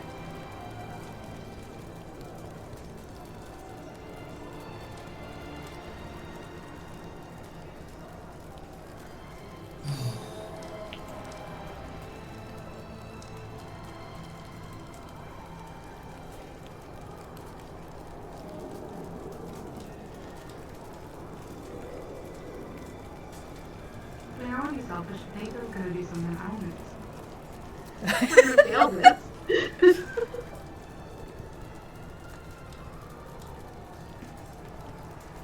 Does Nathan stay behind?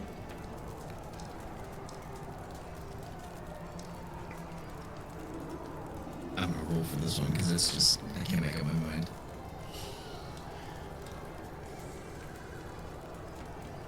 What if me and Mia make it for you?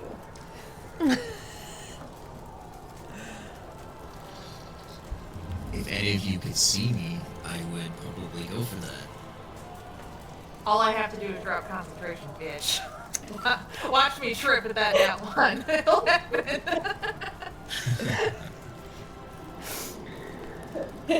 Nina and Rowan are not having this. I'm just teasing though, but seriously, in all honesty, do what you want to do. I'm not trying to take away from your fun. No, it's just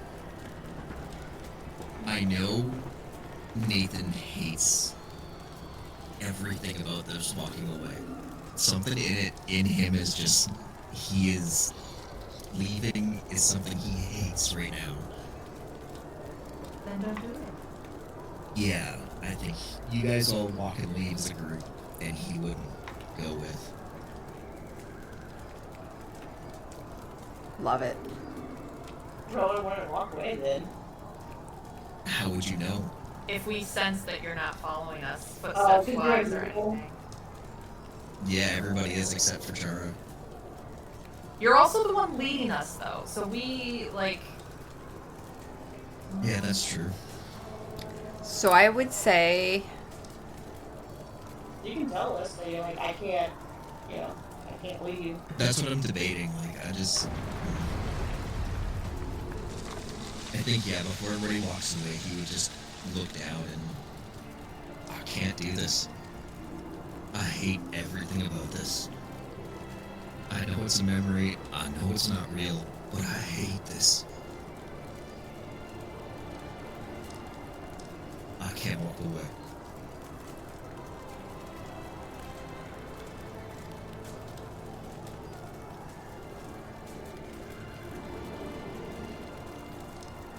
Well, I'm not leaving you. Yeah, and I imagine we've only got, like, 6 seconds to really have this conversation, too, Yeah. huh? Literally. I mean, that's basically just her flat out. Yeah, just I think I'm not that's leaving you. that, and we can all go back to initiative if you want and act on our turn at that point. okay. So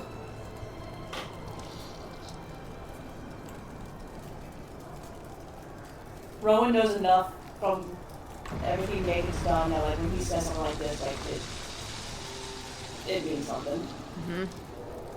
okay. So then we'll start. It is top of the round. Well, actually, since you all decided not to move, Yeah, I think Chara's top of the round now. yeah, we'll start then with Chara. Okay.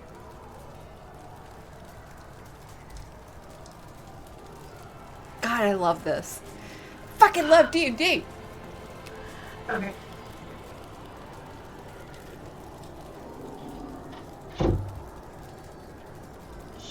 Chara is going to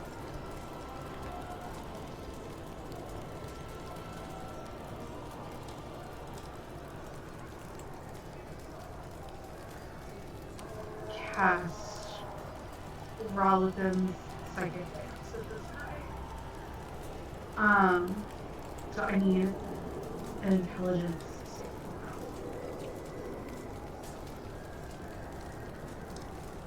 throw. Okay. It does have advantage against spells. Yep. It rolled 2 Beautiful. 4s. Well, it does not save. Okay.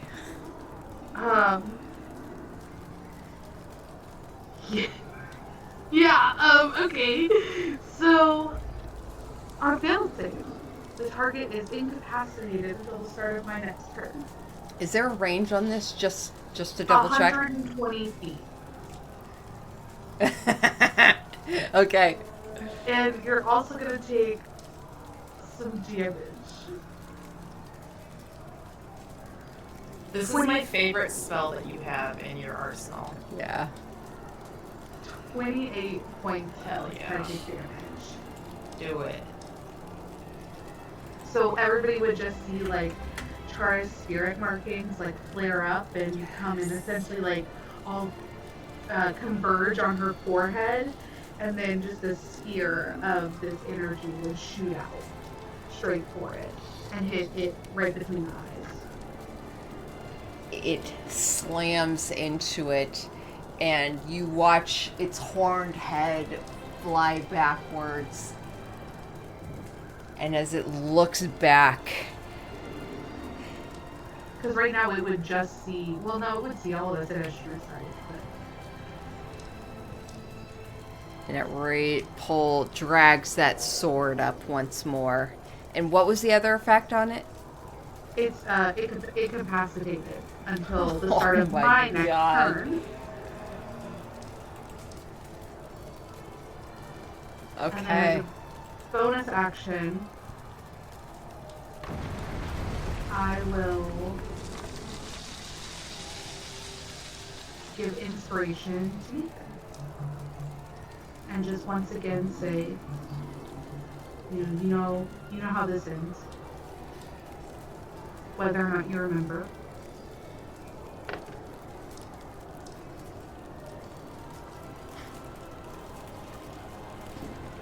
All right. Inspiration to Nathan. You are up, sir.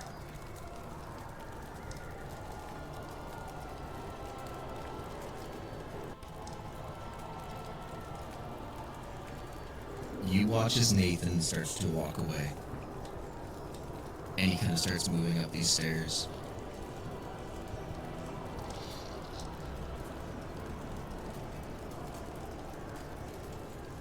And he kind of just doesn't see anything. You watch him pull life, and there's no flourish. There's no fancy spinning like he normally does. And he lets it hang to his side. And the normal bright, not bright, but normal shine that life has is gone. It's dim. And he watches this black ink begins to just pour over the color of life and turn it entirely black, the twin of death. And then he reaches down and pulls out actual death. And he starts to walk away, and all you hear under his breath is, "Fine. They want the soldier. They get it." And he will officially rage for his first time. And he will use that bonus action to dash. And for everybody there, he basically disappears almost. But not in a sense of Technically, you're teleporting. still invisible. Yeah, that's true. And just appears here in front of the monster. And as he's walking up, "Fine, try me." And he points both of deaths at it and takes 2 shots. Which you have advantage on. As the invisible form goes up these stairs, the flames on the stairs, you watch as they almost just disperse with the speed of someone going so quickly through them, the flames being pushed down and out, and almost snuffing those flames out.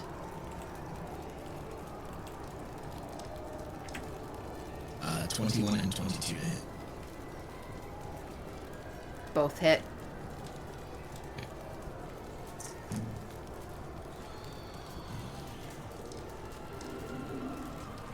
Uh, 16. 30 points of damage. And they're both piercing.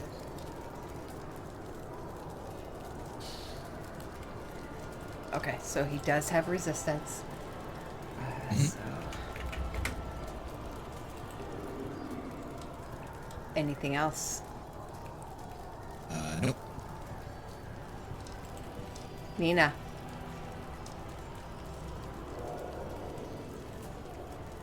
I think at this point she would have dropped her concentration on invisibility then. Yep. So now we all see everyone except my question is, Pell was under invisibility of her own volition with the ring. Is she still invisible? Is her body still invisible? Hell turned to ash. Right, she's gone. Okay. Yeah. Okay. All right. I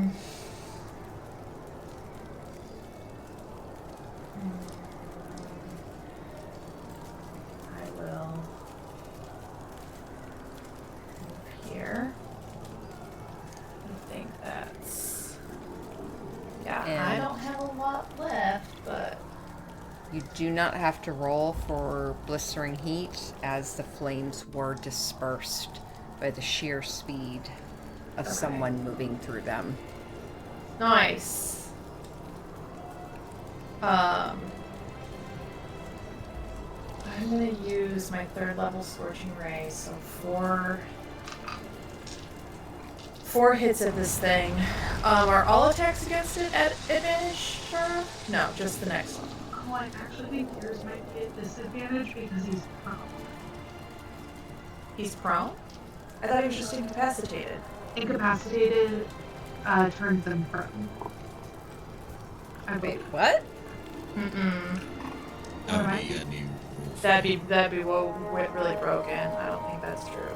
Maybe I'm wrong. I think it's just they can't take actions or reactions. Correct, yeah. Okay, perfect. Well then... One. Is that part of the new rules? Maybe I'm wrong.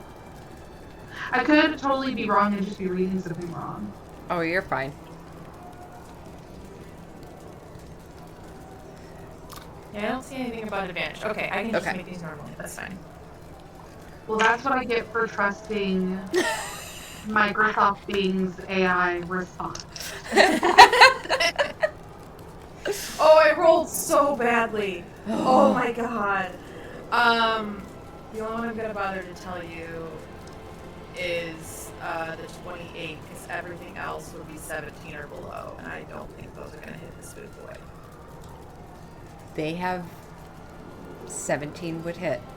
17. Okay, so 2 of them hit. The other 2 are 12s. So I don't think Okay. so 2 of these. Okay. I think as Pel's dissipating, as Nathan is leaving it, you guys watch as like Nina comes out of invisibility, kind of trips up these stairs a little bit because she just looks exhausted. She is spent, and she will just try to gather what fire she can from around that Nathan did put out and just kind of hurl them as like half-hearted as she can, as she's basically like crawling up these stairs, about to collapse. Yes. From exhaustion, not hit points. Hit points, she's fine. She's just completely wiped out in spell slots. That is 21 fire damage to him. Nice. And that's my turn. The fire slams into it. Oh, wait. It does have resistance. Hold on. So then that would be...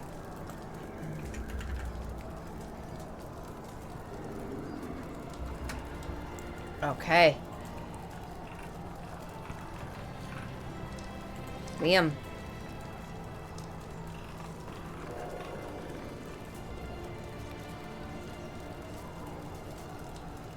Unmute myself and I'm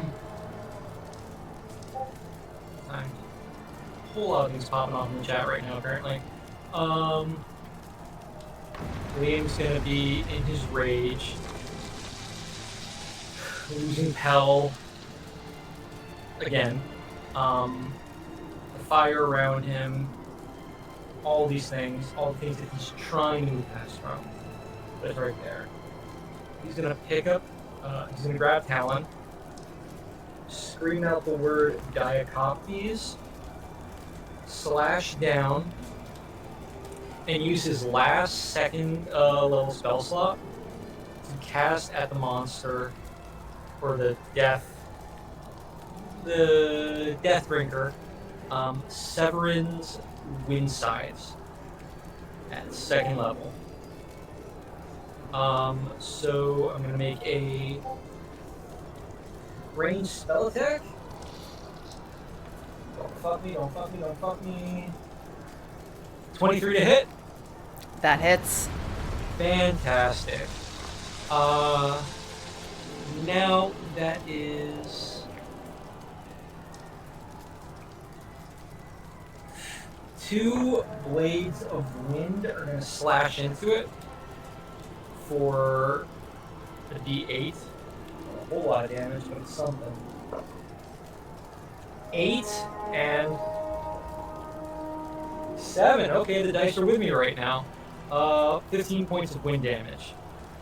Wind slicing damage. What's the range on that? 120 feet. Oh my goodness. Okay. That's why I measured. Yeah. How much was it? 18? 15. 15. Okay. Just 2 slices of like sharp wind cut into it. And slashing? Yeah. Okay. So it does have resistance, so that'll be halved. Ah, fuck.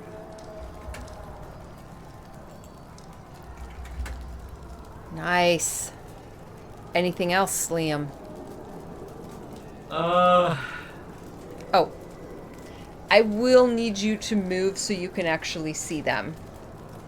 Oh. Certainly.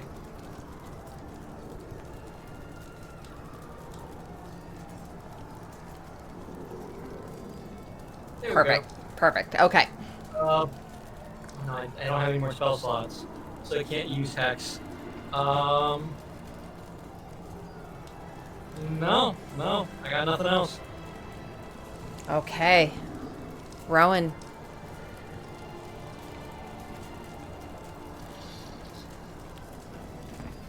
I'm going to run up next to Nina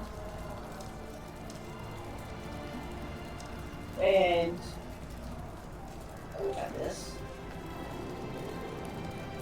Okay.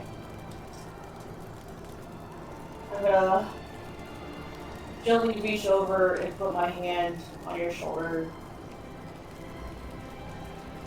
Be like, you've done enough. Like, save your energy. Just don't let him do it alone. You know I won't. And then from where I'm at, I'm going to cast Flame Strike.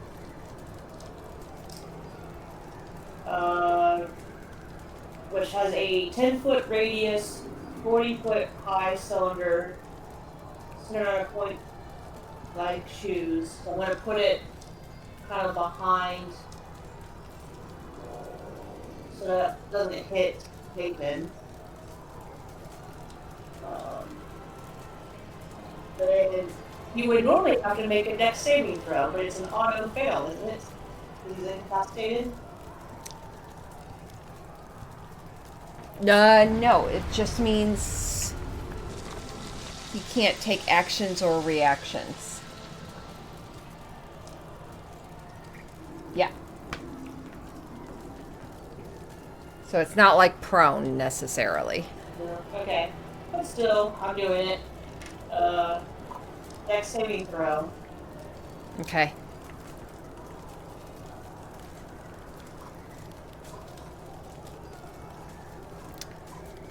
Which it does have advantage on.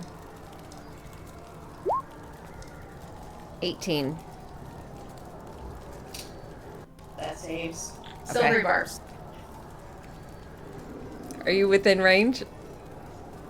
It's 100. Oh, it's 60 feet. Let's see. Mm. Oh wait, yes you do, because mine's still 60 feet. Yep. Okay. And I will give Nathan advantage. Okay, saving throw. The lower roll, right? Yes. 15. That's my save. Shit.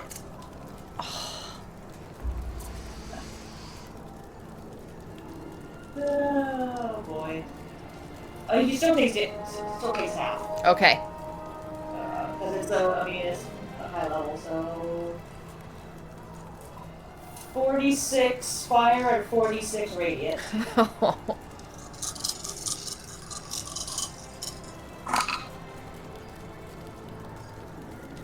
And maybe split that up separately. It might matter at your end. I am. Yeah. I have white dice for radiant and red dice for fire. So 16 radiant. So half of that. Whatever.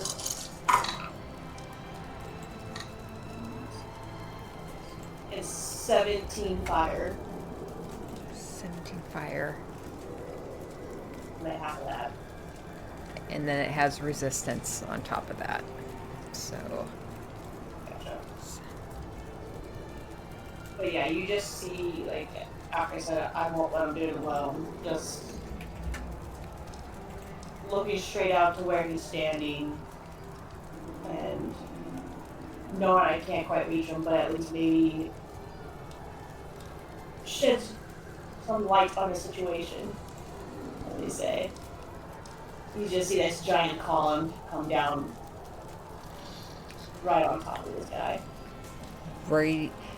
Radiant flame just drops almost like a bomb onto this creature, and you hear it crying out, screaming out, until the sword almost slices through it and it dissipates in it, and its eyes turn towards Nathan.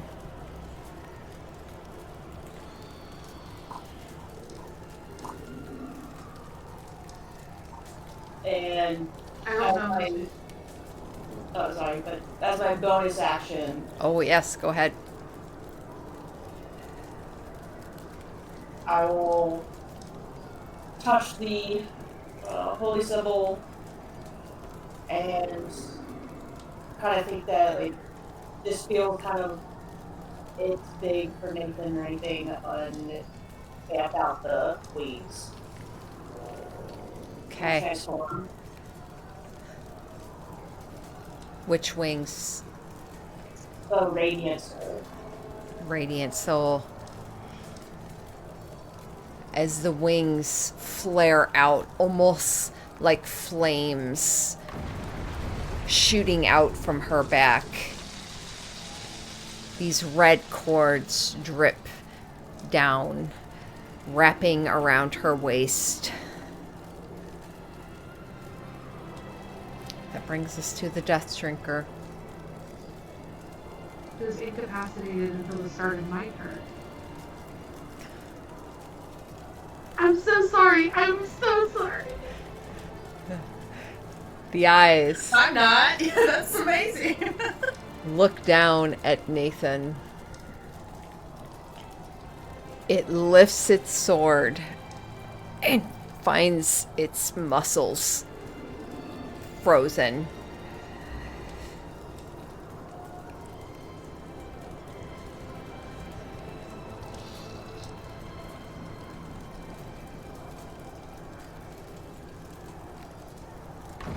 She's Tara like, has "Yeah, you comments, summoned so- her, yeah." I know, I'm trying to find. I'm like, is there anything I've got? Chara definitely having some like big hero moments. At this Yeah. point, I'm not gonna lie. He's got literally nothing. The other one absolutely did. This one,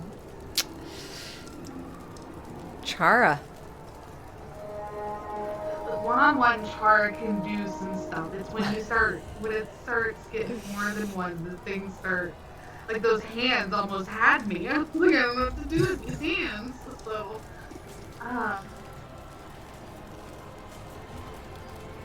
They were rated E for everyone. Yeah. They were not, actually. Not at all. Good reference. Good reference. They were rated N. Fucking Nathan. This entire bad trip is rated N for Nathan. I mean, stop pissing people off, man. I mean, I can't help it, alright. Nina was the one that initiated it. I'm just saying. You're not wrong. Different N rating in that sense. so, That was the instance. so it's holding a sword, right? Yes. Heat metal. A very metal long sword. Oh my gosh, it's the first bit of metal I've seen in days. It's also wearing breastplate. Oh, it is? Okay, it looks Mhm. kind of like the image I couldn't tell in the picture, but that's even better. So I'll move up beside Nina and Rowan and say, none of us are going to do this alone. Fuck And yeah. I'm going to cast Heat Metal. I'm going to Range? cast Heat Metal 60 feet.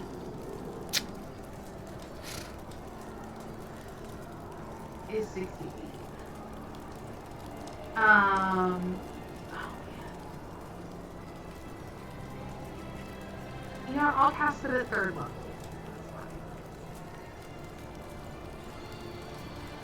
And I'll target the breastplate. Creatures holding or wearing objects can damage from it has succeed on a con saving throw. So I need a Constitution saving throw. Okay. It does have advantage. Mm-hmm. 25. That saves. I also only rolled 7 points of damage. Okay. So. So does it take half?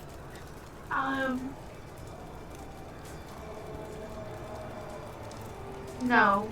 It Okay. actually it takes all of that, minus any resistance, but if it was about if it drops the object, if it's wearing it has Got it. disadvantage, but it saves. Okay. So it does take half of that damage because it is resistance. So it was 7 damage, you said? Yes. So, Oh, 7 plus 6. so 11. It's 8. It's 8 because I rolled a d6. And Okay. I rolled 1. So 8. I rolled hot garbage. And with those really inspiring words, for my bonus action, I will give Nina inspiration. And that's my turn. Nathan. Alright. Its eyes are looking down at Nathan, but Nathan is still looking towards the ground. And he hasn't looked up at it yet. But he's gonna put 3 shots into its kneecaps. Okay.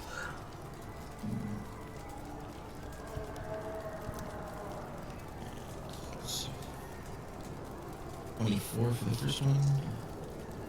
It will... Okay. Okay. 22 for the second. It will parry that. And 26 for the third. Okay. First So and two. third. Okay. Ooh, that's encouraging. And so 19 total damage. All piercing. How do you want to do this, Nathan?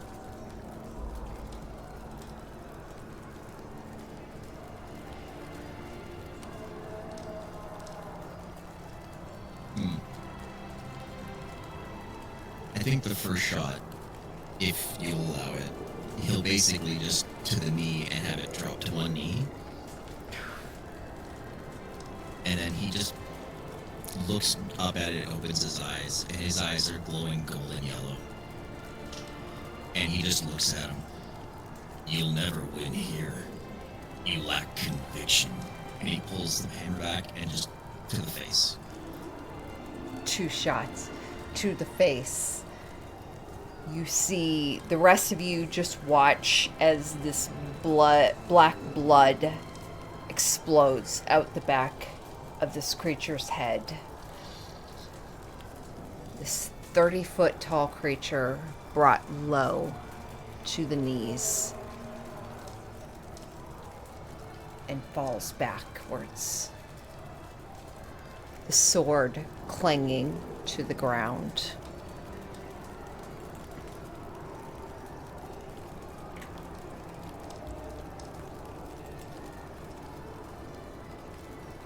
The sound of battle is strong and loud on both sides. You watch as the group of you start to reconvene. The flames starting to shoot up this tree.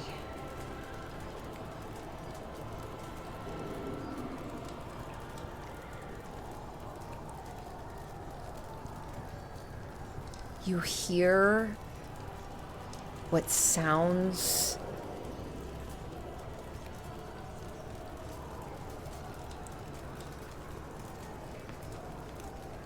it is like a screeching, creaking sound.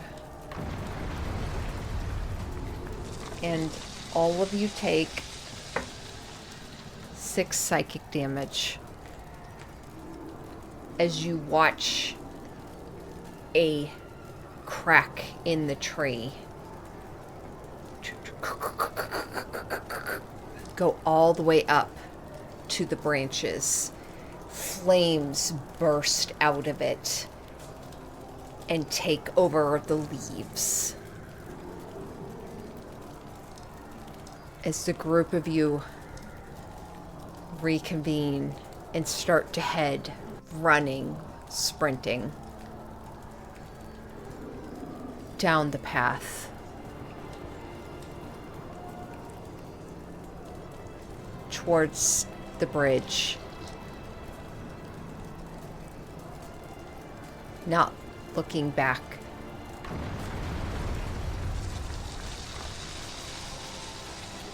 You see on both sides black plumes of smoke that darken the sky.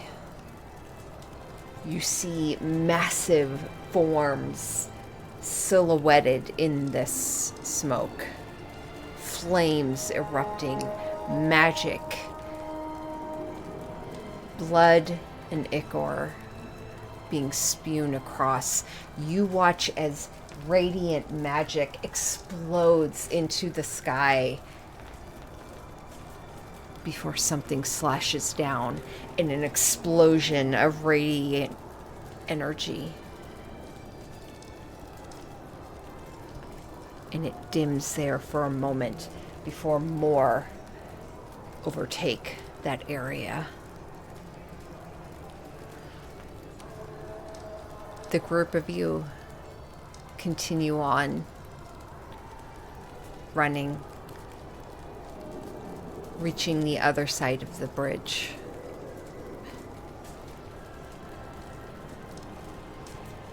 You know, would hang back and make sure Nathan follows and is keeping up with us now. Because my goal on her turn was to run up to him next to that thing, so she'd be at his side.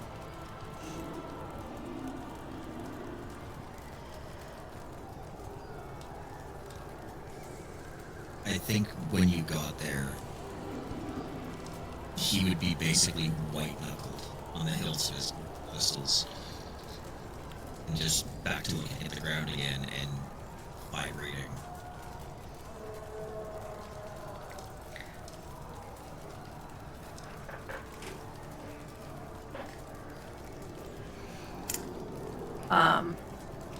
I think she comes around to the front, putting herself between you and the thing's fallen body, and kind of puts both hands on the side of his face. You did it. It's done. We have to go.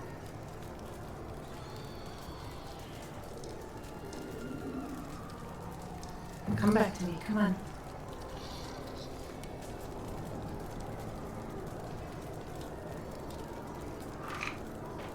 You feel tears on your hands coming down. And I'm not sure whether you would have seen it or not. But now he's once again holding life and death. And he just opens his eyes and looks up at you. And nods. Then he holsters both and follows. Cool. Slowly. Yeah, she'll take your hand and walk beside you as slowly as it takes, but she won't leave your side. It just looks like he's like you. Something just Yeah. took the energy out of him. Yep. That anti-rage lethargy. The two of you walking hand in hand forward across this valley.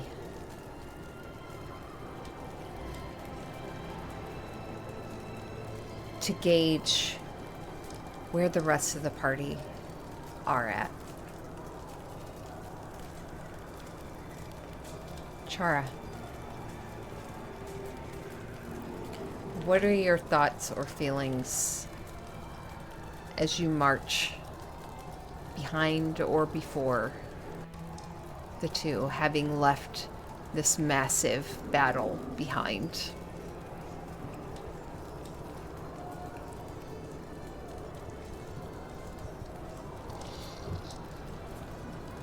Man, so many things. The first thing that Chara's really thinking is I told you so. And I think that's been like a mantra in her head.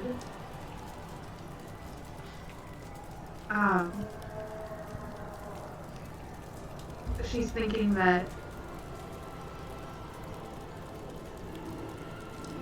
she's really glad she knows Abyssal now. And thirdly, that if she only has to see one of us die this time around, if they can make it out with only seeing one more of us die. She doesn't think she could handle seeing everybody else dead.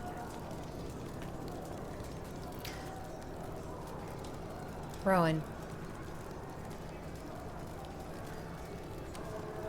what are your thoughts as you march across this field, leaving behind this massive battle? A war unlike you've never seen before.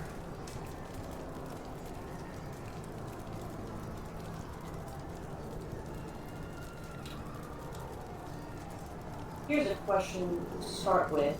How does dissonance react to such a battlefield? Do I feel like the energy of the board is also reacting to it, based on its history? I'm not gonna roll this. I want you to roll it. I want you to roll me a D100.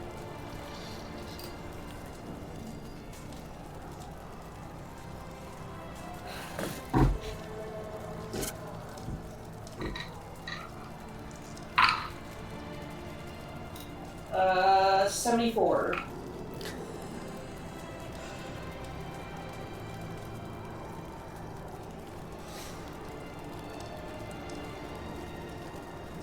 You sense great sadness.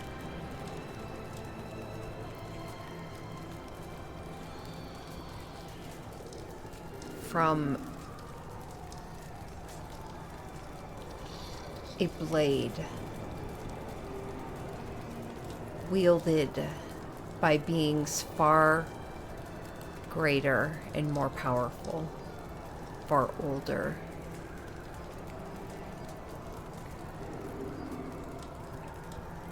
To walk through a battlefield of this.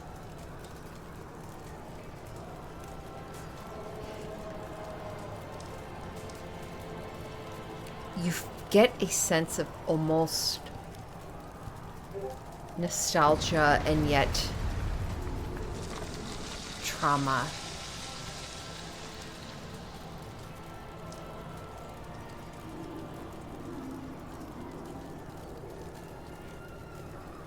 This is significant.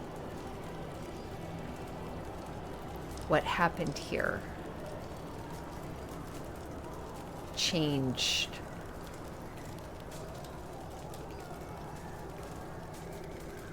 everything. The planes and travel between them were forever changed.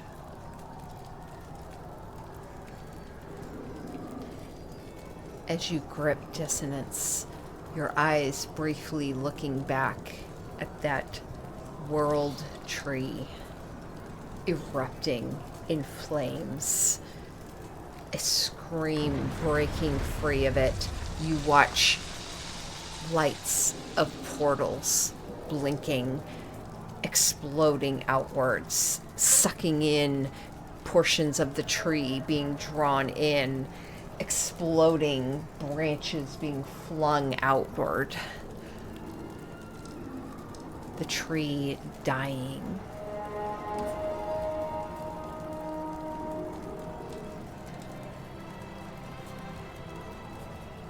Dissonance remembers this.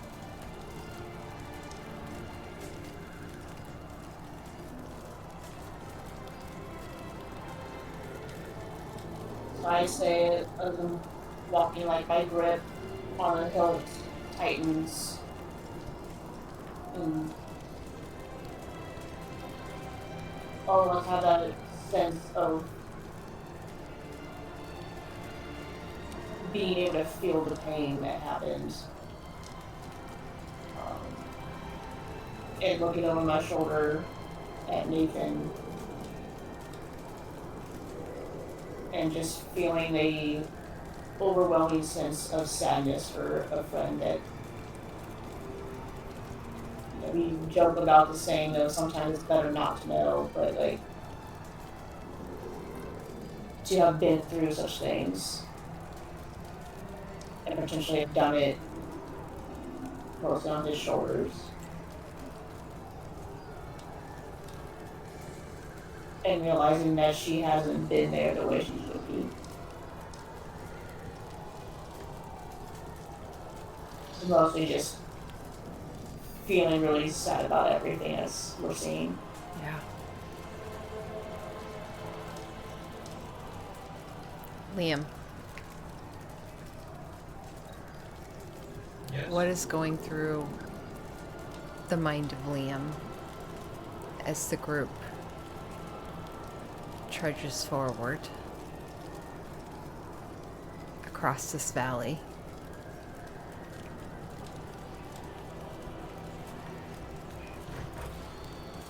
Well, now I'm a little curious since Rowan checked, but does Talon react to anything?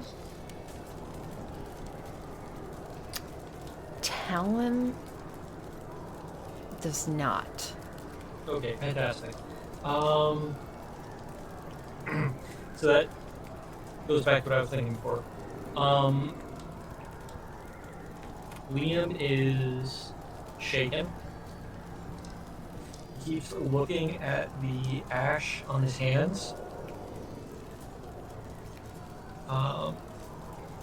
Running through his mind is, how could this happen again? It's his fault that she was there. She got burned.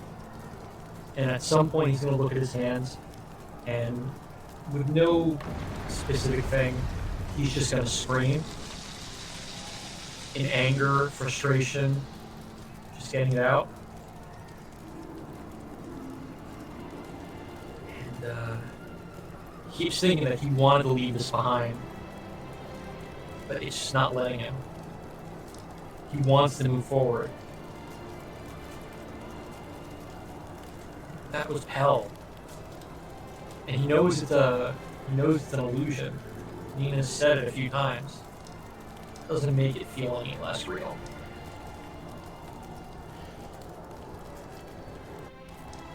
As Liam's form pauses for a moment,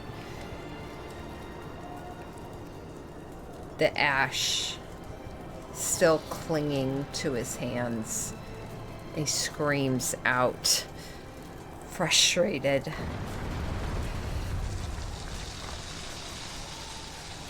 You all notice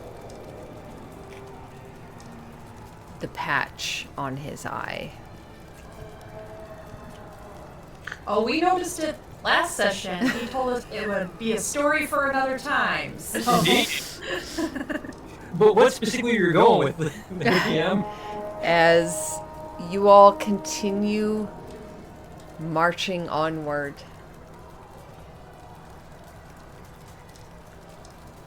across the plains, the sound of battle eventually fading into the background.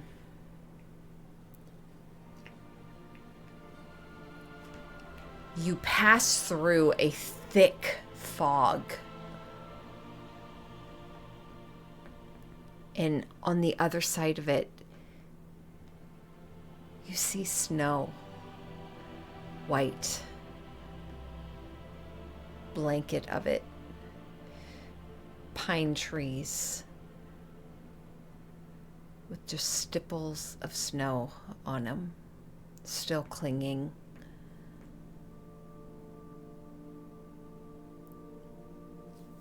And your feet start to crunch through it. And you realize the heat of the battlefield behind melting the snow, causing almost like a barrier of fog and steam around as you have broken through and started walking.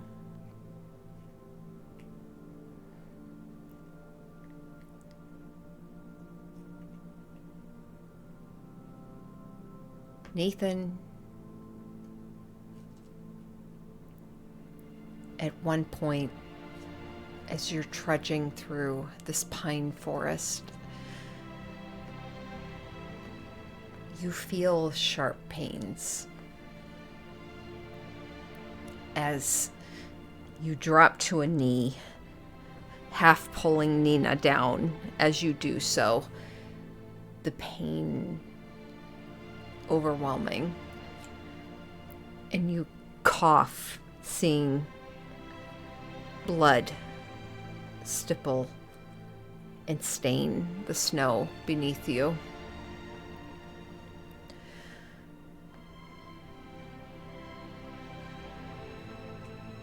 And you fall into the snow.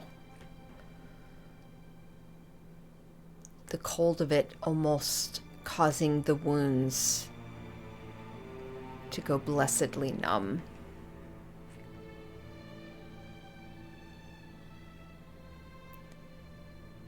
And as the party kind of in shock, Nina immediately going down to try and understand what's going on. You hear a crunching of snow beneath feet. Footsteps. Pausing before rushing towards all of you. Nina, you feel a spray of snow as someone falls to their knees in front of Nathan.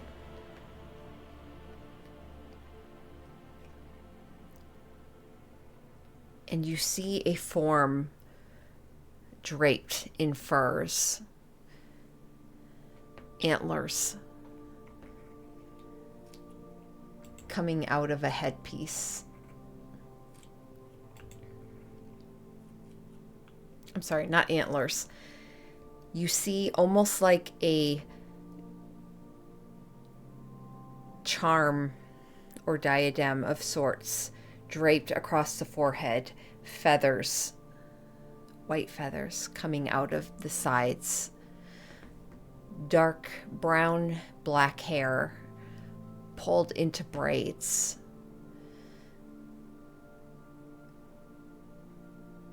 White furs draped down.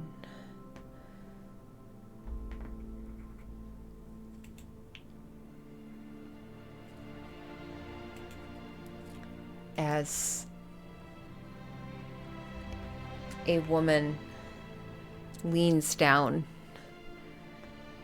and turns Nathan over. Nathan, you see this form come into your view. Eyes white.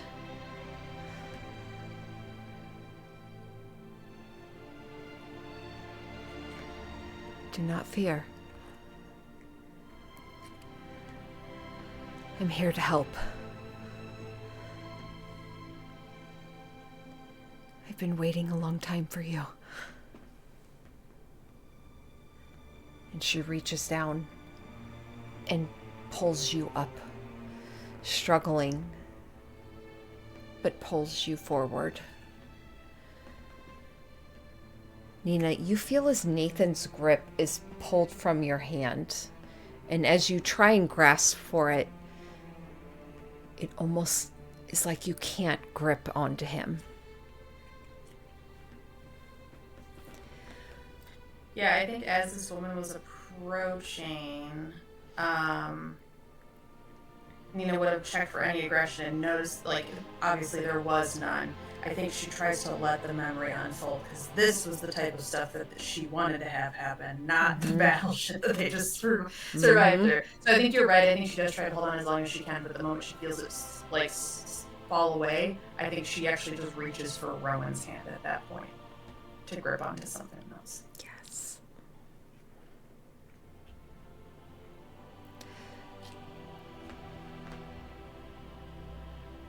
The party, seeing as Nathan almost half unconscious, just trudging forward, arm thrown over this woman's shoulder as she trudges through the snow, half dragging him. A trail of blood in the snow.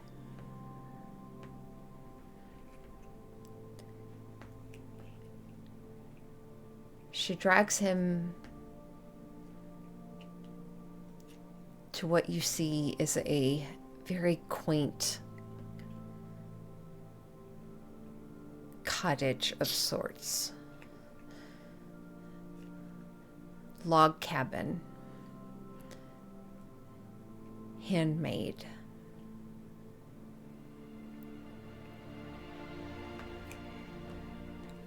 Struggles opening the door as the two of them push through.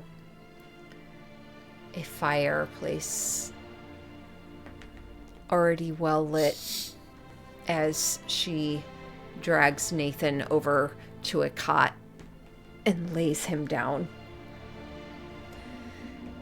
For a moment, she reaches a hand forward. Nathan, you see her hand come towards your forehead.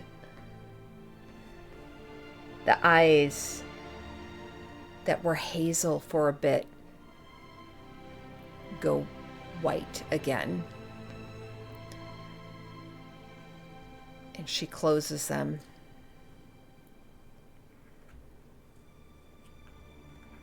And a moment later, they reopen and look at you, dimming back to that hazel. And she smiles down at you. It was not too late.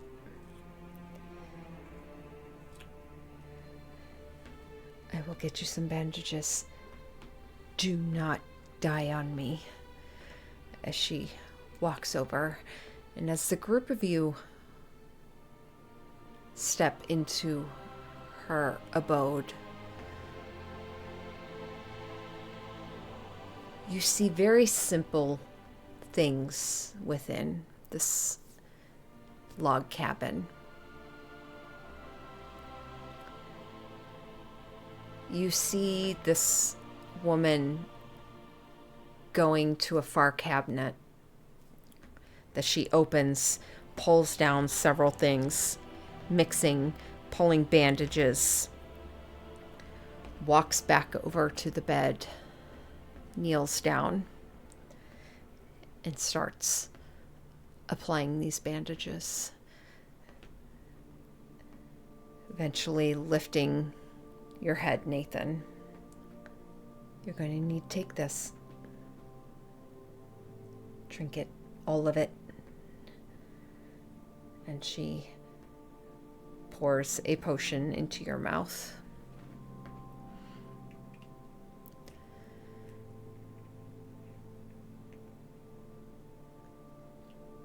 And Nathan, your senses go blurred a bit as you lay there.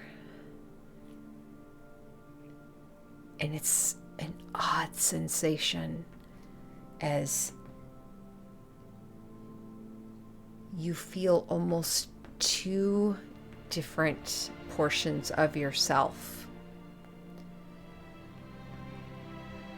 One belonging to a life on Faerun, belonging to the party, standing within the cabin, and one belonging to this cot. This slabs of logs laid lengthwise and furs laid out upon them. As this woman stands above you.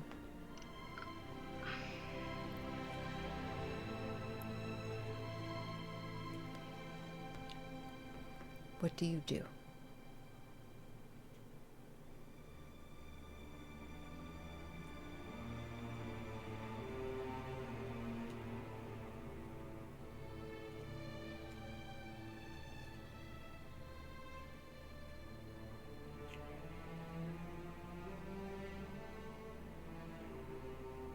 Does this feel familiar to Nathan at this point? Or does this feel new?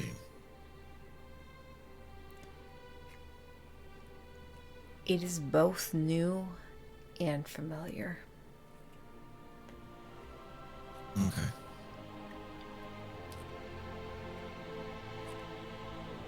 I think he'll sit up and look at the person that just gave him the potion. Am I talking to you or a memory?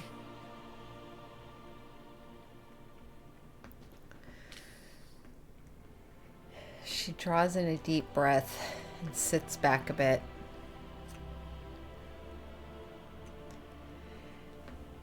And you watch as she unlatches something at her shoulder and pulls the furs off and sets them aside.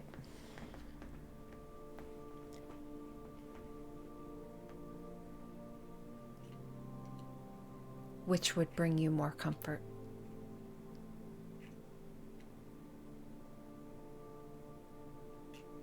I don't think either, honestly.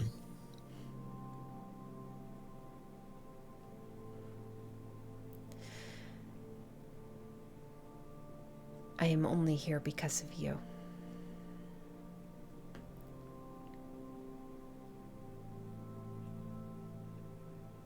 Right.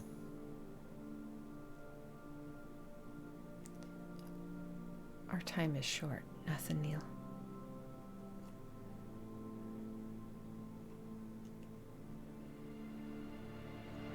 Rowan needs to know.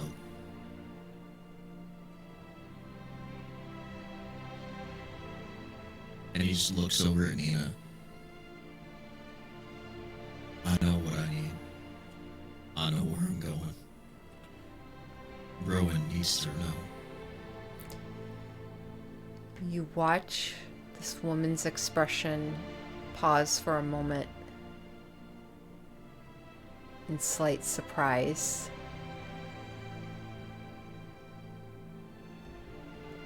And she turns and looks.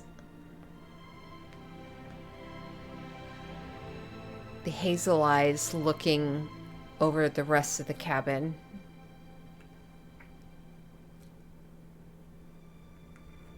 Almost unseeing.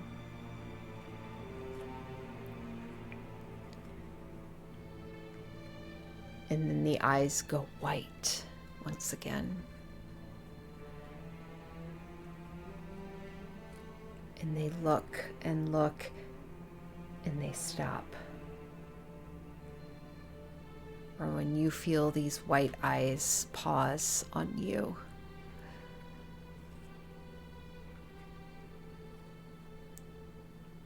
And you see emotion overtake this woman.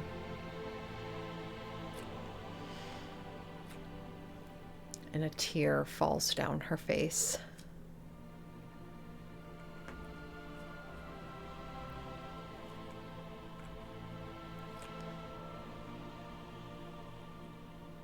She looks back to you, Nathan.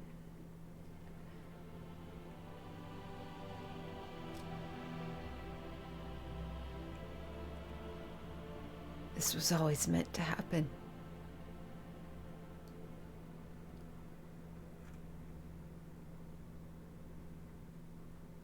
As much as I want this.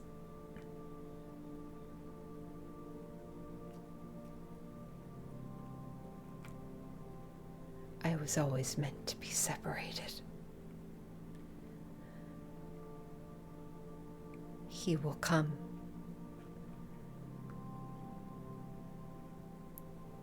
He will come. And he will separate us. And I will lose her.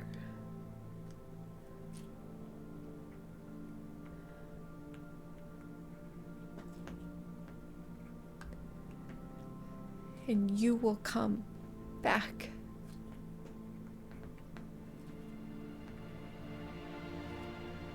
And you feel her hand grip onto yours.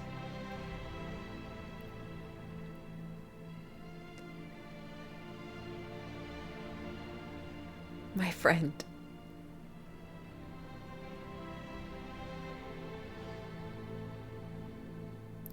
You will save her. And together,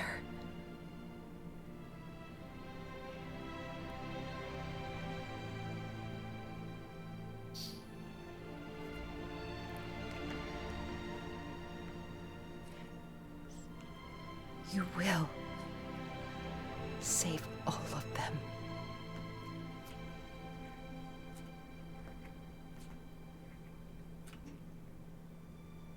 I will give it everything I have.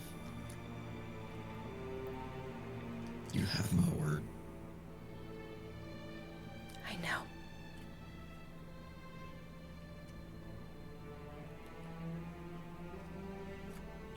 I'm just sorry I can't save you.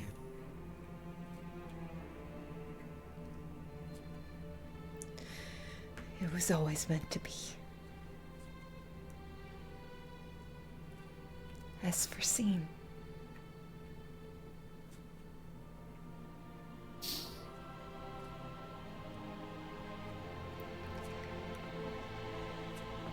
And she squeezes your hand and steps back.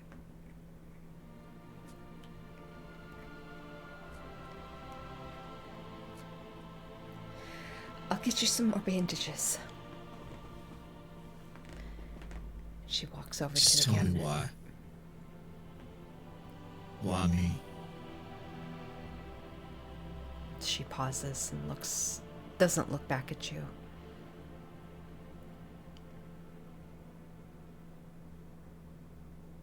My past is filled with nothing but death. Why me?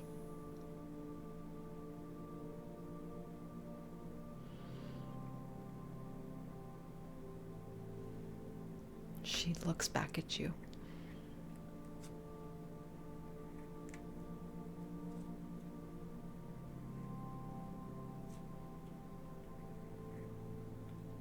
I don't know. Why any of us? Why my baby girl?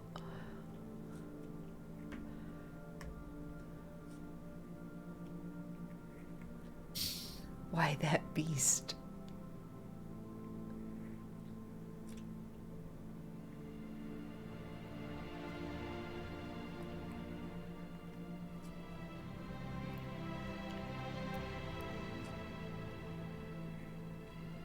At that, Nathan will swallow hard. And shove it down. You're right. I've got work to do. She walks back over to you her hands almost like slamming down onto either side of your head as she leans into your view.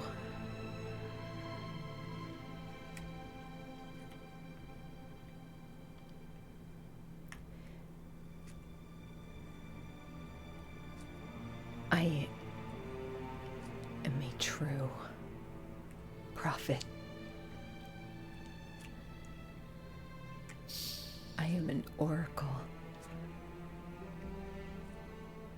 The storm crow of Eastgard. And you are the forgotten.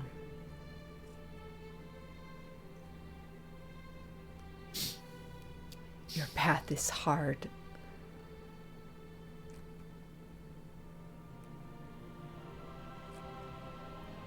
But only because you can bear it.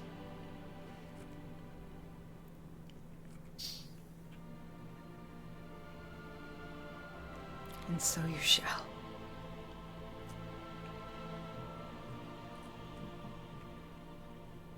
And so will she.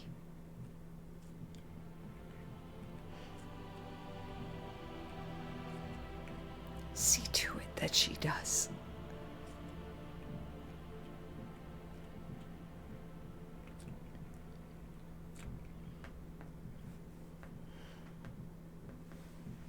And he'll just nod, not being able to say anything. Rowan, you watch as this woman turns and walks across the room. You see her swiping at her face, wiping away tears as she pulls down items and starts grinding herbs together.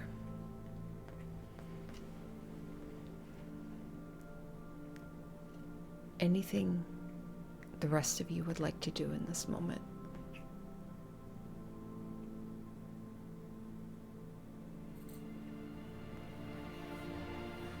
Rowan's been pretty much stiff, like in awe of watching this moment unfold, wanting to reach out or say something, but feels frozen in place. So she basically had squeezed hard with Nina's hand. Probably after she walks over and starts doing the herbs, not very loud at all, mostly under her breath.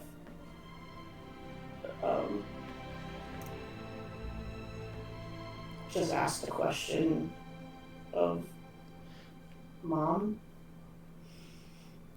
Like it just like in that shocked sense of like when you see someone for the first time, you never knew existed.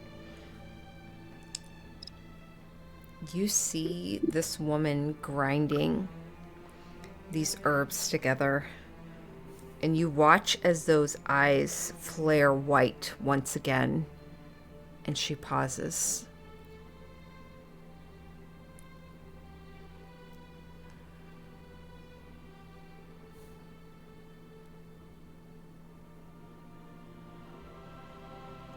And she's still for a moment.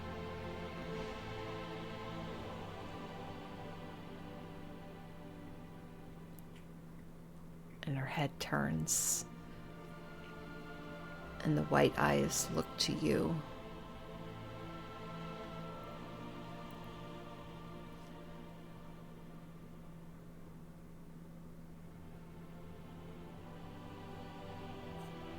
I feel like my heart stops beating for a sec.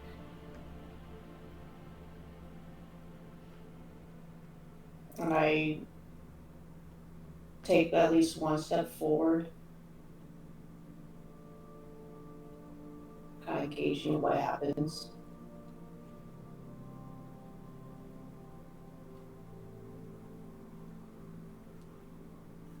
She watches you.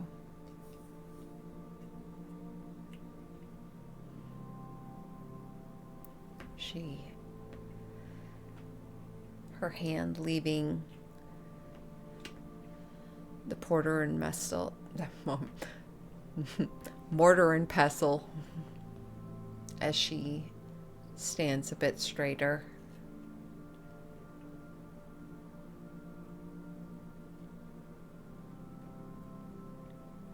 And you see another tear just kind of drip down her face. The eyes white, like white dwarf flames in her eyes.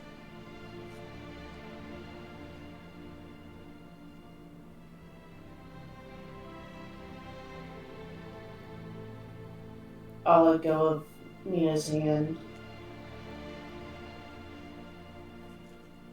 And then slowly continue to walk towards her. It's still like in my mind, like knowing that this isn't real, but wanting it to be. As you step closer, you see her hold a hand up.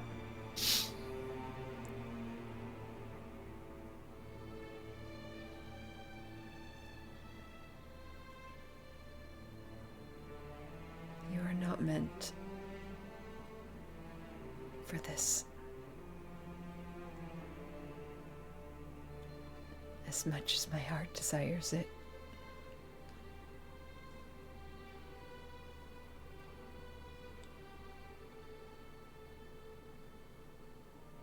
Do not cling to the past, Rowan.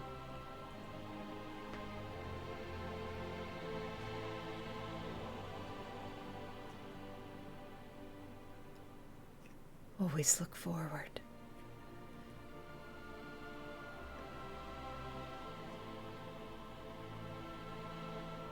My blood runs through you.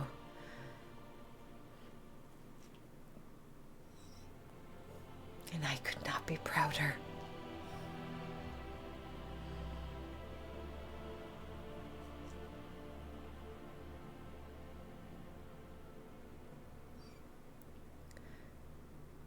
The chalice will not lead you wrong.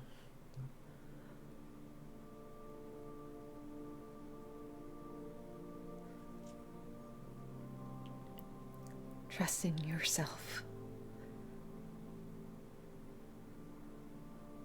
and those that you travel with.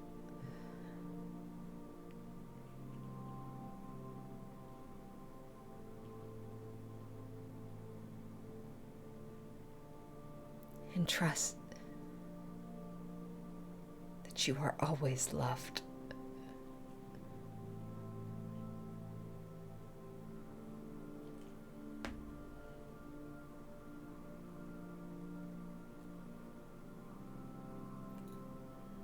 I think at that, Rowan turns and runs out of the tent.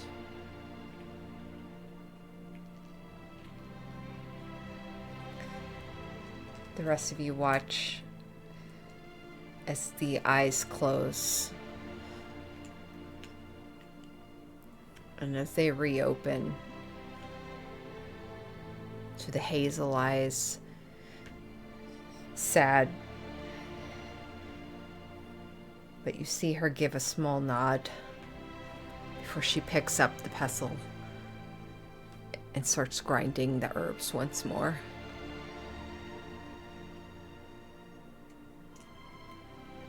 And you probably hear a deep scream from not too far away, like just letting out a bunch of frustration and sadness and everything all in one scream that you hear. When Rowan let go of Nina's hand, she moved quietly back over to Nathan's side, and I think she would try to help him sit up again. And just say, I think this is what we needed, but I also think we need to go check on her. You specifically need to go check on her. And I'll He'll help use Mom. every ounce of strength he has to get up. kind of start walking towards the door, but pause a moment and look over.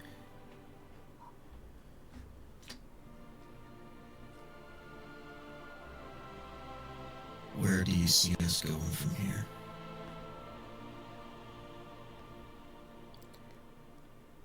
The grinding pauses.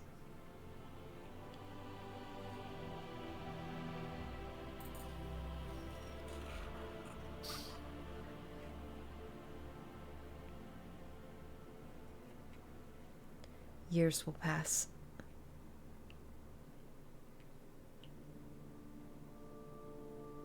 You'll find a different path.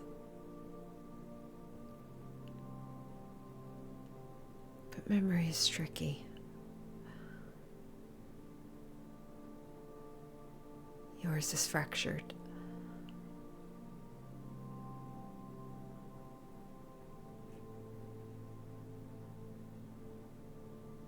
If you linger,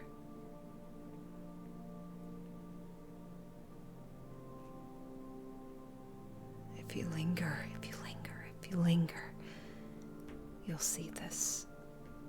You'll watch it.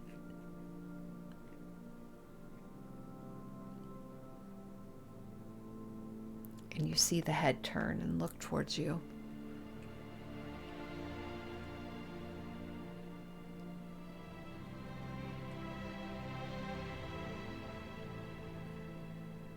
You don't need to watch this.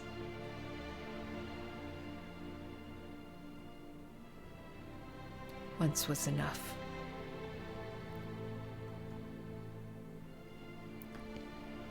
And in a moment, In that, we yeah. agree. As you say that, all of you watch as this cabin almost like morphs.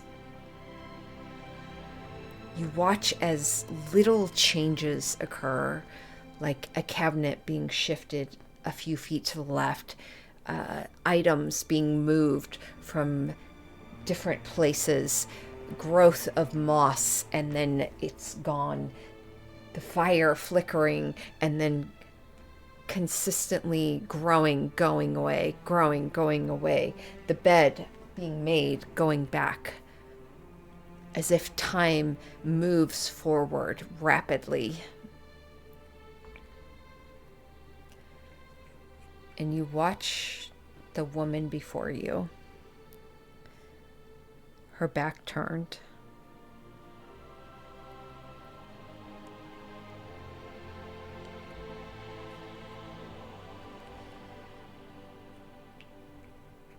You need to go. He's coming.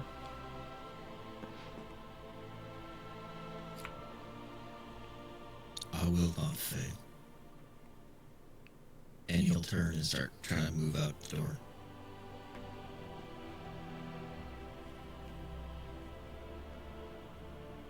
And he will not be letting go of Nina.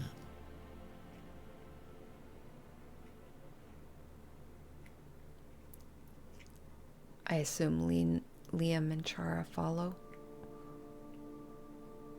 Very swiftly after. Okay. I will say, Nina wants to know who he is, and so as we're leaving, she is looking around for trying to sense of like anyone who's coming. She wants to know who the he is. Roll me a perception check.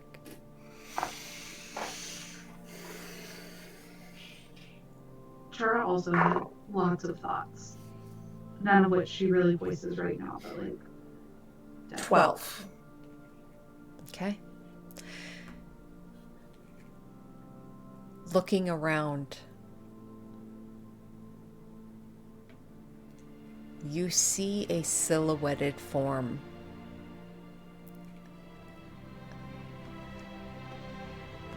At the top of a ridge. A snowy ridge, pine trees formed around.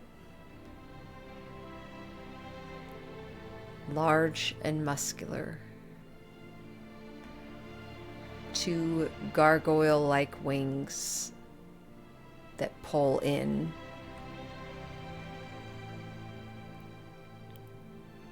Seemingly watching.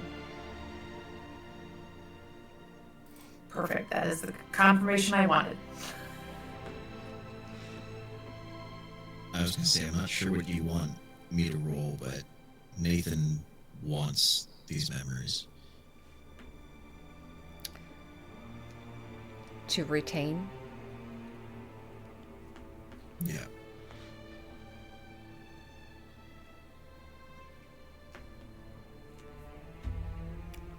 I would say let's make it a wisdom save.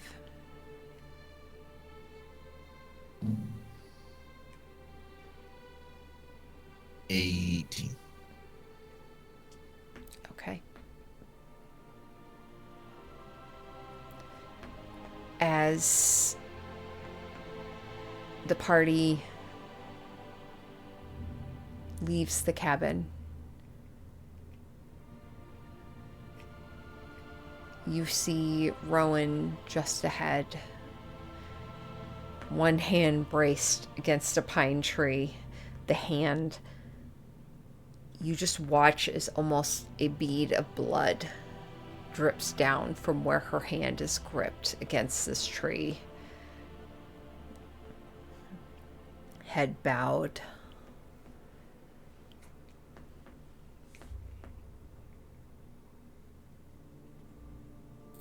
Full on tears coming down her face, falling down.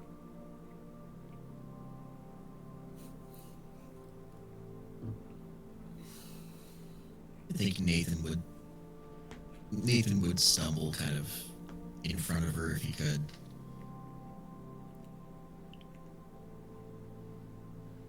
And I think he would just kind of put his arms out and leave them open if you wanted to move into them.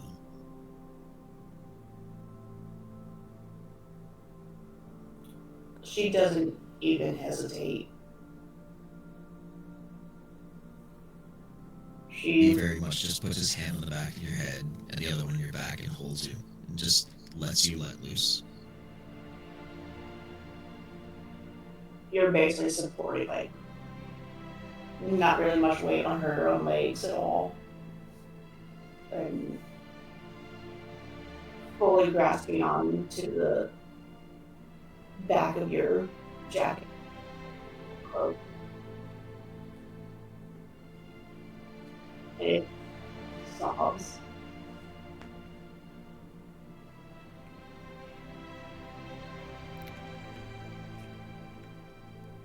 In this moment, all of you see the light of the sun suddenly go dark.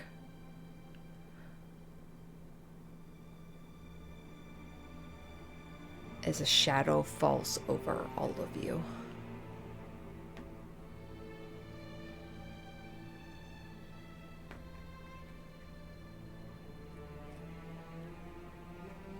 The majority of you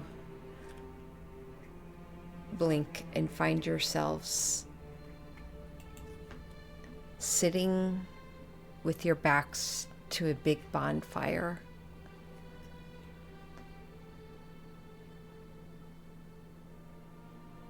The smell of a pungent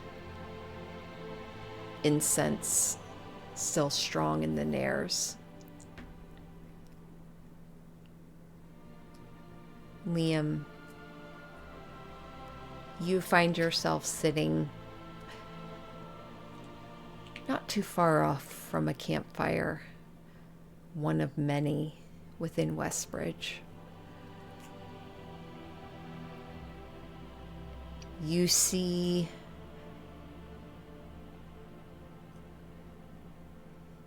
a little goblin face in front of you, mid-ready, before you feel a slap across your face. And as your head jerks to the side, you see this form of Pell. Seated next to a pale elf, where you see Corbett nodding, handing food over to a girl who is just constant chatter and telling of this grand adventure she just went on with her favorite person in the world, with her guardian. Liam is first going to wince from pain from the slap, considering that I'm assuming now that we're back here, all those injuries he's recovering from are back, including his tender eye hole. Mm-hmm. And after he winces from that, he's immediately going to grab Pell and Click and just hug them tight. Oh! And just say to Pell, I'm sorry, I'm sorry, I'm sorry, I'm sorry. Pell's like half like food in her mouth, like, why are you sorry? And she pushes out, looks at you for a moment, and then you feel a hand on your face.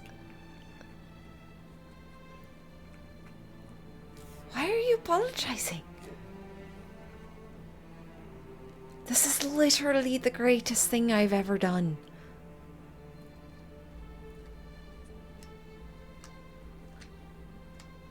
Liam is going to sigh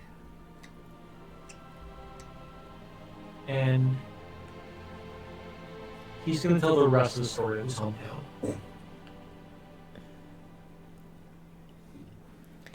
You watch as Click and Pell both kind of sit down side by side.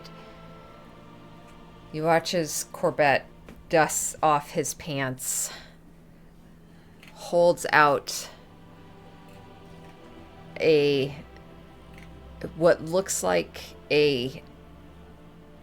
almost like a wafer to you, and just as you begin to tell, you just hear, "Eat this, you'll feel better. Lessens the effects, trust me." Before he walks off over to a flat rock, back to a bonfire, and sits down and listens to the tale.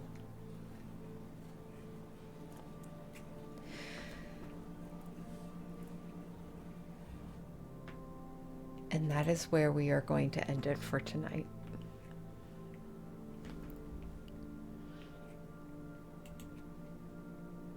What a good session, DM. Sorry for the emotional Wonderful. damage, friends. So I think the only thing I'm really upset about is we're going on a 1 month hiatus now. I was actually about to ask, and like I totally get if the answer is no, but do we have like an additional 30 minutes to play out like the comeback to everything? Like, the only reason why I ask is because emotions are high, and I know if I have a month to sit on it, my emotions are gonna change in the month. So you want to just like play I have games back to the Mana Rose or whatever, the group at least? Yeah, but like but like I totally get like, Liza, you're not feeling great. I'm good. My Tylenol kicked in. I can keep going for 30 It's minutes. literally, midnight on the East Coast too, so I feel bad asking, but also. No, I'm invested. I'm totally fine. So, all of you at the rest of the party at a campfire, eyes refocusing, edges of your vision slightly blurry. You feel a slight lagging. Your bodies feel slightly dehydrated and sluggish. Where's that incense vendor? I'm going to murder him.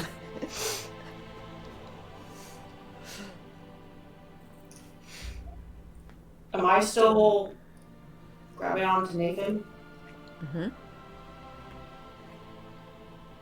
You two are back to back still. Seated. Nina and Chara are still in the place of where they had been telling the tale.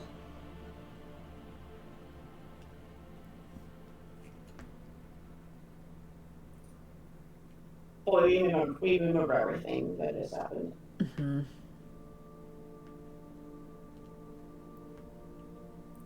Even Nathan retains this. So Nathan, you immediately feel from behind where Rowan reaches back, because we're back to back. She reaches to grab her hand. I'm here.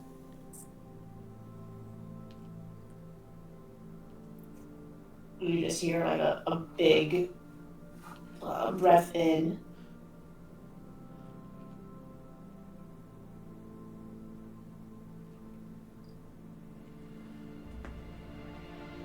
And then just like a hard squeeze.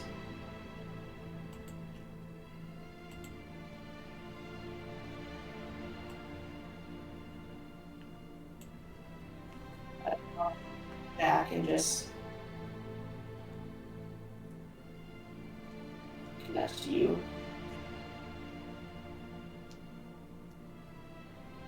If you let it. Yep.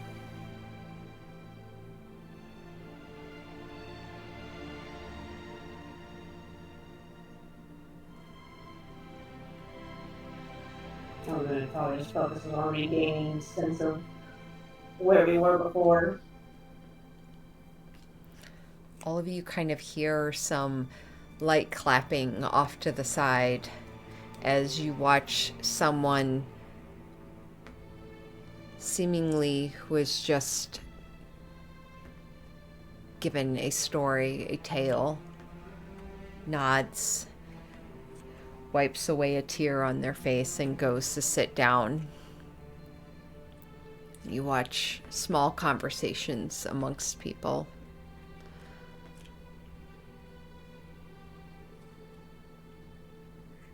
Char would think, reach forward for Nina's hand or arm, just touch and make sure it's corporeal, it's a real form. And then if Nina lets her actually touch her. If Nina steps back, Chara's probably gonna No. She would scoot your hand back. Yeah. Sorry, I thought I nodded and said yes, but yes. Okay. And then we'll kind of let out a sigh and say, I'm not gonna lie to you, I kind of thought we were dead for a minute there. Trapped in some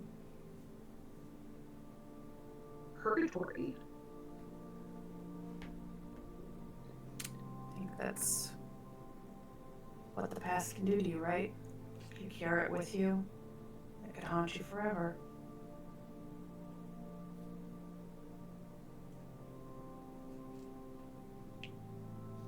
Yeah, but that was really bad, though. That was exceptionally shitty.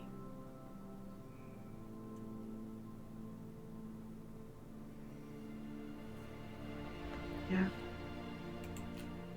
Okay. Ran the full gambit of it and wielded it.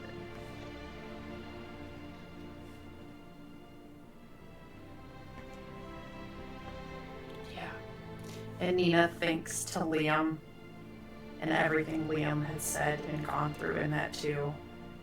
And just there's a really heartbreaking moment where she just wants to be in Westbridge with him. And instead, she agreed to put down here with the Mana Rose crew instead. And she feels a little bit of guilt about that. A little sadness, but she kind of looks over to Nathan and Rowan. And as heartbreaking as it was, there's also a part of her that is grateful that we did this, so that it is something that can start to begin to move past as well, even for her and everything. And I think she just kind of squeezes Char's hand back. This festival out of all of them is probably the most emotionally toiling, but yeah. I think we're going to need a lot of wine.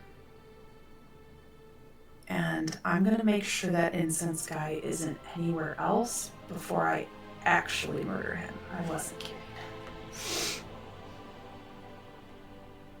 That shit needs to come with a warning. Yeah. And as like Nina, I assume like kind of walks off to Yeah, she'll start to take like a step away. I definitely would kind of stand there like and watch her go and not follow and just like self-reflecting a little bit, which she doesn't often do because she's very in the moment. But she's like, huh, that was traumatic. And also,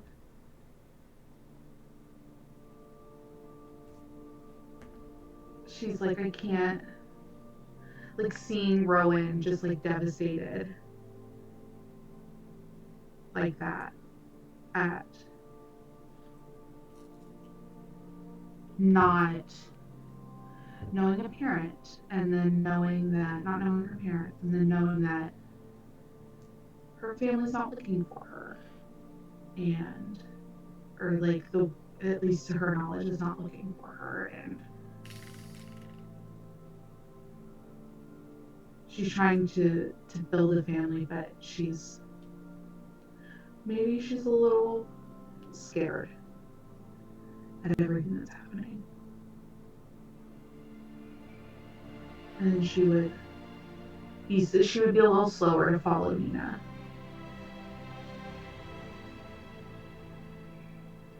And I think that was one of the first times that Char has felt scared. I don't think she's felt it very often.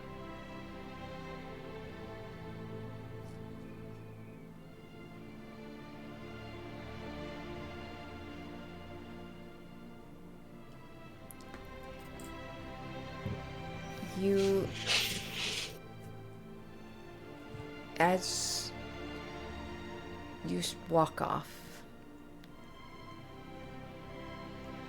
you feel a presence come up beside you. And you feel a hand thread into yours.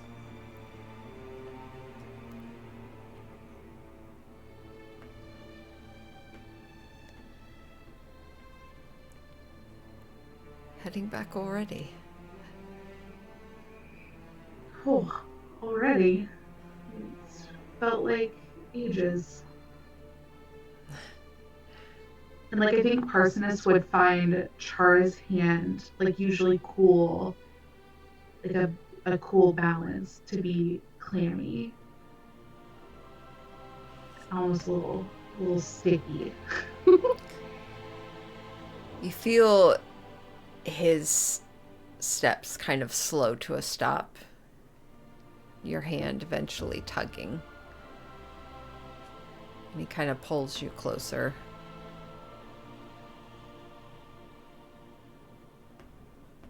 And as he kind of turns you towards him and really gets a good look at you,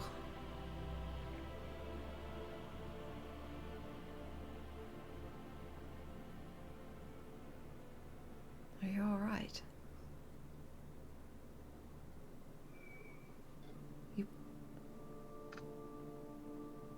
look genuinely And he leans forward for a moment, brushing a bit of hair out of your face, and you hear a sniff. Oh my god. Did you do the special incense? Did you seriously? Of course you did. Why would you have not? Yeah, Parsonus, you couldn't have warned me? You couldn't have, like... This is absolutely my fault. I take full responsibility. Please just know I care very much for you, and I would very much appreciate it if you would forgive me. I'm sorry. And, like...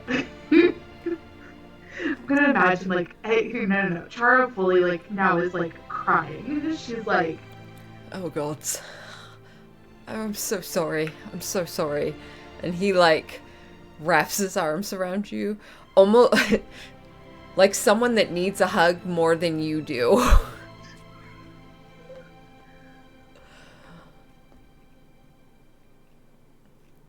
I'm so sorry. Is all of it like that? No. This... Like, I've done drugs. This isn't... Oh. It's all on what you focus. On what you wish to remember. Some people... Well, not everyone does the special incense. Those that do...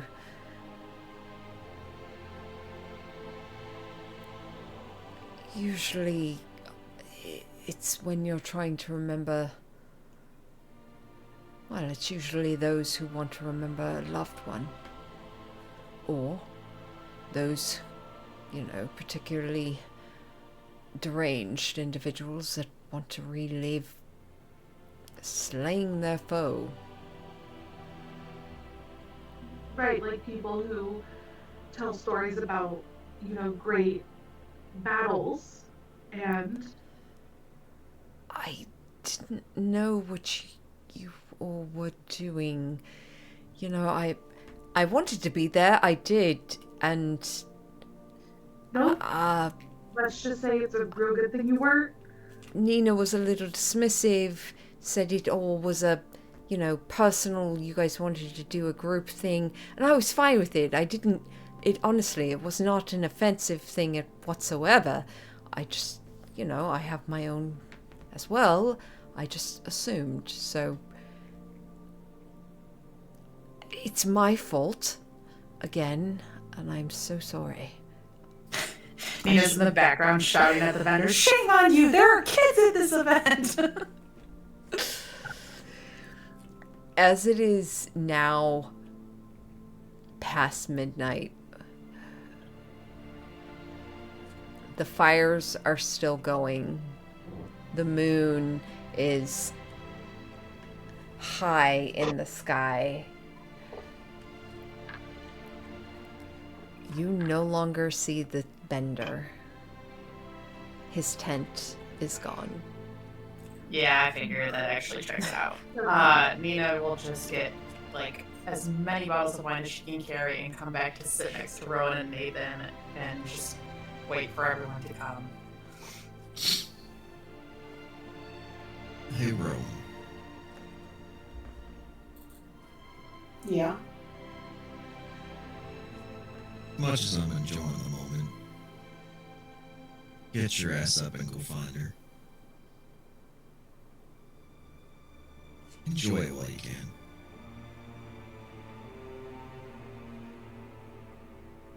I didn't realize you became a mind reader. I didn't. I just know what I want. Figured it might be the same.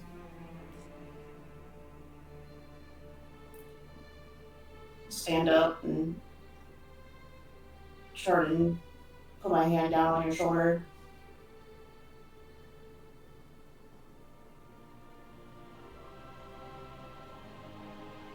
I hope it helps. Speaking of mind reading, same to you.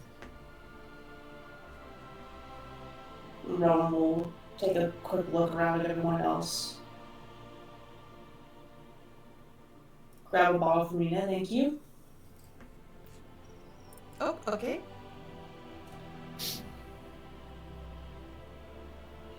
And honestly, if I think Mina's close enough, he'll probably just roll and kind of like lay down and put his head in her lap. Yep.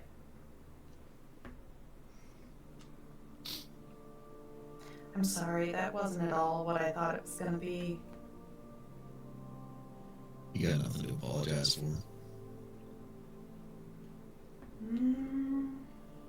You don't answered a few remember. questions.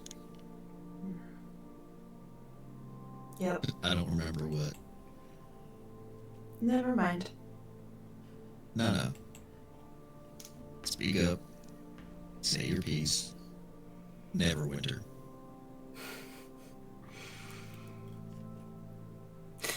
I think I traumatized Liam even further in there. After the three of you died, it was just me and him. And I thought the only way out was to kill everyone. I mean, not a bad theory.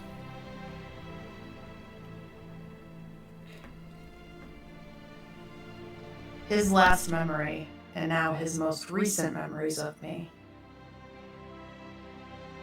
are setting the people he loved on fire.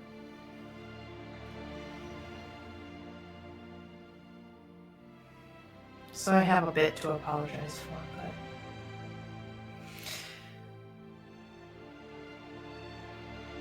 for now I just want to stay here. Me too. And I mean, I get the apology part. It makes sense. But you're the only one with experience in... Well, maybe not the only one. The only one I know of with experience in mind warfare stuff, so... I mean... If you were doing it to try to save everybody, I'm sure he'll understand. He's not a complete idiot. I never said he was. I might have at some point.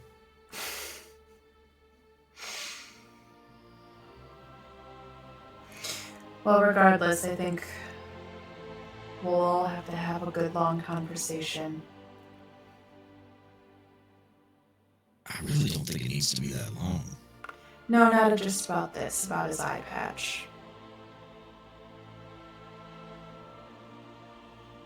Yeah, well,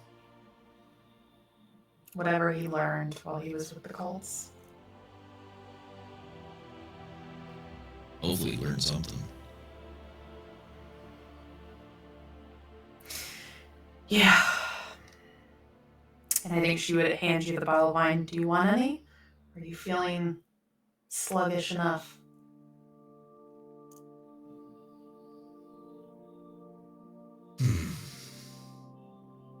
Yeah, I'll have some. But I think right now there's only two things I want.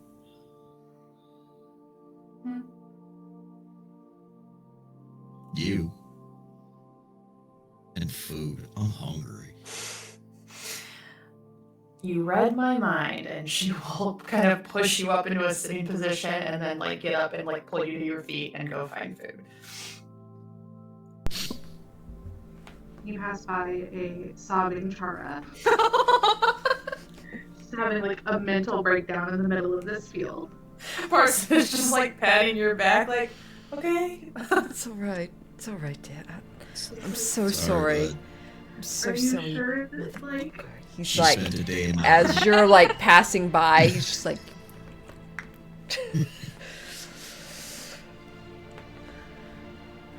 so sorry. It's all right. It's gonna be fine. But is it? Why? Is everything gonna be fine? He kind of pulls your head up.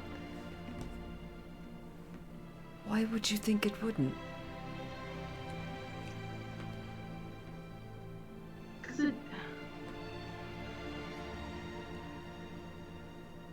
Is everything gonna work out? Is that just how it is? I mean, everything happens, but...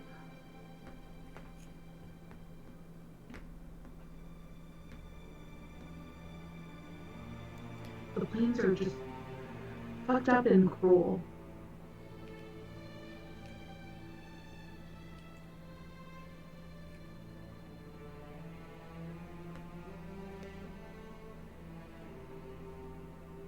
Yes.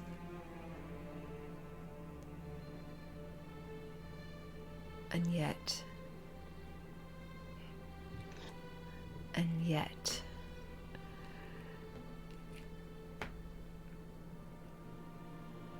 I have learned to find great beauty within it.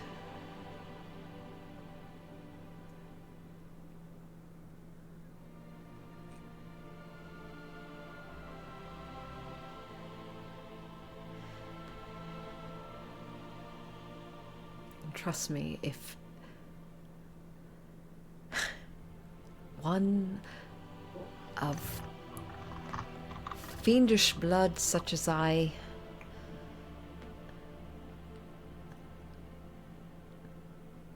can find comfort in someone as exceedingly chaotic as he's like pushing your hair out of your face as you.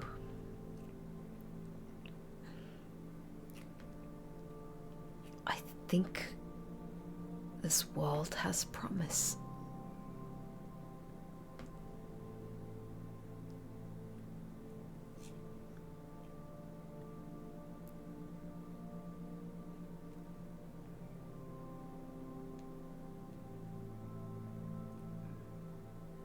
Char would like open her mouth as if she was going to say something else and then close it and then just like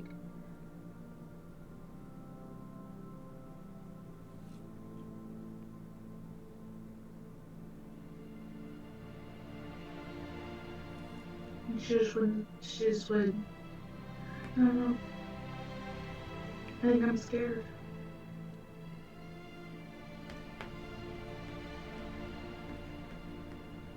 That's good. No, look, listen. Fear is healthy. I promise you. That means you understand the stakes.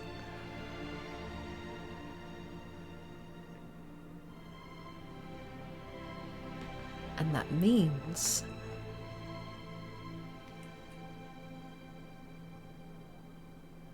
you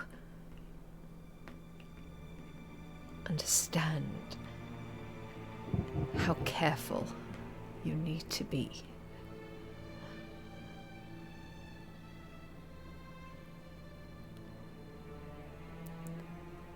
I'm here to support you.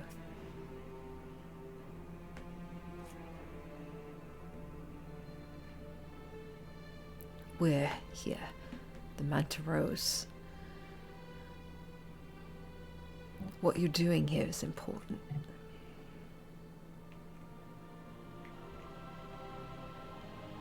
I made a terrible mistake. This, we're just going to drink a lot of wine tonight and forget all about this.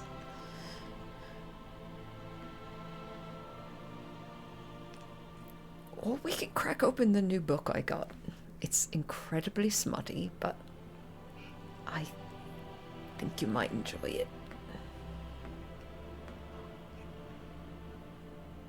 I think I've had enough mind-altering substances for like at least a week.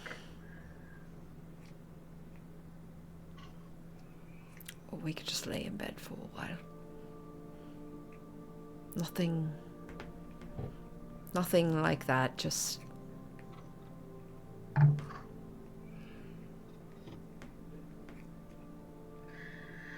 Yes. I think that's... I think it... Yes.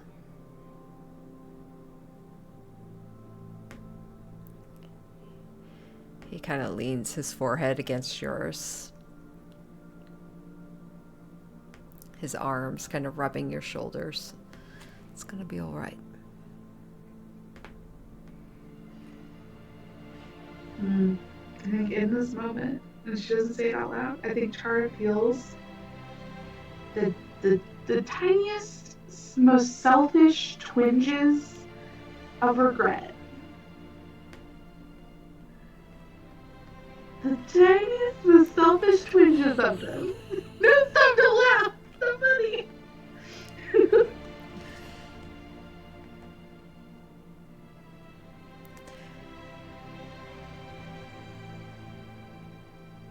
That's it.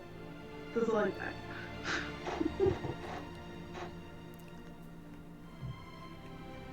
Anyone else?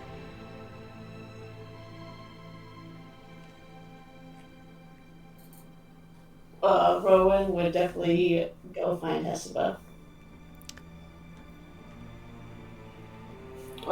Probably walk up kind of slowly. Caesar. You see her sitting with the rest of the Manta Rose crew. And as her eyes lift and catch upon yours, you see the bonfire almost reflecting in her eyes as she catches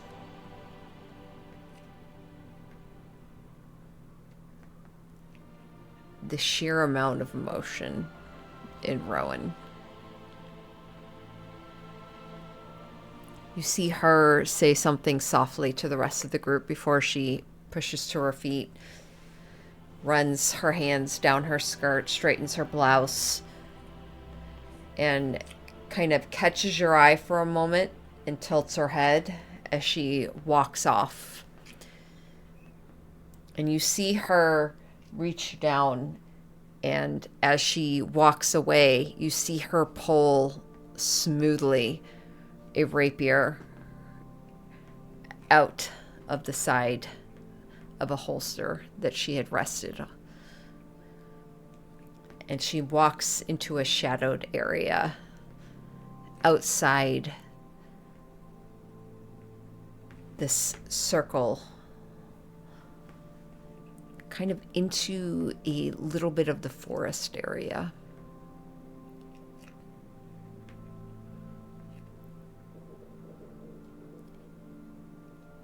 And as you follow, you see her form facing away from you, her head turned slightly.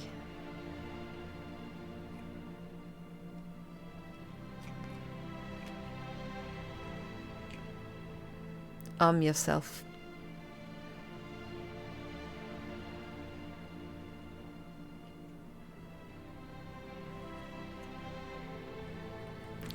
And she turns towards you, the rapier held back behind her, and looks at you. Draw your weapon.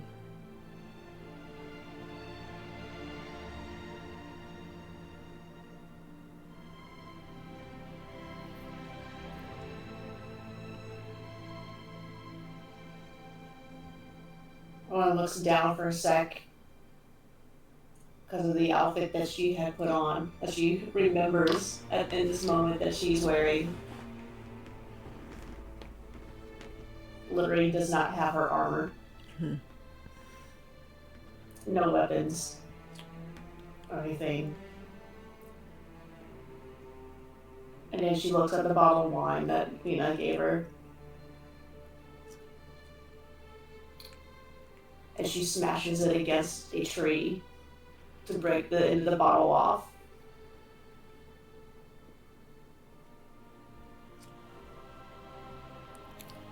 Holds it for a second, looks up.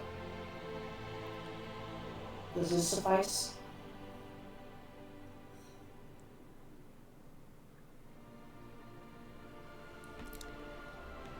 You watch as she reaches up, pulls her hat off, and just slings it to the side. And she comes at you, making 2 swipes. Wide swipes. You bring up the bottle and deflect. You hear the glass and the metal, pieces of the metal breaking the ends of the glass off, creating even more jagged pieces. As you then take your moment to go in, do you go full bore?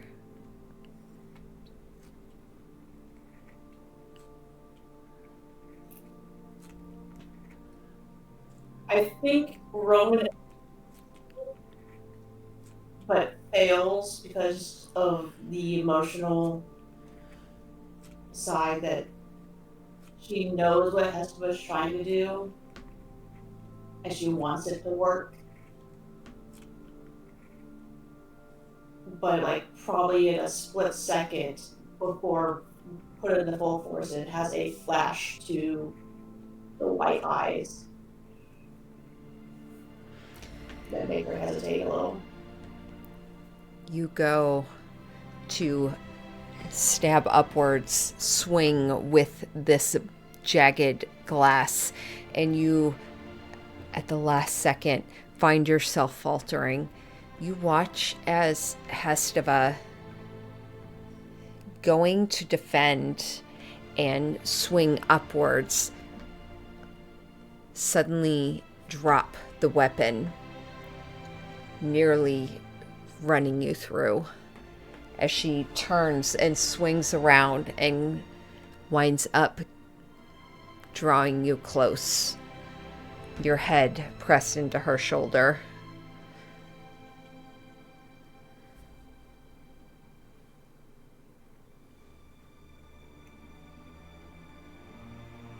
Don't fight it.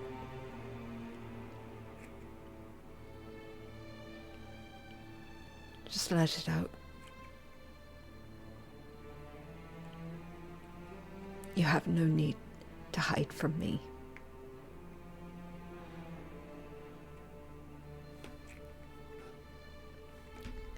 And with that, she would kind of drop both her weight, pulling you to your knees.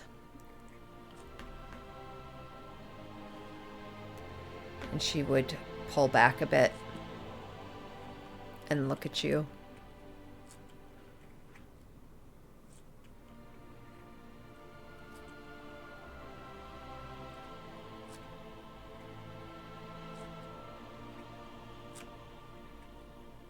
She starts to see tears coming down.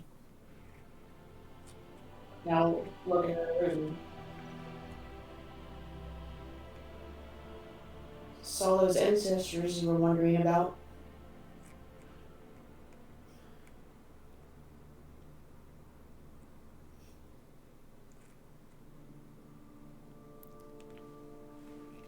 Was it everything you hoped?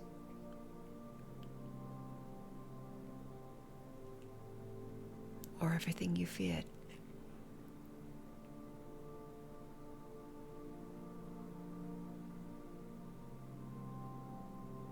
I kind of like fall back onto the back of my ankles, kind of leaning away for a sec.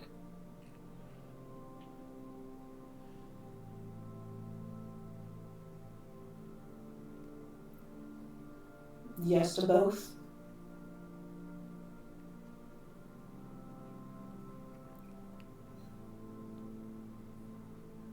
Any regrets? She talked to me.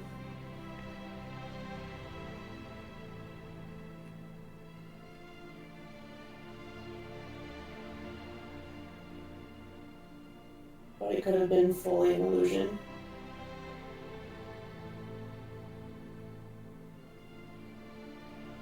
It was an illusion, but that doesn't make it any less truth.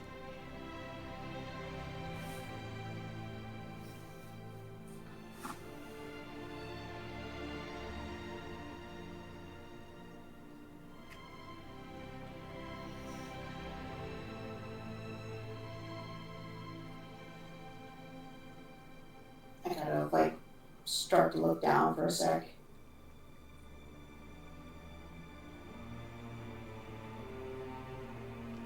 You feel a hand kind of run along the back of your head, down your neck, giving it a squeeze.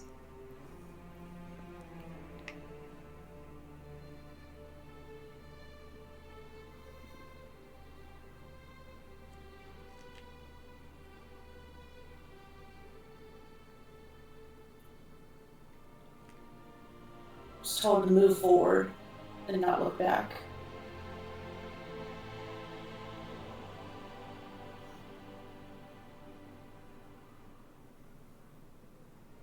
But moving forward scares me.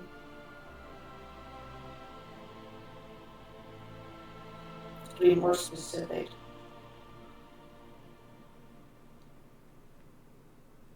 And I'll like look up into her eyes. You terrify me.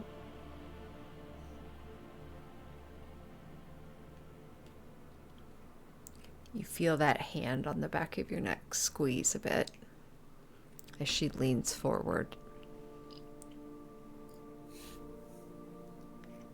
Fear is healthy.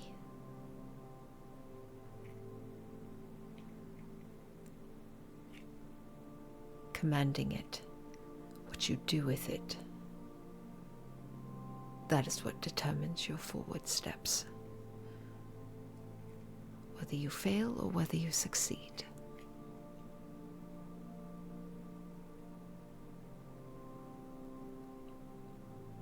What will you do with this fear, Rowan Stormraven?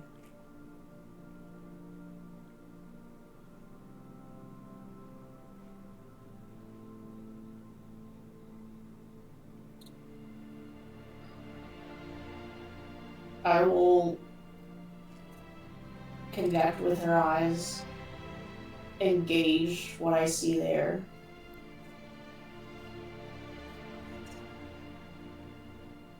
And then I'll like reach out and grab her hand.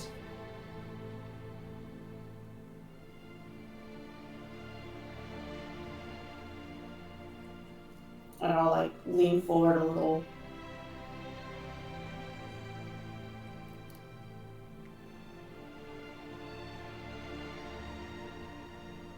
Tell me to stop, but this isn't what I think it is.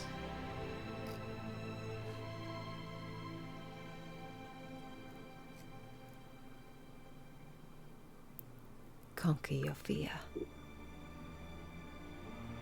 Or stop yourself.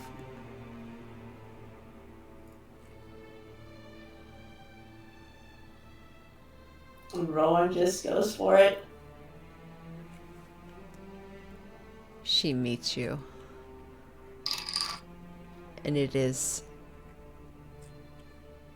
strong and then tender.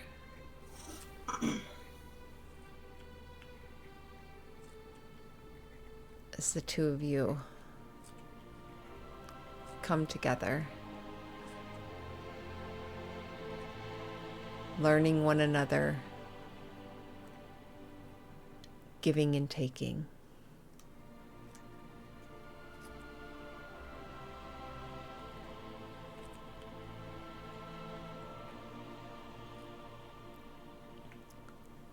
The firelight off in the distance.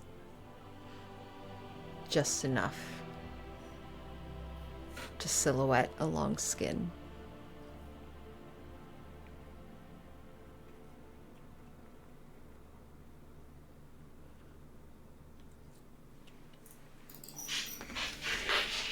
I have one more thing that Yes. might be small.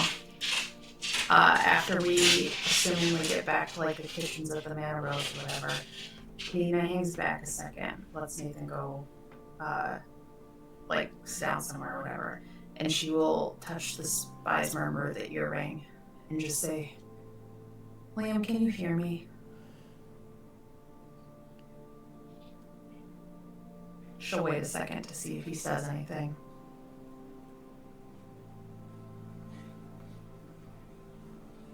Liam's gonna say, "Yeah, I hear you." I really wish you were here right now. Just know that, okay? Liam's just gonna respond back. We've gotta talk. See you soon. But I miss you too. Get some rest. And then I will head to wherever Faith and I were going to hang out and eat.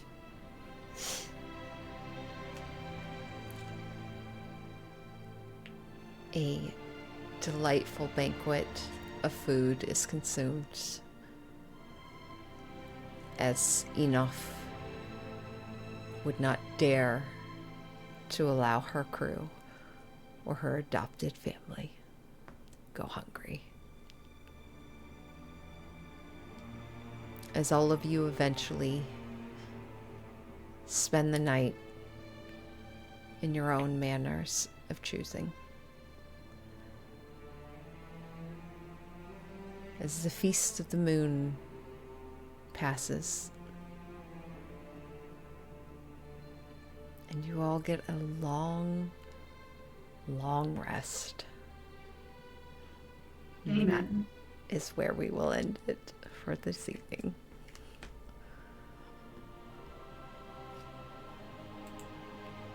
Yay. That was fun, guys.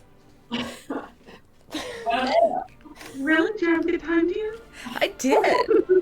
I really enjoyed it. It was good. It was really good. Okay, so we're taking a month off of this one, yes?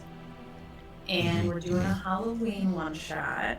Are we doing any kind of time jump in that month of time, or are we gonna pick up right where we are? We come back to, you know, yet? Give me a week Okay. and let me think on it. And then I'll definitely give you an idea. Yeah. Which I have two questions. yeah. I'm sorry, you were about to say something before I interrupted. No, go for it. First question has to do with the one shot. Is that a one-time thing? Is that we're doing it 2 times over October? Is it a weekly thing? Like, what's the schedule for that? Weekly. 4 weeks of that. Okay. That's what I thought, but I wanted to confirm. Second. So essentially, it'll match the in-game time. So you'll be spending 4 nights essentially in that situation, and it'll basically match. Gotcha. Shouldn't have any problems. Most of my stuff is on Friday nights, apparently.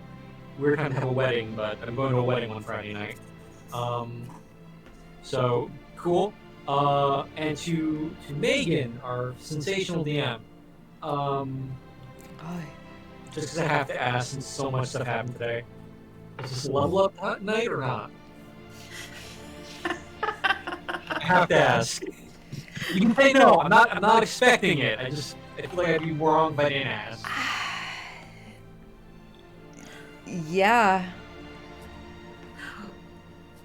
Yeah, it is. I was going to lead it out as you were sitting there watching Pell and Click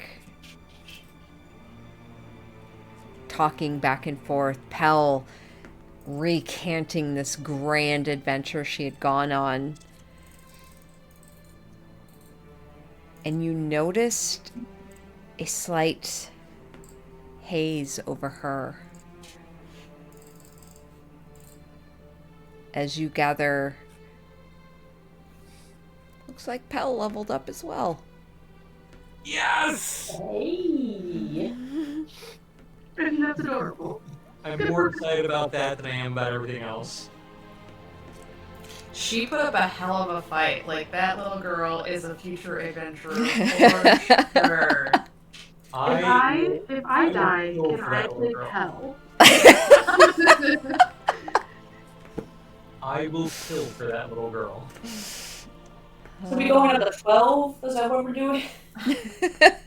No, we're skipping levels. That's a big jump. We go faster. Yeah, it is fun. Luckily, I planned it. I was like, you know what? I should go ahead and plan those 2 levels. Since I know they're coming, because Mhm. I don't think I get anything at 11. I don't know if I'm gonna.